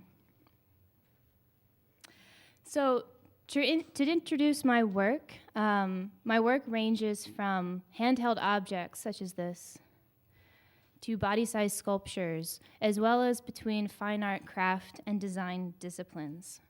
I employ a vast variety of materials in my work, such as wood, ceramic, metal, rubbers, while also implementing digital fabrication and traditional making processes in a holistic manner. In summary, my artistic practice is a process of trying to understand oneself through intimate interactions with objects. I create works that reference existing objects and systems to question their perceived purpose by presenting familiar communicative affordances, such as handles, vessels, and furniture, in uncharacteristic ways. The viewer is invited to reframe their own understanding of what these objects could be. And as an early career artist, I exhibit my work both nationally and internationally. I participate in various other creative outlets as well. It is difficult to step outside from behind the perception of myself, but I would venture to say that my voice in the field of metalsmithing and jewelry exists perhaps on the periphery. And perhaps this is the impact that I have, to blur the lines, the boundaries, or to stir the pot. My hope is that my practice pushes further and wider in every attempt, spreading a vast but fruitful ground by which to cultivate productive conversation. And so currently I am an adjunct instructor at Virginia Commonwealth University in Richmond, commonly referred to as VCU. Full disclosure, I have been in this position for a total of about 20 weeks. In case you're unsure of the math, that's exactly one semester and then a little bit extra. So you should consider all of what I'm going to show you within this context.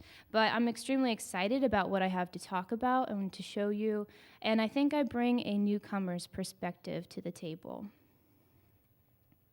I teach within the Craft and Material Studies department, which is a total of 5 sections. This includes wood, fiber, clay, glass, and metal. I work with an incredible team of people in all of these areas, and I want to take a moment to mention 2 individuals who have been patient and supportive with me as I transition into this new role of instructor as the topic of mentorship. So, Susie Ganch is currently serving as interim chair of the Craft and Materials Studies Department, and she's also an associate professor in the metals area. Ganch is an artist who questions consumer culture and the impact humankind has on the environment. And you can probably tell that this installation piece is composed of used coffee cup lids. Kathleen Kennedy is the area coordinator and adjunct instructor in the metals area. Kennedy's work deals with finding meaning in the mundane. This piece, made of found keys, I'm told weighs exactly the same amount as a human body. And together, Ganch and Kennedy spearhead Radical Jewelry Makeover, or also known as RJM. This is an international community jewelry mining and recycling project. It brings together jewelers working to examine mining issues while making innovative jewelry from recycled materials. You can find more information about this organization and the events that they hold online. For the remainder of my slideshow, I'd like to share with you works made in both the beginner jewelry and advanced fabrication courses that I taught last semester. I would like to think of my experience in a studio-based graduate program has influenced my teaching by encouraging students to conduct independent research and inquiry into finding their own answers. And while submitting grades is an integral part of most academic institutions, being at Cranbrook has instilled in me that both success and failure, as we've been talking about, both bring incredible value in learning and experience. And for this reason, that gain cannot always be understood through a number or a letter. Craft and material studies is an entire department, meaning that students can work across disciplines, much like the environment here. In this way, being amongst fiber, wood, ceramic, and glass feels a little bit like home, making it easier for me to encourage my students to combine materials and processes not necessarily traditional to metalsmithing. And so, while most of what I teach at VCU is a structured curriculum, I've also been given freedom to introduce processes and tools that are specific to my own studio practice, as it develops specifically here at Cranbrook. Pictured here is an example of a work I made in my second year in graduate school that utilizes a complex process of pattern making that I'm going to walk you through now. So last semester, I taught my students a crash course in 3D modeling. We used a program called Rhinoceros 3D, and I had about a total of 2 weeks, which is 4 classes, to run my students through this program. Those of you familiar with 3D modeling, it was very challenging, but I'm quite proud of the work I'm going to show you. So this is what the computer program that we used looks like. And the following are a few slides from this specific project assignment. So students created virtual designs. Then by using a special function in the program, we're able to collapse the surfaces of their designs into flat pattern pieces. And so this is a student example in progress. And here is the resulting fabricated objects. So from those paper patterns, they would then cut, form, and fabricate pieces of sheet metal by hand. The final resulting projects were both technically and conceptually rich.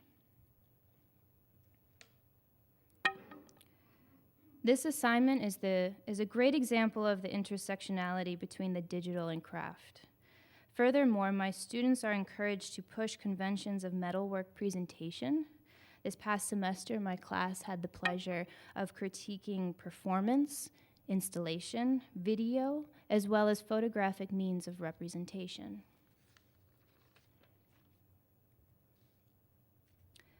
For the next portion of my talk, I would like to tell you more about the students that I work with, and I will do this by prescribing my own observations onto the works that they made in my classes last semester.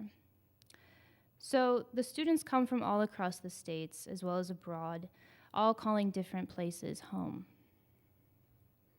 They come from different backgrounds, and it is these diverse qualities inherent in the student body that enrich my experience as their instructor and as an artist. I encourage my students and I support them in being honest in their work, in taking risks, and learning from their experiences. For some of them, adjustment from home to coming to school can be difficult and uncomfortable at times. They are confronted with a new chapter of possibility while also remembering where they have come from. And in a life's journey such as this, there exists no definite roadmap, and sometimes they need a lot of support.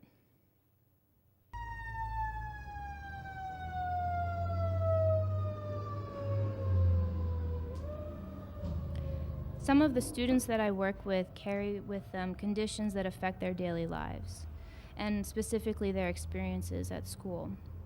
These details make them who they are as individuals, but do not define ultimately whom they choose to be. Some have been able to find the help and solutions that they need, and they are in a process of becoming. It is so rewarding to watch students manipulate and translate the cards that they've been dealt into new works that create a new sense of autonomy for them. But for others that I watch struggle, it feels almost as though the newer generations have to contend more with the weight of the world and the weight of what a college education costs. So many of my students work one or more jobs to support themselves through school. And because their time is divided, I fear they aren't able to have the same fully immersive experience and focused experience that others with financial support can have. A more costly education creates a threshold of privilege that not everyone can cross. My hope for my students is that even within an educational institution, that they may rage against the unjust that they see, that they can make provocative work and feel that the critique room is a safe environment to have those difficult and productive conversations. I want for them to respect or represent their unique perspectives within the heavily white, hetero, male-centric canon that has somehow become the lens of our modern day. And as their instructor, I try to do everything in my power to cultivate an inclusive classroom environment in which they all feel accepted and represented. I have seen within my students the struggle to find balance, to navigate the complexities of life that adulthood brings. Some of them are incredibly sensitive and thoughtful, and I remind myself that even through the whirlwind of obligations and deadlines that swarm my own studio practice, that it is this place that I should remember to return to, this place of wonderment that they have.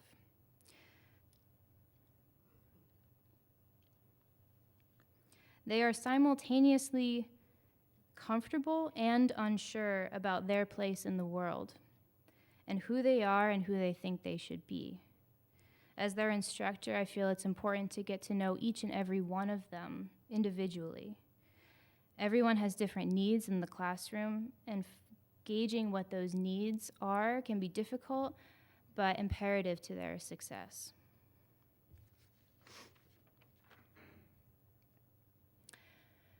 And since we're on the topic of success, my students are entirely more sensitive about life post-graduation than perhaps I ever was.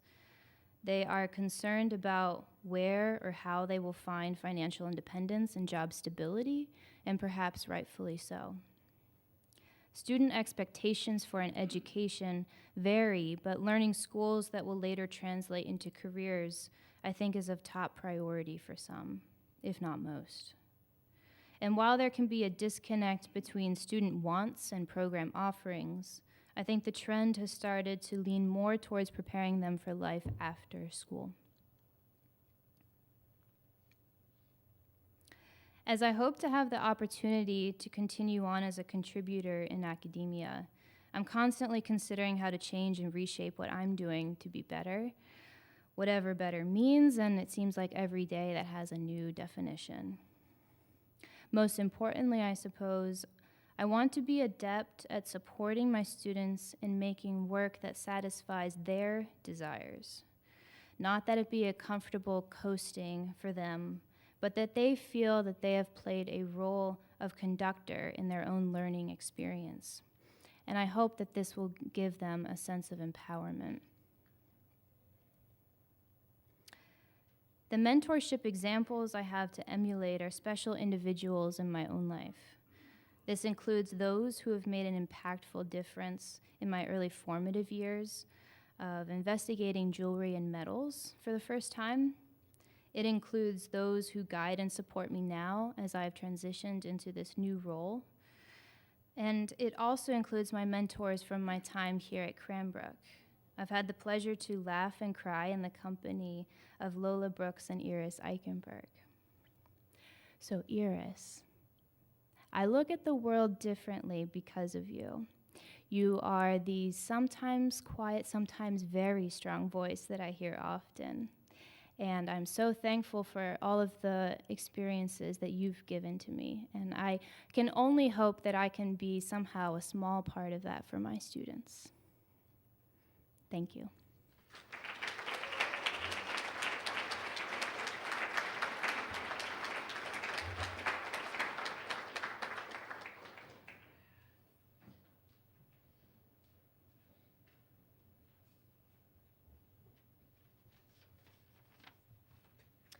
Hi everyone, I'm Isabella from Ceramics. I have the privilege of introducing our next speaker today, Thomas Müller. Thomas was born in Cape Town, South Africa. His upbringing was somewhat nomadic as he experienced different cultures living in Africa, the US, and Europe. These experiences evidently influenced his work, which is grounded in topics such as time, language, space, and memory. Thomas completed his undergraduate studies at the University of Washington in Seattle, with a BFA in ceramics. In 2000, he received his MFA in ceramics from Cranbrook. Thomas's work has been shown nationwide and across the globe, his most current exhibitions being held in LA. Thomas has taught at many institutions in Southern California and currently is the head of 3D and ceramics at USC. Please join me in welcoming Thomas Müller.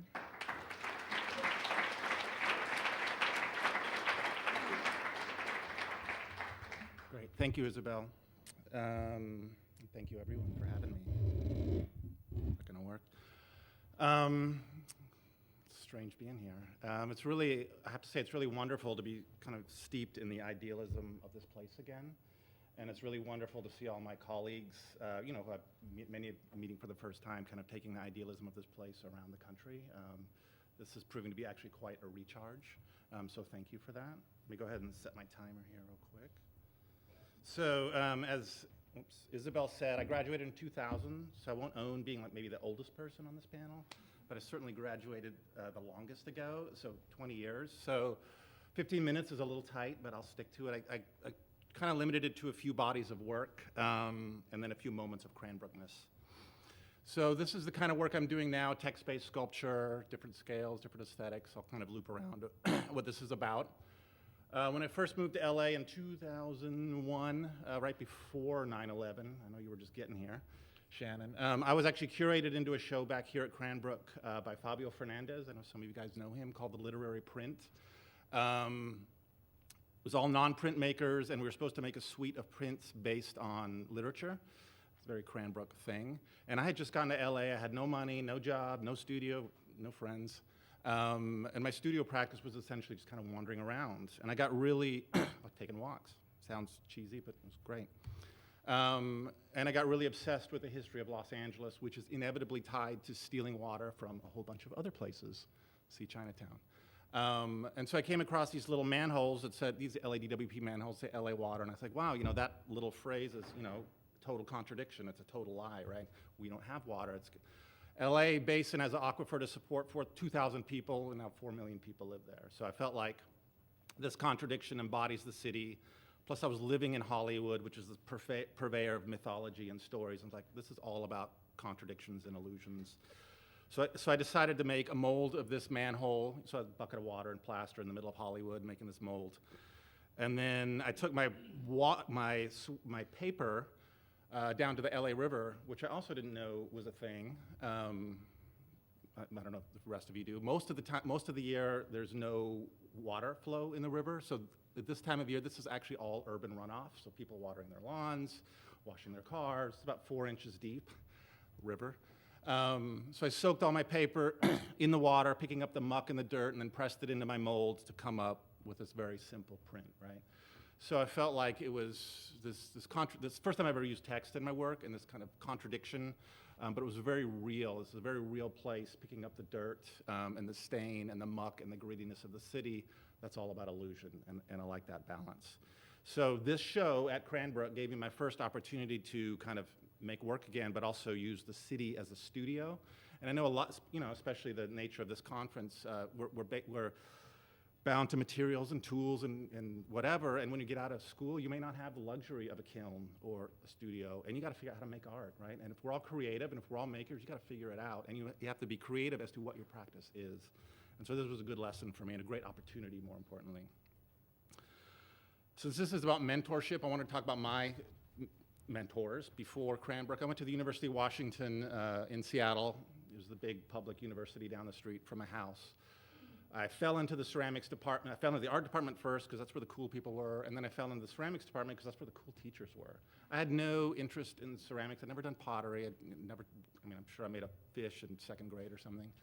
But the teachers were super dynamic, and therefore the culture of the studio was super dynamic. I just wanted to say, as a complete side note, kind of watching all these lectures, how many of the panel are from the West Coast, and specifically from the Pacific Northwest, is kind of weird and wonderful and interesting. Because when I was here, I was like one of 5 West Coasters, so it seems to be something happening. But the ethos of University of Washington ceramics department specifically was a few things. Number one, it's one of the top ceramics programs in the country, so we had these amazing graduate students from all over the world who became mentors. The ethos of the place was work, work, work. The harder you work, the more stuff you got. They didn't say that, but clearly the hardest working person got the biggest studio, the grants, the critique at 3:30 in the morning with Akio because he was there working. The other kind of philosophical aspect is they couched themselves with a philosophy of irreverence towards the material of ceramics, right? Ceramics then, and frankly still now, is super conservative, and they literally pitched themselves as kind of the anti-Alfred, right? We're making art, right? But for me, that was just the soup I was swimming in. Being irreverent was the norm. I didn't know what the norm was. But really, the only place from there I could come was here. I had to study with Tony Hepburn. And like many people here, I was lucky to have choices, other places that offered me money, but everywhere else was very conservative. And I wanted to be challenged on the basis of my ideas and my concepts, not the politics of the material, right? I was not interested in that. I wasn't beholden to it. I just wanted to make cool stuff, right? Interesting art, compelling work.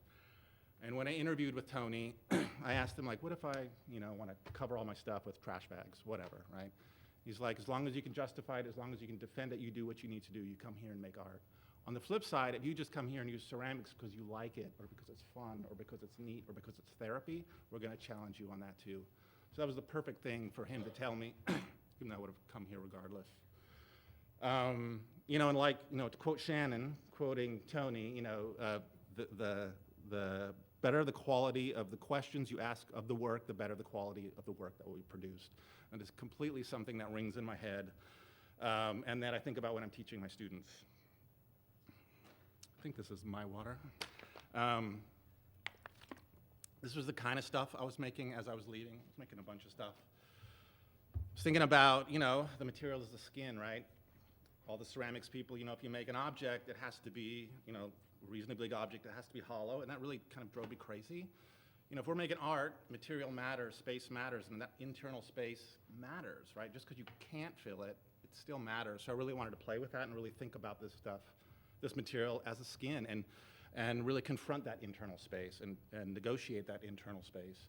And so this stuff, even though it was 20 years ago, directly influences the work I'm making right now with a whole bunch of turns. This is some of the stuff that I started making when I first got up and moving in LA. This is called Majestic. I started working with a product photographer. Like, this guy takes pictures of like cars and water bottles and toothbrushes. I'm his novelty client, and I really needed somebody who would be emotionally removed from the work. And I wanted the work to be photographs to be very slick, right? So it's very important for the concept and the poetry of the work that the object in the vitrine is the exact same one that's in the photo, right? So timing is really crucial for this work. Take the photo, about 6 days later, I have to time it so about 6 to 7 days before the opening. So I keep the tomato in the refrigerator. But to have that truth, and of course the fruit rots and decays. This is called emperor, same notion. The water kind of oozes up into the unfired ceramics and collapses, right? And so it's all about the space between the object and the photo. And, so the actual installation, this is about 48 inches tall to give you a sense of scale of the photo, and an Asian pear you can hold in your hand so you can get a sense of the scale shift. Asian pears have a lot of water in them for future reference. Well, I didn't want to go about and do like every animal in the zoo on every fruit in the fruit basket. I kind of limited to these two images. I was interested in doing multiples, just for those subtle differences that happen, between the two images, right? And the things that happen in the vitrine, right? Based on where they are in the room, if they're next to the heater or something, they'll get more moldy or less moldy. And for that one person, which is probably me, that's going to look for like the fingerprint in the ear of the object, can actually find it in the print. Right? So it becomes, even though it's this ridiculous, kind of dumb image, it becomes about those subtleties. I was like, well, this stuff's just like cute, and people think it's cool because it's cute. I wanted to strip that out and just talk about compression and time, right? Try to capture time. And so these are cinder blocks, balanced on oranges, and when I balance them, I have this notion that they're actually going to float, right? Which, of course, they don't, and they just kind of tumble every which way. And then over time, it's about that compression, right? And kind of, I was hoping not only to capture the memory of that, but evokes a sense of empathy for this orange. The same notion with lemons and bricks. This drove me crazy. Inevitably, the one right in the middle is the one that fell off. It was super annoying formally. And again, that sense of compression, right? That sense of weight and kind of feeling that time's happening. So wherever you come in the moment of the installation is where the piece is in its moment in time. So eventually, in this case, these were all, I think it was a 6-week show. They were all completely flat by the end. I kept moving them away from kind of materiality. Ooh, I said materiality. Who's going to wave the flag? This is a piece called Flower. It starts with a very simple gesture. It starts with one helium balloon. That helium balloon dies. Tie a living helium balloon to the dead one. It floats around. They die. And you tie enough live balloons to the dead mass to float it, right? So it's constantly in motion, right? And so it becomes this exponential thing. The bigger the dead mass, the bigger the live mass to float it, right? And it also becomes very bodily as it moves around the space, like literally setting off motion detectors at night and things like that. But it's forever in the present tense. And I was also, Sonia made the comment about the tangle. So this gets super tangled on the bottom, and it gets really, you fibers people in string, right? It gets really tangled. But the top is always perfect, right? And it's just the physics of the process. This is really rigid lines and crispness and this beautiful glowing blue, and the bottom just becomes this chaos. But again, constantly in the moment, right? And this was a show that was up for like 6 months, so the instructions would be, it would get so, once it was too big to get to the middle, they would just pop them, hang the husk on the wall, and start with one, right? So again, it was just kind of constantly looping. And I liked, in this case, and this was actually the Scripps Annual, the ceramic show, I love that they curated that piece into it. But I love showing these two pieces together to kind of play with that, think about that through line of the time, right? This idea of collapse, right? And in the case of the animals, it's the photos in the sense holding them up, and the balloons, it's this kind of work, this labor. So around this time, this is about 6 or 7 years ago, I did a residency in Holland, a non-material specific residency in Rotterdam. It was just a big room, basically. And so I made a flower out of orange because, it's Holland. And I wanted to, like, you lived in the studio, I wanted to live with it. And I was really feeling like I was moving away from ceramics. I was like, okay, like I'm really interested in this ephemeral thing, this time thing, like what am I gonna do? And of course, there's people from all over the world at the residency, and I started thinking like, okay, what's like more ephemeral than language, right? Language is kind of nothing. It has no form, really. I'm gonna make that. But you gotta make something to talk about nothing, right? And I initially started making paper sculptures of language, which I don't have any images, unfortunately, but I realized ceramics was actually perfect, right? And so it could kind of solve all my technical problems and also my conceptual problems. I could make molds of every letter in the alphabet, therefore create multiples quickly. Once I had all the molds, I could really move. I could remove my touch, right? I could deal with the fragility of ceramics because I wanted them to collapse and break. I could deal with internal spaces, right? The internal space of language. And so what I was thinking about, on one hand, just the fallibility of language, and I was thinking about once you bring language out into space and give it material and form, and a fragile material at that, I don't account for gravity, right? So I don't know if any of the graphic designers are in here, but the first fail is there's no baseline, right? So everything just kind of looks a little bit wrong as the O kind of floats instead of sinking under the floor. Or the R will tumble into the E, and so conceivably the E can roll away and shatter. So this kind of tension of potential collapse is the time, right, is the process. And I was really thinking about, if you conceive of an idea as an abstraction in your mind, then you skin it with language. Language is the decoration, and that goes into your mind and it becomes an abstraction again. So I wanted the work to really be both abstract and literal at the same time, and revealing these internal spaces of an exclamation point, or it's like, in a formal way, it's like, oh, like, how about the inside of an S is really beautiful, right? But in a poetic sense or a conceptual sense, is what are those abstractions that prop up language and ideas that we ultimately just skin, right? Even when some of the text, when the forms didn't collapse, that tension is still there. Those internal spaces are still activated because that potential is there, right? And I was thinking about the space as a page. So these, the tallest letters are about 14, 15 inches tall, so you deal with them with your body.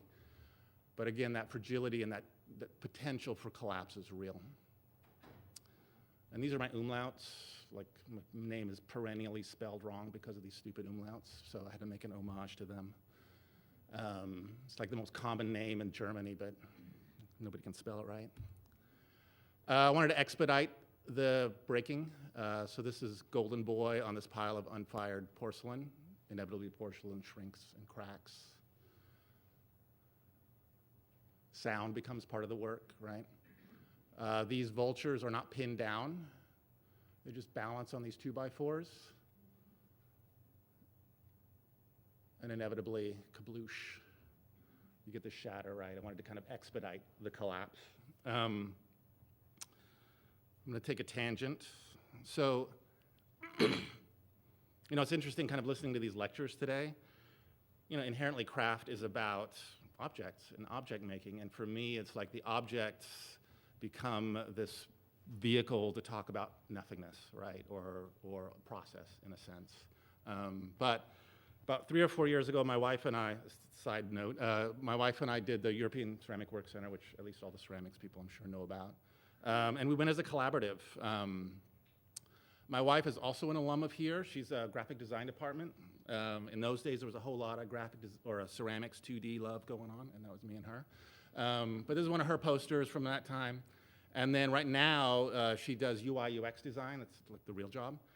But we have never been able to collaborate. Obviously, we lived together, and I think we've been already married 10 years at that point. And she's always been my go-to person as the first critic in terms of the typography stuff, and she hated the baseline thing. But we never got to work together. Shameless picture of my child, our child. You're there for 3.5 months. It's part of the process, and so she got her own table, her own studio, and got to make stuff. But I also throw this in because it is shameless. But also, I know most of you guys are probably young, but having a kid as a creative is eminently doable, and it just becomes part of your life. If you don't want to do it, don't do it. But it's certainly doable, and it also adds a whole lot of perspective on the challenges you may or may not have in the studio. I actually have a whole lecture on our experience there, but I'm just going to kind of clip it a little bit. So for me, I wasn't connected to an institution at the time, so I was able to use all these toys, the CNC milling machine, to make all these molds, which actually John Geiger was my lovely assistant and helped make all these plaster molds. There's your credit, John. And it was great, and because I was hand making all these molds, which was super torture. And I came away with like 70 new molds. Super refined, super machined, so I could always start this work from a point of perfection. And essentially different font sizes, different scales, and also started to bring in color into the work, which we'll get to in a minute. And in the meantime, my wife and I, Alex and I, she got really interested in making functional ceramics. She's never touched clay before in a real way. And you know, it was really interesting. Like, I have 2 degrees in ceramics, but all my work has been conceptually based. Like, I can throw pots, but like, I don't make pottery. I don't do functional stuff. So it was really interesting to actually work with her, have her drive this, and really think about functionality and design and this, you know, which is such a huge part of this material. So it really forced me to look at the material in a very traditional way. And we're still making them now. And so it's a really great way to engage with this material from her perspective. And it's really also helped my teaching quite a bit. I did a whole bunch of stuff, and this is pretty recent work. I started playing with the smaller scale fonts, and I couldn't quite get them to work with the previous aesthetic. But I was also asking myself, like, okay, is this process thing, is this just like some trick? Is this a shtick? Do I have like commitment issues or something? Can I make a static thing and be happy with it, right? And talk about all these ideas. So I just started using the processes of the kiln and kind of really getting pulled more into ceramics. And overfiring them, slumping, and kind of talk about this motion as this language literally collapse, right? And kind of freeze it at a moment in the kiln, right? As it oozes over, you know, you guys know the shelf or whatever the case may be. You know, really thinking about the skin, right? And kind of, you know, let's make it look a little sunburnt. And bringing some depth to it. The previous iteration was very cold and crisp and concise. I'll notice, you know, when these are in shows, people will actually smell them, right? They think they're food. So far, I haven't seen anybody lick them. And so, you know, I have a lot of loss with these just because you let the process go in the kiln, but I'm looking for certain kinds of slump, and, you know, I always still glaze the inside, and then as the kiln overfires and the glazes will actually bleed through tears, right, and kind of find space, weakness in the language, so to speak. This is in a show in LA right now, a smoke-filled room, trying to evoke this kind of idea of smokiness. And this is installed about at least my eye height, so you know it's in your space. And I'm just going to show a few images. I think I'm doing okay on time. Ooh, sorry. These are just the last 3 solo shows I had in the last year and a half. Just real quick. And starting to bring a lot of these ideas together. So I'm always working on several bodies of work at once. This is just raw pigment. And I paired it with this piece. Kind of really thinking about putting the static sculptures in the same space with the real ephemeral stuff, right? And then boom, inevitably, it gets wiped away. And this is the most recent show. I started to think about, you know, I'd been talking about skin, so I was like, well, what if the language has bones, right? And then it becomes the space between the bones and the skin.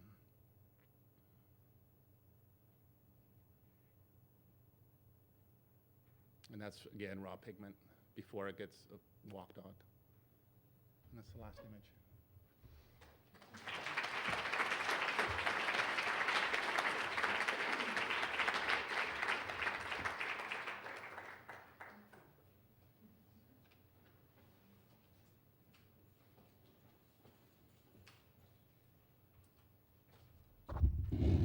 Hey, I'm Brian.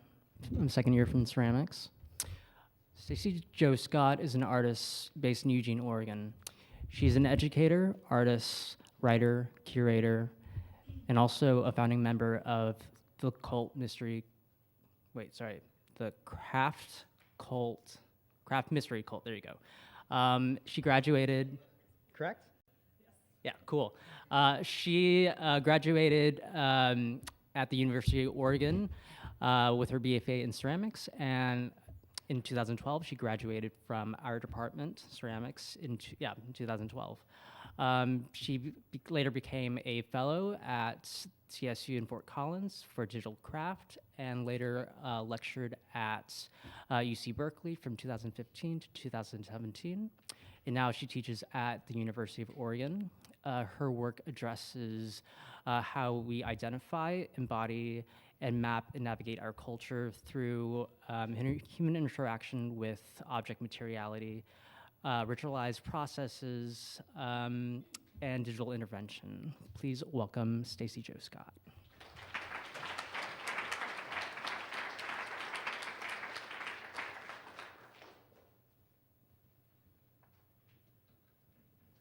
Hi, everyone. It's so nice to see you here, and thanks for hanging out for the whole day with us. And thank you also to Ian and Iris and Mark and Shelley and Laura for your ably shepherding all of us through this day and through this whole process, so thank you. All right.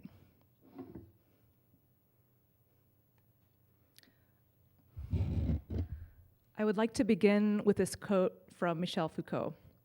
"The body is the 0 point of the world. There where paths and spaces come to meet, the body is nowhere. It is at the heart of the world, this small utopian kernel from which I dream, I speak, I proceed, I imagine. I perceive things in their place, and I negate them also by the indefinite power of the utopias I imagine. My body is like the city of the sun.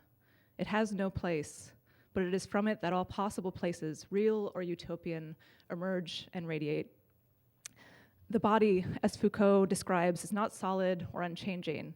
It flickers at the edges and is linked to no fixed identity or place.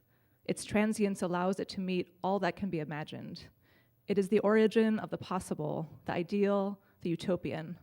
The body's materiality is ephemeral, always changing, but it is the location of making physical what exists in the mind." This is an image of Saint Teresa of Avila in the liminal space of vision, receiving an ecstatic experience of divine presence. I start with this image because it resonates with the questions I've circled in my practice in recent years. This work was a sketch by Bernini in terracotta of a sculpture to be carved in marble. Her expression hovers between the physicality of the human body and transcendence. The vision she is seeing, a seraph piercing her with a golden spear, seems to have no link to the physical world, and yet it is revealed through her body's experience of it. Her body is the vehicle for seeing, but what she sees can't be seen by the organ of sight. For all that she had these visions, she was still subject to her humanity, her body. She accessed the intangible space of vision, yet was of the earth. This object is made of clay, of terracotta, baked earth. The clay asserts its grace and fallibility, its own persistent materiality in the hairline cracks in her open mouth and under her right eye. My work centers around the continuum between embodied materiality and the intangible translations of an unseen space, be that the unconscious or the virtual. The materiality of my forms reflects the complex interweaving of the direct and indirect experiences that inspired them. This current work in progress, that I'll be showing a number of slides of, The Sign of the Emperor, is an ongoing series of objects based on a text I wrote using a predictive keyboard program I populated with found documents.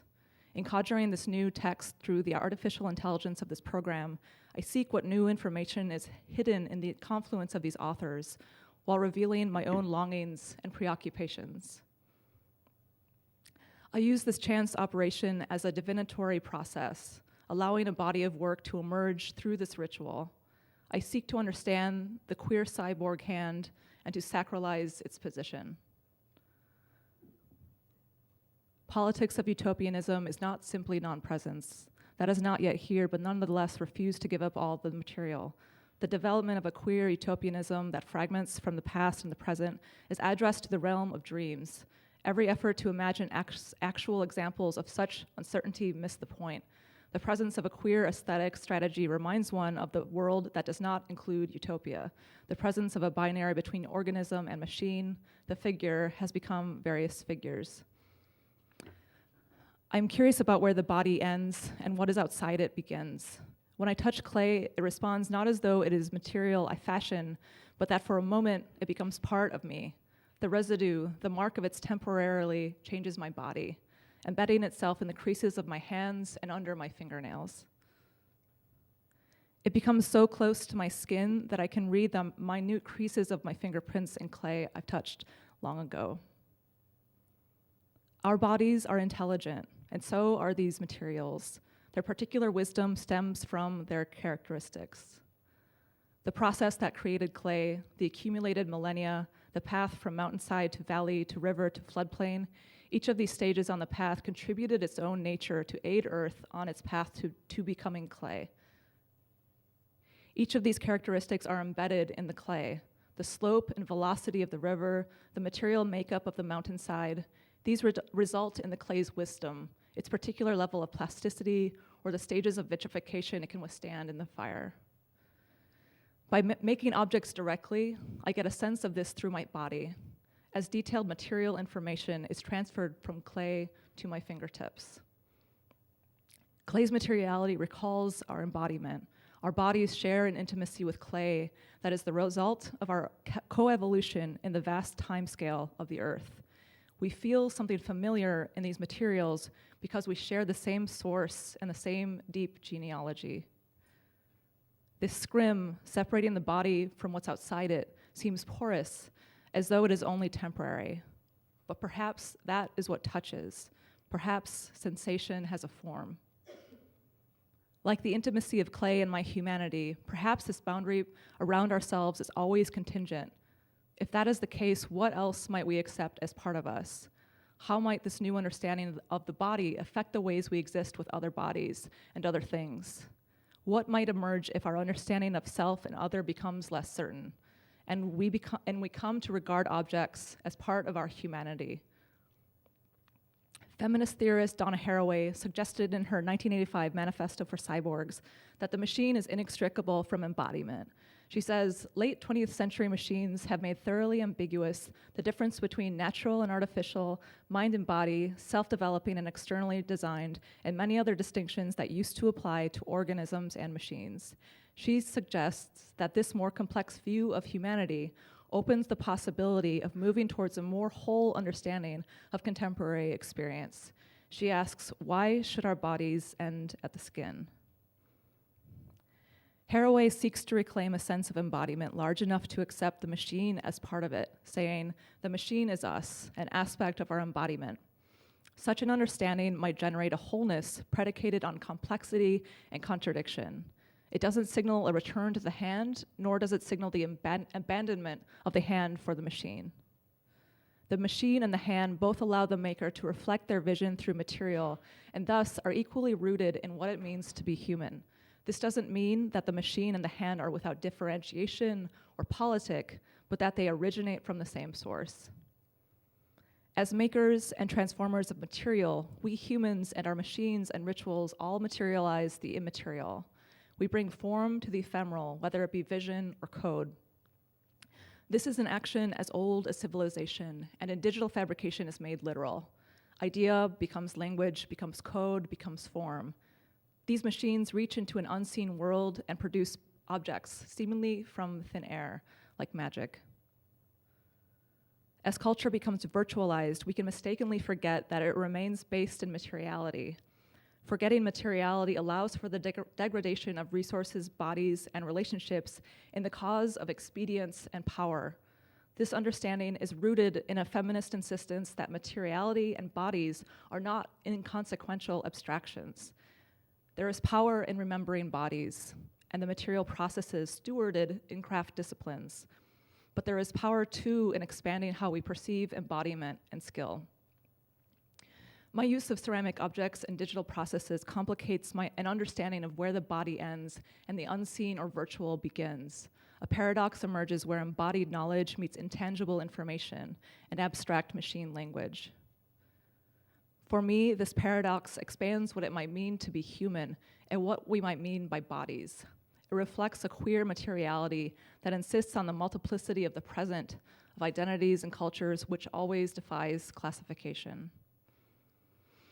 A complex understanding of our relationship to technologies can potentially open up space for experiences positioned outside of traditional dualisms. This is something I witnessed in students in my deep time of ceramic technologies class at UC Berkeley.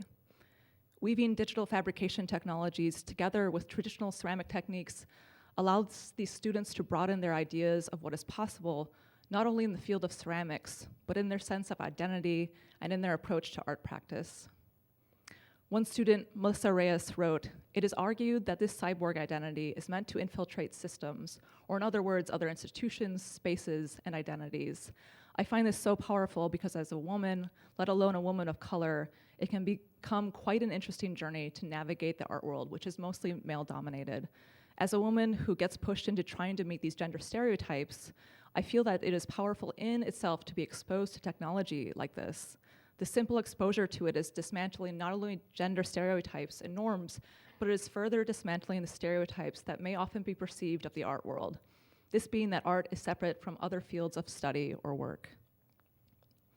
This sense that objects can in some way materialize an ideal is something I witness in my students as they consider the potential of the tools they learn and how the ideas we develop in class might align with what they imagine could be possible in their own lives and in the cultures they help create, shift, or transgress. In this project, Exquisite Artifact, students combine 3D clay prints of found files, combining them exquisite corpse style with traditional ceramic skills to create an artifact from a fictional civilization of their invention. The project included a Wikipedia-style fictional history of this imagined place. I read the histories of their invented civilizations days after the 2016 election, which made it especially poignant to see how they embraced their ability to imagine communities outside of the bounds of what they already know and experience.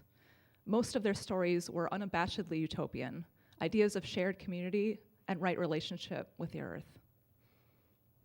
I'd like to believe that one of the first steps to right action is imagination, and that allowing ourselves to voice what we most long for can be a crucial step on the path toward agency to create the kind of society we want to live in. The question of where to begin is one that continuously revisits those of us engaged in creative work. My students inhabit this temporary space of uncertainty and possibility at regular junctures in their work with me, and they bring their deeper questions and concerns about the world outside of our classroom into our dialogues and their projects. I am myself encouraged by their rigorous questioning and varying approaches to developing language around their making process. They remind me repeatedly of the incredible power of language as a vehicle for co-creation.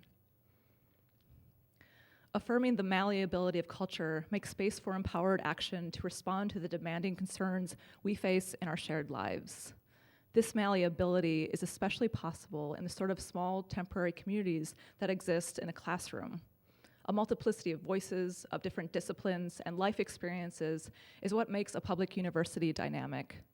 Such cross-pollination is necessary to foster the sort of rich and nuanced dialogue required in a culture where global and local realities interweave.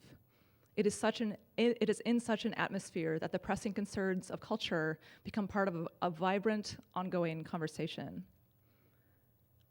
One of the most pressing concerns for the young artists I work with is a sense of precarity.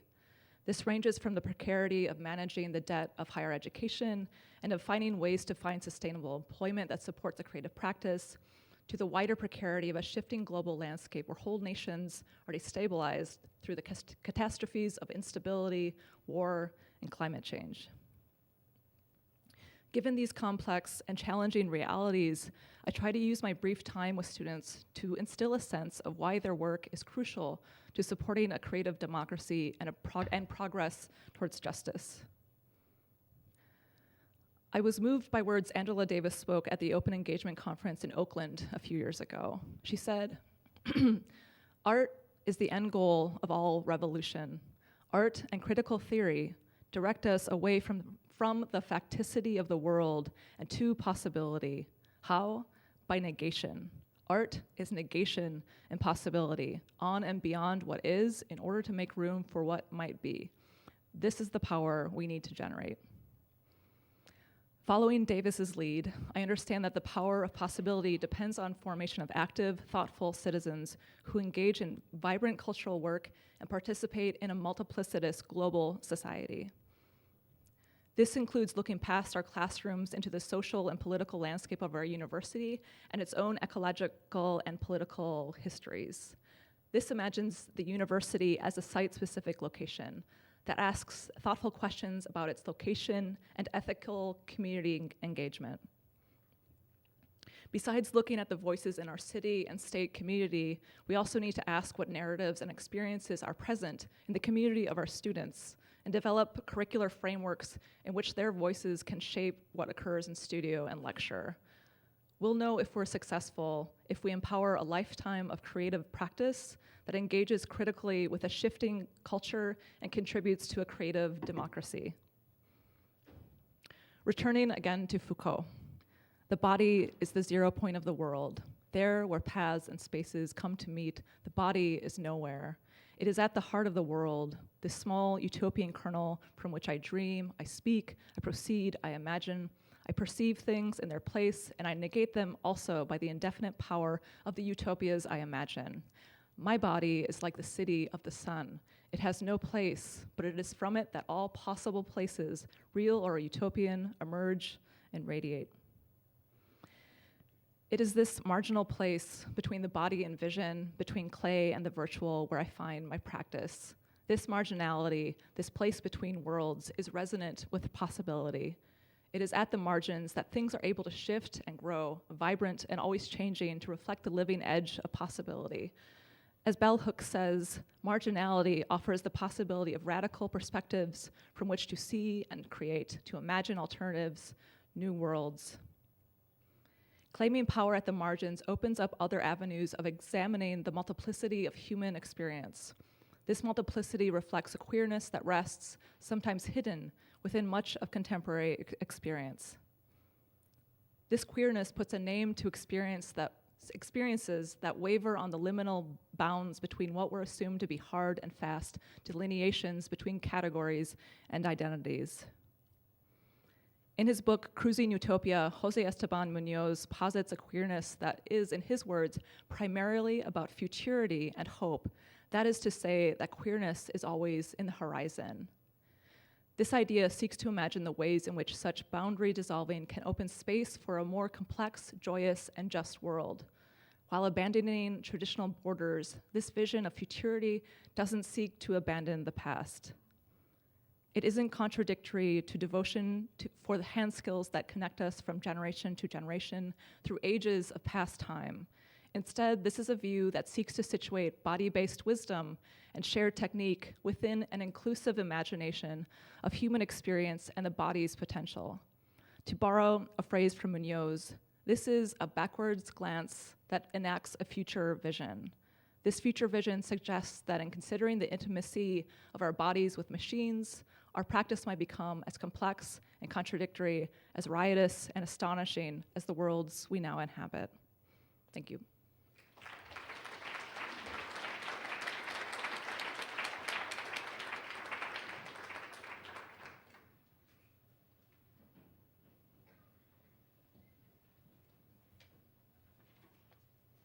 Hi, I'm Hannah Kim. I'm Iris's intern until Tuesday.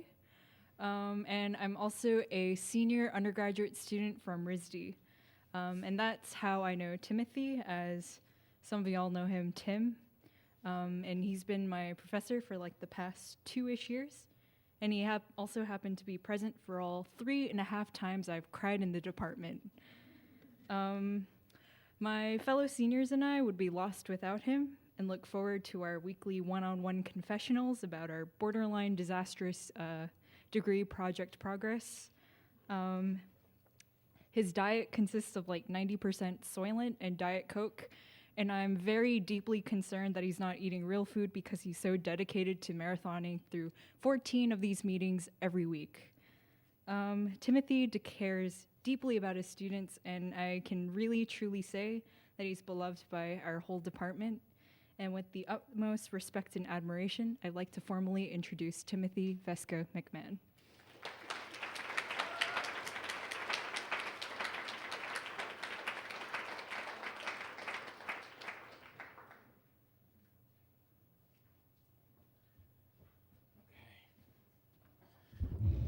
We're almost there. Okay.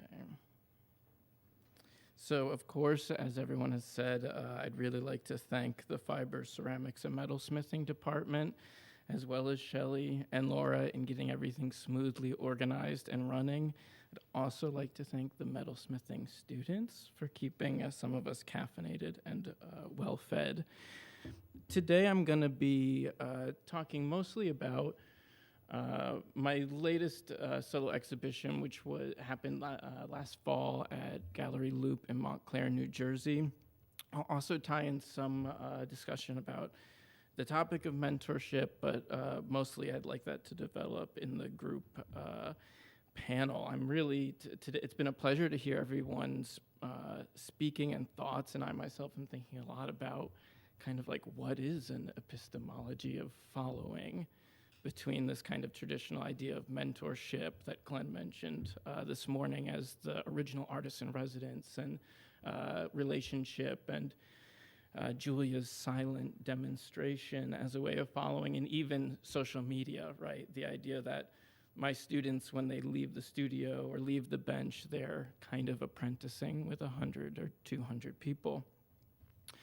So the exhibition, the body of work I've been referring to through the title of Soft Spot.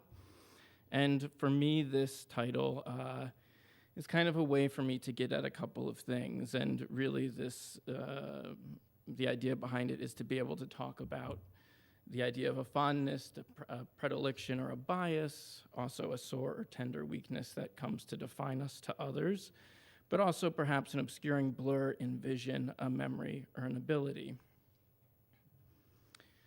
And in doing this, I'm really responding. And I would say for me, this was also a pretty big shift in my studio practice, in the work, the materials, and the content. But in this, I'm thinking about fake news, alternative facts, dark money, deep fakes, and dark patterns, which swirl and complicate our vision and solidify what we're calling now the post-truth era. We are increasingly aware of this dark matter of capitalism, nationalism, globalism, and the numberless other puppeteering isms at war for our lack of attention. And even though these mechanisms at play are really not something that are new, it is different that now that the arrival of them as concepts in mainstream media does challenge us and our culture to reorient and reorganize our relationship to truth.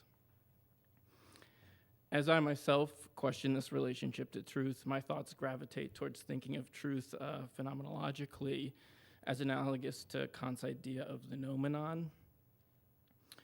And basically that if we come to know objects as phenomena through perception and reasoning, but the absolute thing in itself is unknowable. And although this approach is somewhat philosophical, it really comes back more generally to the unknowable, the unseeable, the untouchable, and in my work regarding memory loss and grief.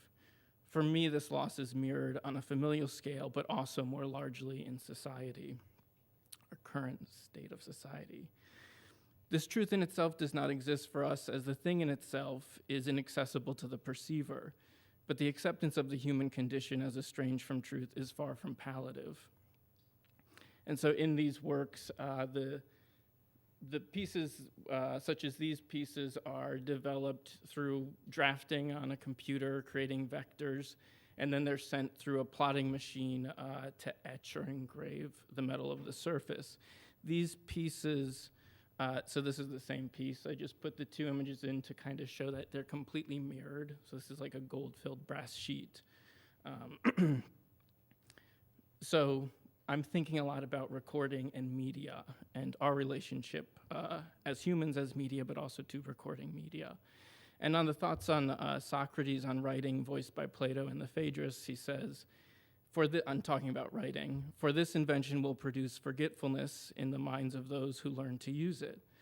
because they will not practice their memory, their trust in writing, produced by external characters which are no part of themselves, will discourage the use of their own memory within them. You have invented an elixir not of memory, but of reminding, and you offer your pupils the appearance of wisdom, not true wisdom, for they will read many things without instruction, and will therefore seem to know many things, when they are, for the most part, ignorant and hard to get along with. Not you, Hannah. Since they are not wise, but only appear wise. So, of course, I'm thinking about this writing of memory, and I am thinking about mass media, news, images, recording, and doctoring. And the other part of it, and this is something I don't claim in any way to be an expert, but what I'm looking at, what I'm following, is also artificial intelligence and deep learning networks. So powerful deep learning networks allows for the mimicking of data to produce realistic images, videos, three-dimensional models, and more. And more recently, generative adversarial networks, or GANs, are one such architecture. GANs are composed of two artificial neural networks, which are frameworks basically resembling a brain, an animal, a living brain. And they include within this network even nodes, right? So like the nodes can communicate with what's next to them, and then they have to send it on. And most importantly, that these nodes are not programmed, but they only learn by data that's presented to them. And just for jewelers, the backs, they look like that.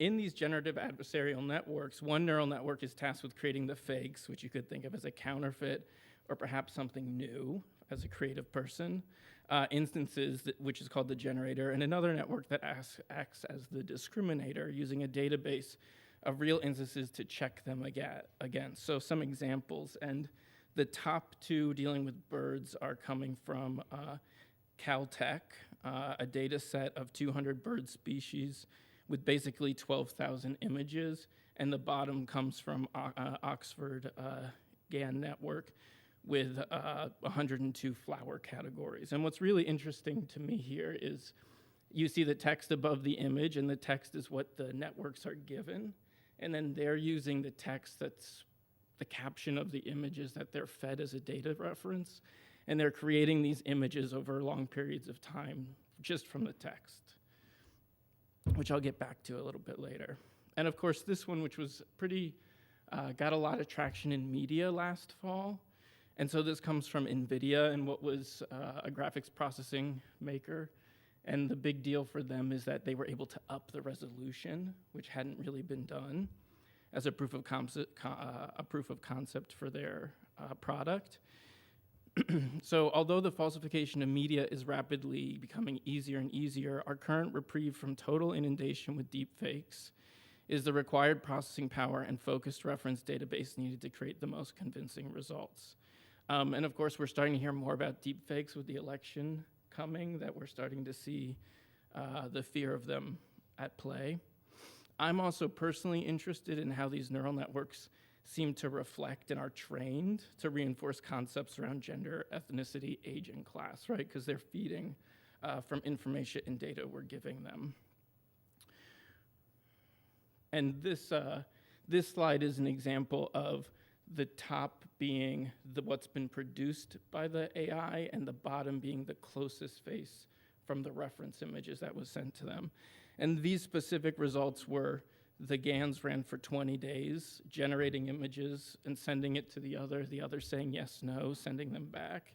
And after 20 days, they felt that the quality of the believability didn't improve. It just was more faces, right? So 20 days it took to learn how to do this.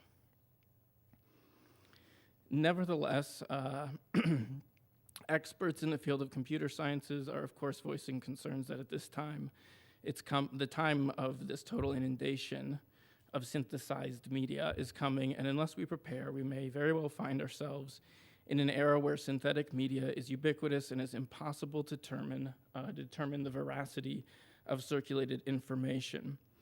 Already, researchers and companies, specifically such as banks, social media platforms, and news networks, as well as government agencies, are either training neural networks that essentially hunt policed and faked media by other neural networks, or are trying to find hardware improvements to actually protect the data integrity of media. So I know that Twitter, I think, was working with companies that were allowed to kind of lock down images from like a cell phone to be able to show if something happened in Syria, whether or not it was a real image or not, or had been doctored. And of course, blockchain and other decentralized systems are going to be pretty important in this kind of new era. So then back to the personal. Does anyone here read Greg's shorthand? No, I'm still waiting to find someone. Okay. My grandmother, Marjorie, wrote all of her notes in shorthand. She was a stenographer before transitioning into teaching, where she taught the subjects of English, grammar, and Latin. This is a soft spot in shorthand. When she passed away, the trove of memories were trapped within expertly controlled and nuanced curves, curls, and slashes. Long imagined diatribes, quips in the margins of newspaper clippings, contextualizing information inscribed on seemingly all correspondence at the time of its acquisition. Aside from proficiency, the retranscription of shorthand often requires contextualizing memory. And normally it would be expanded into longhand right after being taken. The idiosyncratic abbreviations created by a lifetime of use and the general brevity of the medium itself allows for multiple interpretations. Shorthand is a hybrid compromise of writing and memory, dances around the longhand to both remember and request the memory of speech, whether ever voiced or not, as in the case of my grandmother's writing. My Aunt Joni, on the other hand, who much of this work is about, was like a mother to me. She inherited this challenge of my grandmother's notes, but had herself avoided the coursework and the related employment that would have allowed her the literacy of her own mother's graceful scratches, which eventually I came to own and to decide what to do with. And this left me with the hard decision of choosing what to remember and what to keep and what to be reminded of, both of things and memories. And I think for me, this is really important to always be aware of as a mentor, as an educator, right? What do I want to remember? What do I want to remind my students of in the field? Asking myself questions about how is goldsmithing hegemonic? What are these different things that we're bringing forward along with these things we all recognize as good and essential to the field? I had also been recording my own memories in the invading thoughts. After having made a decision on what to remember, I began to question more of how of remembering and more of how the remembering, and looked into the shorthand myself. And I had been all this time writing these short narratives in reflection and translated some of them into shorthand. So I won't read the whole thing of what it says, but for instance, it starts twin satellites, peak frequency, and if you look at the very bottom, for instance, you can see the repetition, so we have words repeating. And the way that shorthand works is it's really phonetic, like the different movements of the different lines and the curvature relate to certain sounds, but it's also loaded with abbreviation. For some pieces, I also desired movement and rotation, the idea of the recording of a spinning platter or a winding or rewinding of cyclical narratives. So this piece, I have a little video later of a test, but it's meant to be that it looks like it's spinning when you move by it. And these images were modeled as 3D objects virtually, and then were kind of passed through a series of lines and perspectives to get to the right pattern that would produce the effect I wanted.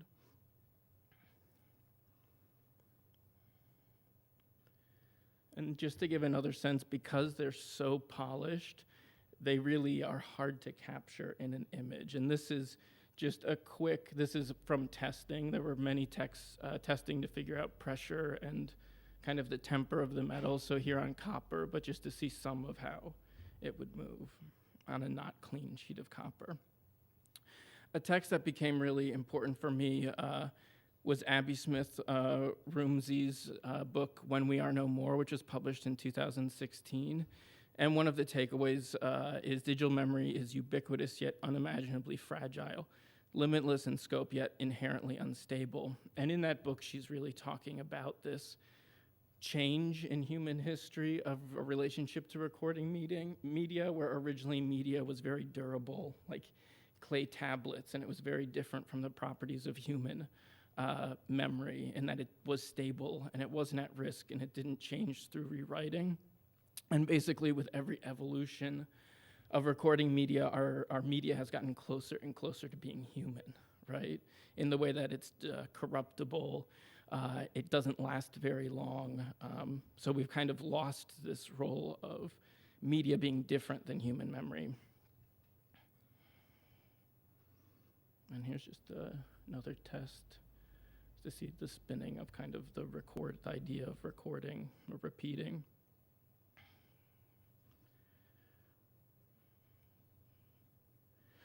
And also, of course, in some of the pieces, I'm thinking about this idea of the vessel or the container as being holding memory and meaning.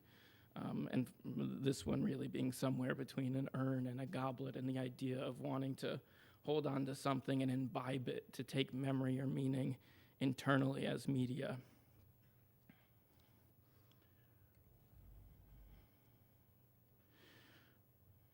And just again, showing again, here you can start to see this very subtle pattern that originates from the backing and laser welding, which was an accident in the first and then became part of the information.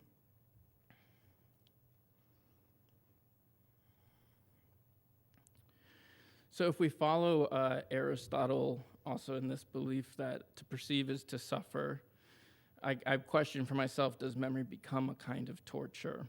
Is the hoarding of data a documentation or an avoidance of reality? We upload to the cloud so that we may forget, but the cloud remembers us as well.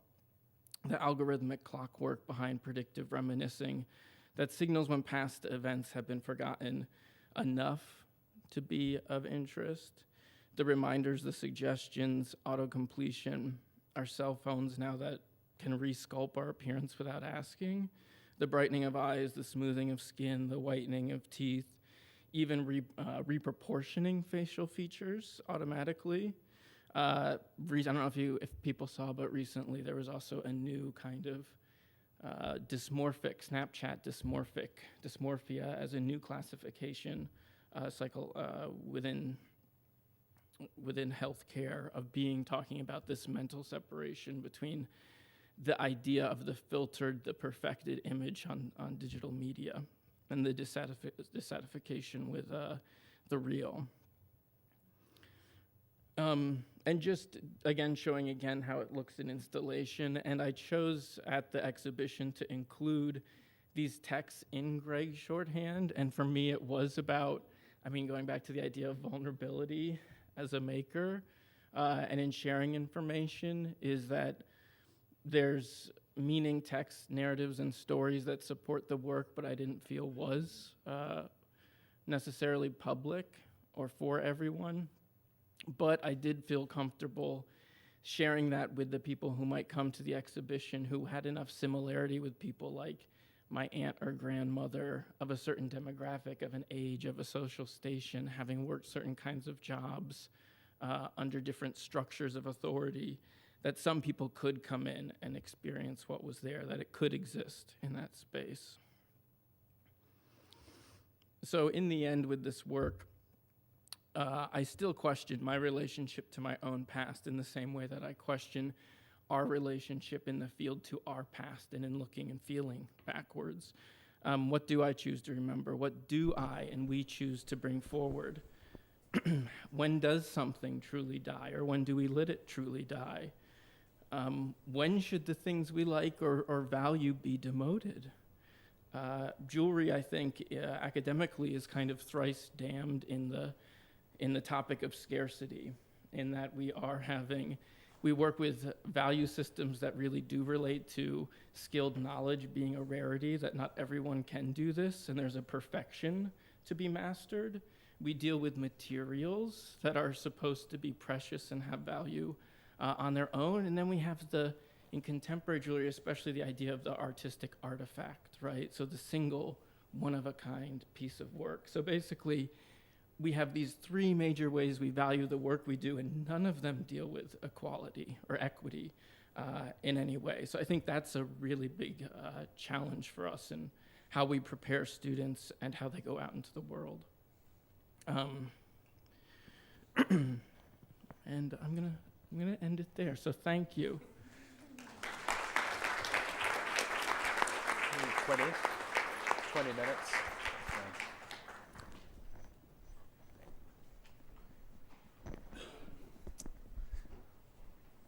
Okay, coming up, last panel.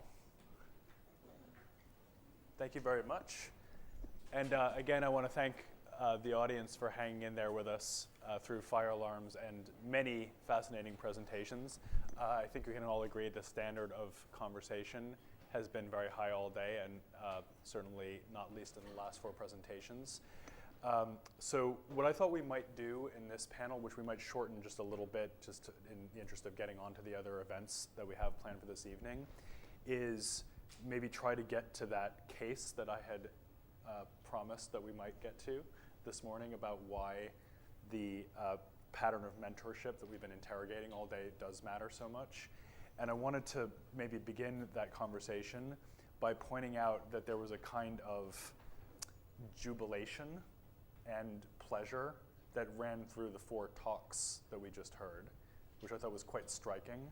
And that was true despite the fact that you were also bringing up a lot of difficult things, whether it was abstract, like the limitation and failing of language, for example, in Thomas's talk, or the kind of realities of precariousness and political adversity that Emily and Stacy Jo were talking about, or concerns about big data, the distortions of mediation that you were talking about, Tim. So what I'm wondering is what your thoughts are on this idea of, in a way, snatching joy from the jaws of anxiety, and how that happens specifically in the programs that you're all teaching in.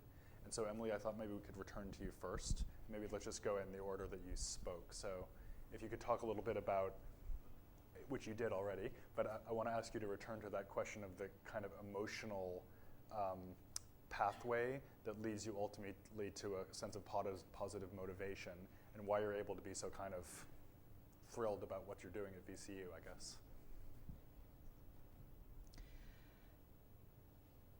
Well, I'm thrilled in doing it because I never entirely thought that I would have the opportunity. So it's something new and an extension of my being here and everything I've learned, and being able to translate and work with other people in a way. Working with students feels a little bit like a collaboration, in that it's that dialogue. And I take a little bit of a selfish pleasure in converting those new students who don't know any better and bringing them over into the metals department and trying to keep them there. But it's just really rewarding to see the amazement in their eyes that they learn how to work a new material, or that their definition of what something is in the world is entirely challenged, and therefore it opens up and creates this new space. We talked a little bit about space in the past few presentations, and that's really important to have that freedom, and I think that that generates a lot of excitement. So partly that's a story about the pleasure of discovery, which is what you might expect, but I think it's interesting also to hear you talk about, you sound slightly partisan towards your own discipline, which is kind of cool. And it's a complicated relationship. Yeah, aren't they all? But the idea that you're letting somebody into a secret, and there's a certain pleasure in that as well, perhaps? Is that fair? Yeah, and that might come from what I think my own experience has been, and so I assume, or I believe that my students are also going through that same sort of transformation of learning and finding new experience and new opportunity, because that's what it was for me. So, yeah. And you're also able to take a step back from what you're doing and think that you're fortunate to be doing it at all, it sounds like. Yeah, absolutely. Okay. Thomas. Can you reframe the question? Like, Sure. what, And you spoke so well about your own practice and a little less about what's happening at USC, so that might be an opportunity to talk about that. But I guess what I'm really thinking about here is, given all that we know, how can we still think of art practice as something that, this sounds really simple, but maybe so important. How can we think about art practice as something that's actually making us happy and keeping us doing it, therefore? Making art is cool. I mean, that's super trite, right? Yeah. But it is, and I mean, because I wasn't an art kid, right? And so I discovered art at University of Washington through those teachers, and they were incredibly generous. Like, in the ceramics bubble, they were pretty famous. I didn't know that, yet they gave us everything, right? And we were there and here encouraged to find your voice, right? Be yourself, and that is, it is a luxury, but that's what art is, right? And to get to make art, figure out a way to pay your rent, and then get a job that helps you pay your rent is, I mean, that sounds, again, trite, but there's kind of nuts and bolts of life. And I've had real crappy jobs before. Teaching is a great gig, right?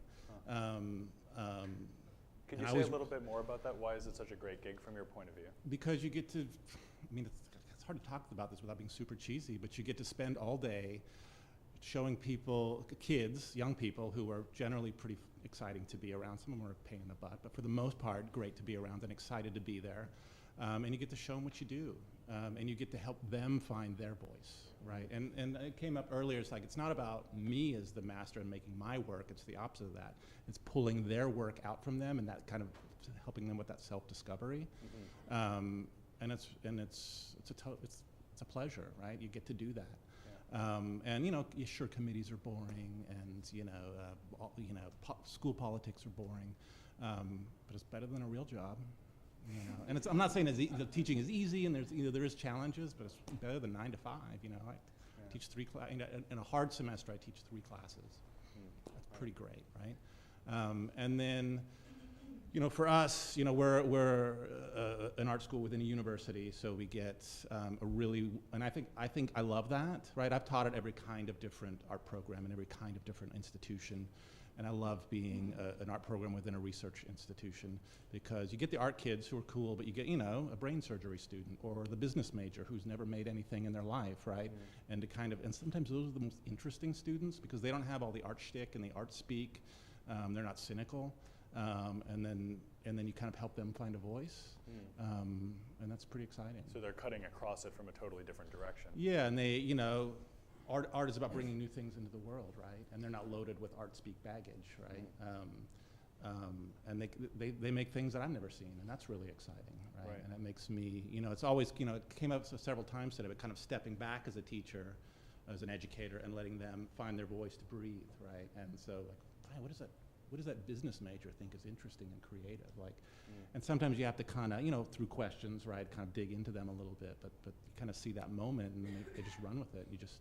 I feel like it's about creating space for them to run. Yeah. Do you ever feel though that it becomes a crisis of too much space? Because I will always think that the challenge of the generation of, let's say, the postmodernists, like in the 70s and 80s, was that the modernists were saying you have to do it this way, and they were like, no, we don't. So let's create all this space over here.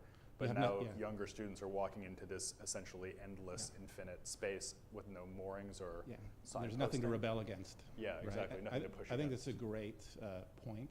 But we're also at a moment, where anything is art, right? So it's hard to say, well, you're doing it wrong. But that also means anybody can be an artist, perhaps. Right, which I completely buy into. It's utopia. But I think so. It depends on the level of class or student. But in, say, just a beginning level class, you create an assignment that has parameters, right, where they have to learn whatever technical doodad they got to learn, right, slip and score, whatever, slab building. You give some conceptual parameter, and within that, the student who needs the structure, they can color inside the lines. They can learn the skill that they're supposed to learn, and they can kind of, and tentative is not necessarily a bad thing. People learn at their own pace. And the kid who needs to rebel said, your assignment is stupid, I made the slip and score thing, but I made this thing, right? So the assignment becomes a boundary for them to either stretch and break or to stay within. And I think that creates That's the boundary, right? Okay. And then you can kind of extrapolate that out to a class, to a program, right?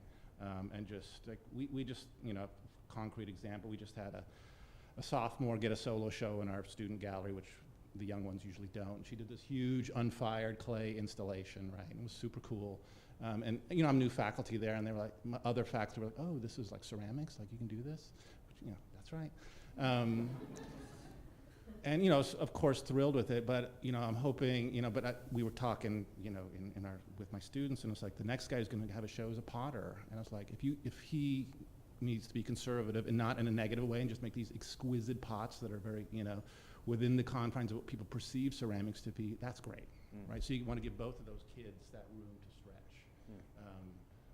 and have equal value and importance, but just kind of find room to breathe and find their voice, you know. And then they challenge each other, right? I can kind of step back and let them say, this is art, this is not art, whatever. Let me go over to Stacy Jo now. You can talk about anything you want, Stacy Jo, but I did want to flag something that you quoted, which was from Angela Davis, which I'll have to paraphrase, but basically she said, in so many words, art is the thing that we're trying to get to. Like, art is not an instrumental thing to build a utopia, it is the sort of utopian destination in and of itself. It's like the thing that we're all trying to arrive at, which really resonated for me with what Thomas and Emily were just saying. But what do you think about this first question I was asking about the pleasure of the pleasure of the encounter with technology, with these layers of embodied engagement with theoretical and technological complexity that you were describing? Where do you find the kind of satisfaction in that? Well, let me start sort of back a bit. My sense is that we all are sort of experiencing sort of fairly intense levels of kind of collective trauma in various ways, and I don't think many people are untouched by that. Some people have more power in that situation or not, but I don't think anyone's really untouched by it. And I think there's something crucial in art practice, specifically the sort of practice of inquiry of art, and specifically in the experiences that I've had in a university where art is a location in which that sort of content can be, and that inner sort of experience can be, or is perhaps the content of your practice and your work in the classroom. And that's, I think, crucial for a successful democracy and a civil society. And I think it's actually a pretty rare zone right now in public discourse. And I think a lot of folks don't have like language around that, actually. So a lot of the pleasure that I myself experience and the sort of breakthrough pleasure moments that I experience with students is, I think, guiding them in what ways I'm able to sort of understand their position in these complexities, these specific social complexities, but also their own sort of capacity for agency within that, and capacity to sort of comprehend the ways that maybe that they've been silenced. And that sort of unsilencing is kind of like a, it's like an existential pleasure.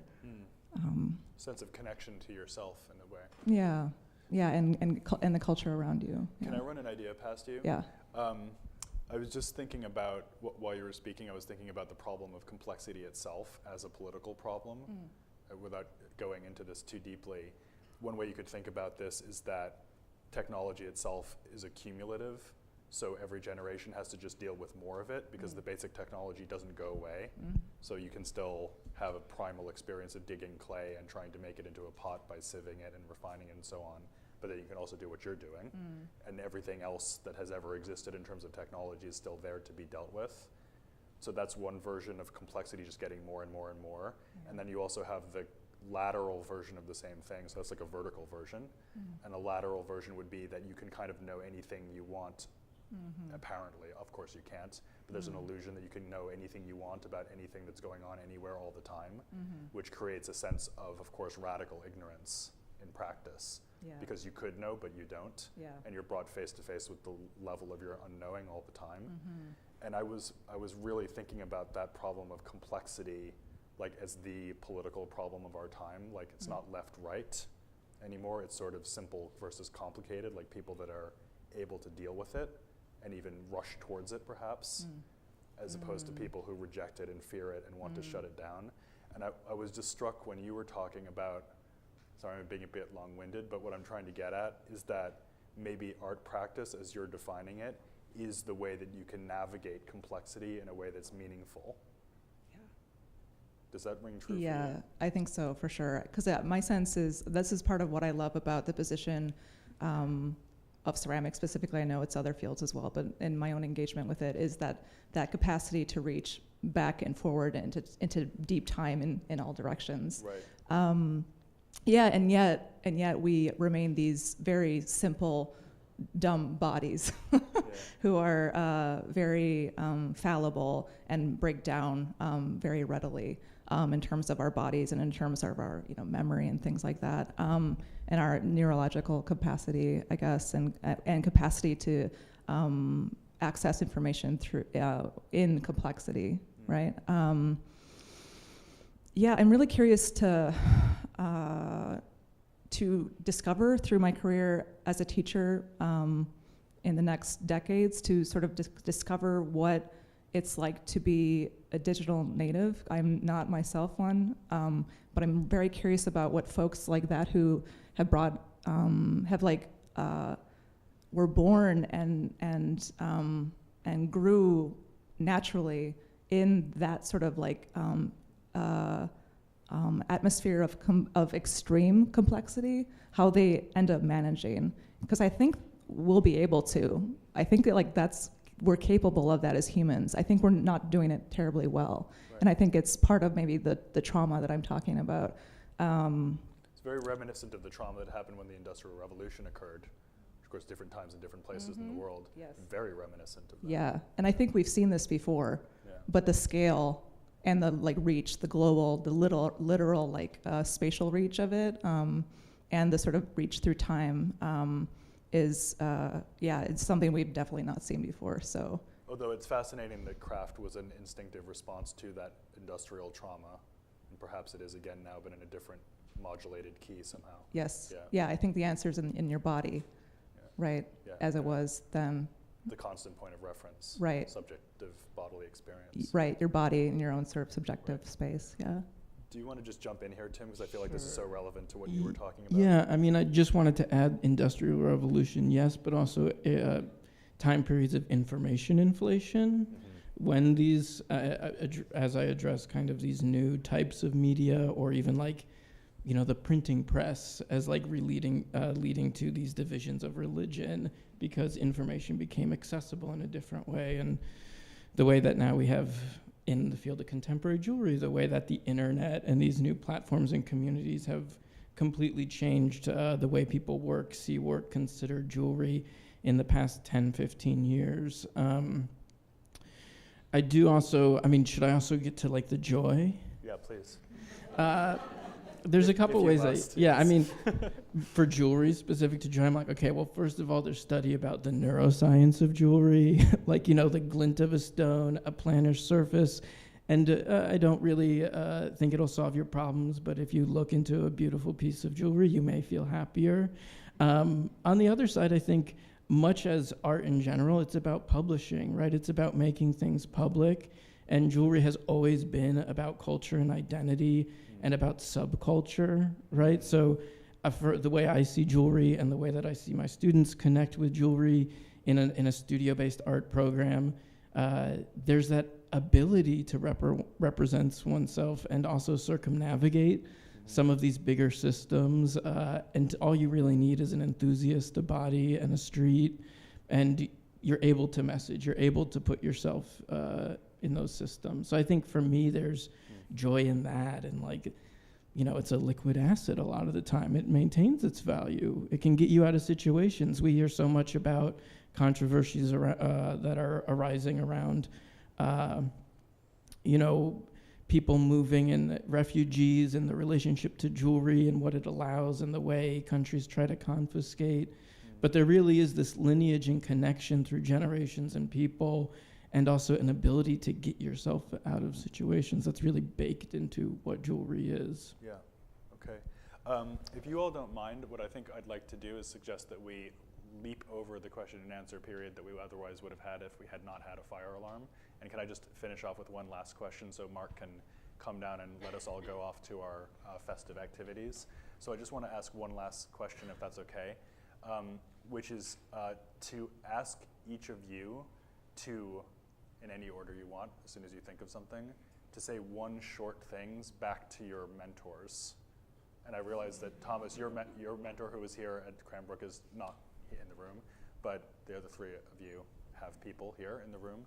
And Thomas, you can address it to anyone you like, but maybe to Cranbrook in general. But what would you like them to know, not so much about the experience that you had, but about the students that they might have in the future? And here, what I'm thinking about is that you all spoke so beautifully about futurity, sometimes in a utopian key, sometimes in a dystopian key, sometimes both intermingled, sometimes on a personal level. And I'm just wondering what you would like them to know from yourself about how they might look ahead to their next generation of students, the people who aren't even at Cranbrook yet. I wish I wasn't holding the microphone right now. Feel free to Thomas, you got one? Yeah, please, in any order, yeah. Thought I had some. We talked earlier about, the hard conversation of money and the reality of that in this place and et cetera, and all of that is real, and I don't want to kind of gloss over that. And I guess I would kind of talk, since my mentor, Tony, and I know Shannon and I could get pretty emotional about Tony, so I'll pass on that specifically, but I think generally about Cranbrook. And like I said, I feel really recharged being here, hearing all these talks. It's genuinely inspiring. And I gotta say, and I feel like I'm kind of keep saying in danger of being trite a lot, but this process, whatever it is genuinely unique. And I've taught at probably a dozen schools. I've taught at pretty much every school in Los Angeles. And there's a lot of talk about interdisciplinariness. And we were talking to Ian the other day, and here it really happens. Here you go to the graduate show, and you don't know who came from what department. And it's not like it's dogma here. It's not like they're forcing you not to use clay or fiber or whatever. It's just in the DNA of this place, and it is that freedom to kind of, we all live together in this weird pseudo-utopian space, and we just kind of weave in and out.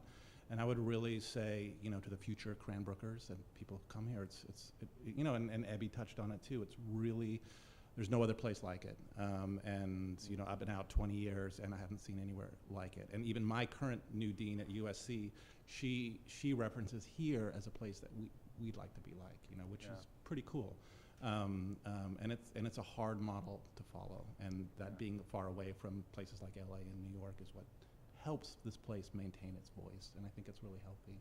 And I know when you're in grad school you can get a little grumpy, but really embrace the weirdness and the uniqueness of this place is what I would say. Thanks. I would say to my mentors that your time and your commitment and your enthusiasm do not go unnoticed and unappreciated.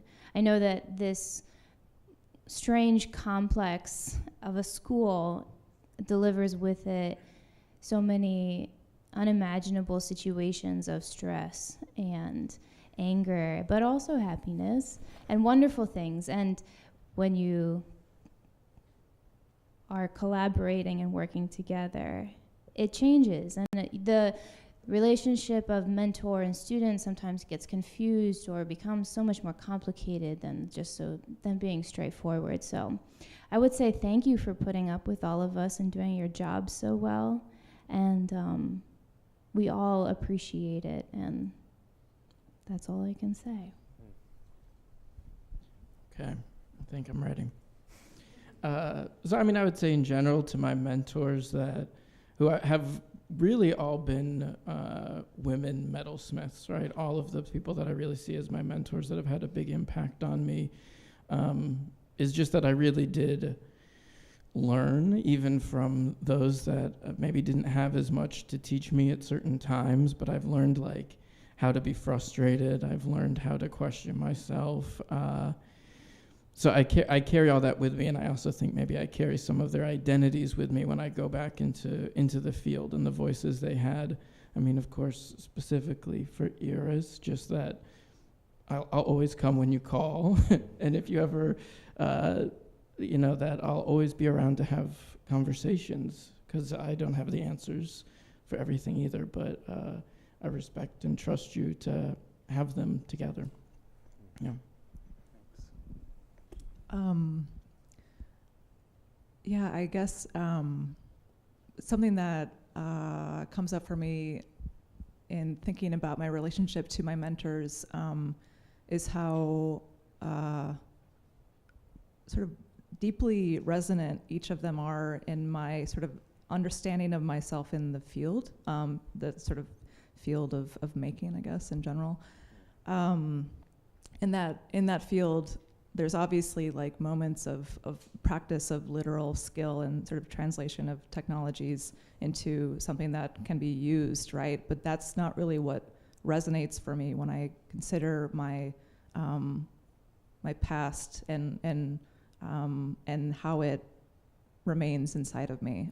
It's those folks who I remember, and their voices resonate like prayers maybe that like repeat again and again, and that I teach my students, So I guess just gratitude, and y'all are amazing. So truly, Cranbrook's amazing. Yeah, thank you. It is, and I just, I guess, in my experience of working with my own graduates at UO, I always am thinking, oh, if only this was more like Cranbrook. He's so much better. That can be part of the continuing work into the future. So I'm inclined to let that be the last word, but I will say, I'm sure that all of your students feel the same way about you, first of all, and that goes the same for everyone else we've heard of from today. And I guess just in conclusion, I would say that if we're all seeking together to find out what the case for art education at MFA level might be, and specifically what the case for Cranbrook would be, then I think today we have heard it. And all of the things we've talked about, especially the kind of clear-eyed recognition of the challenges and the vulnerability that necessarily involves, and the reliance on one another and the necessity of community that it takes to produce true creativity. It's clearly has been happening here for a long time. It's clearly still happening now, and I'm sure it will be happening in the future. So thank you all very much. Thanks to all of our panelists over the course of the day. And thanks all to you for being here. Thanks very much.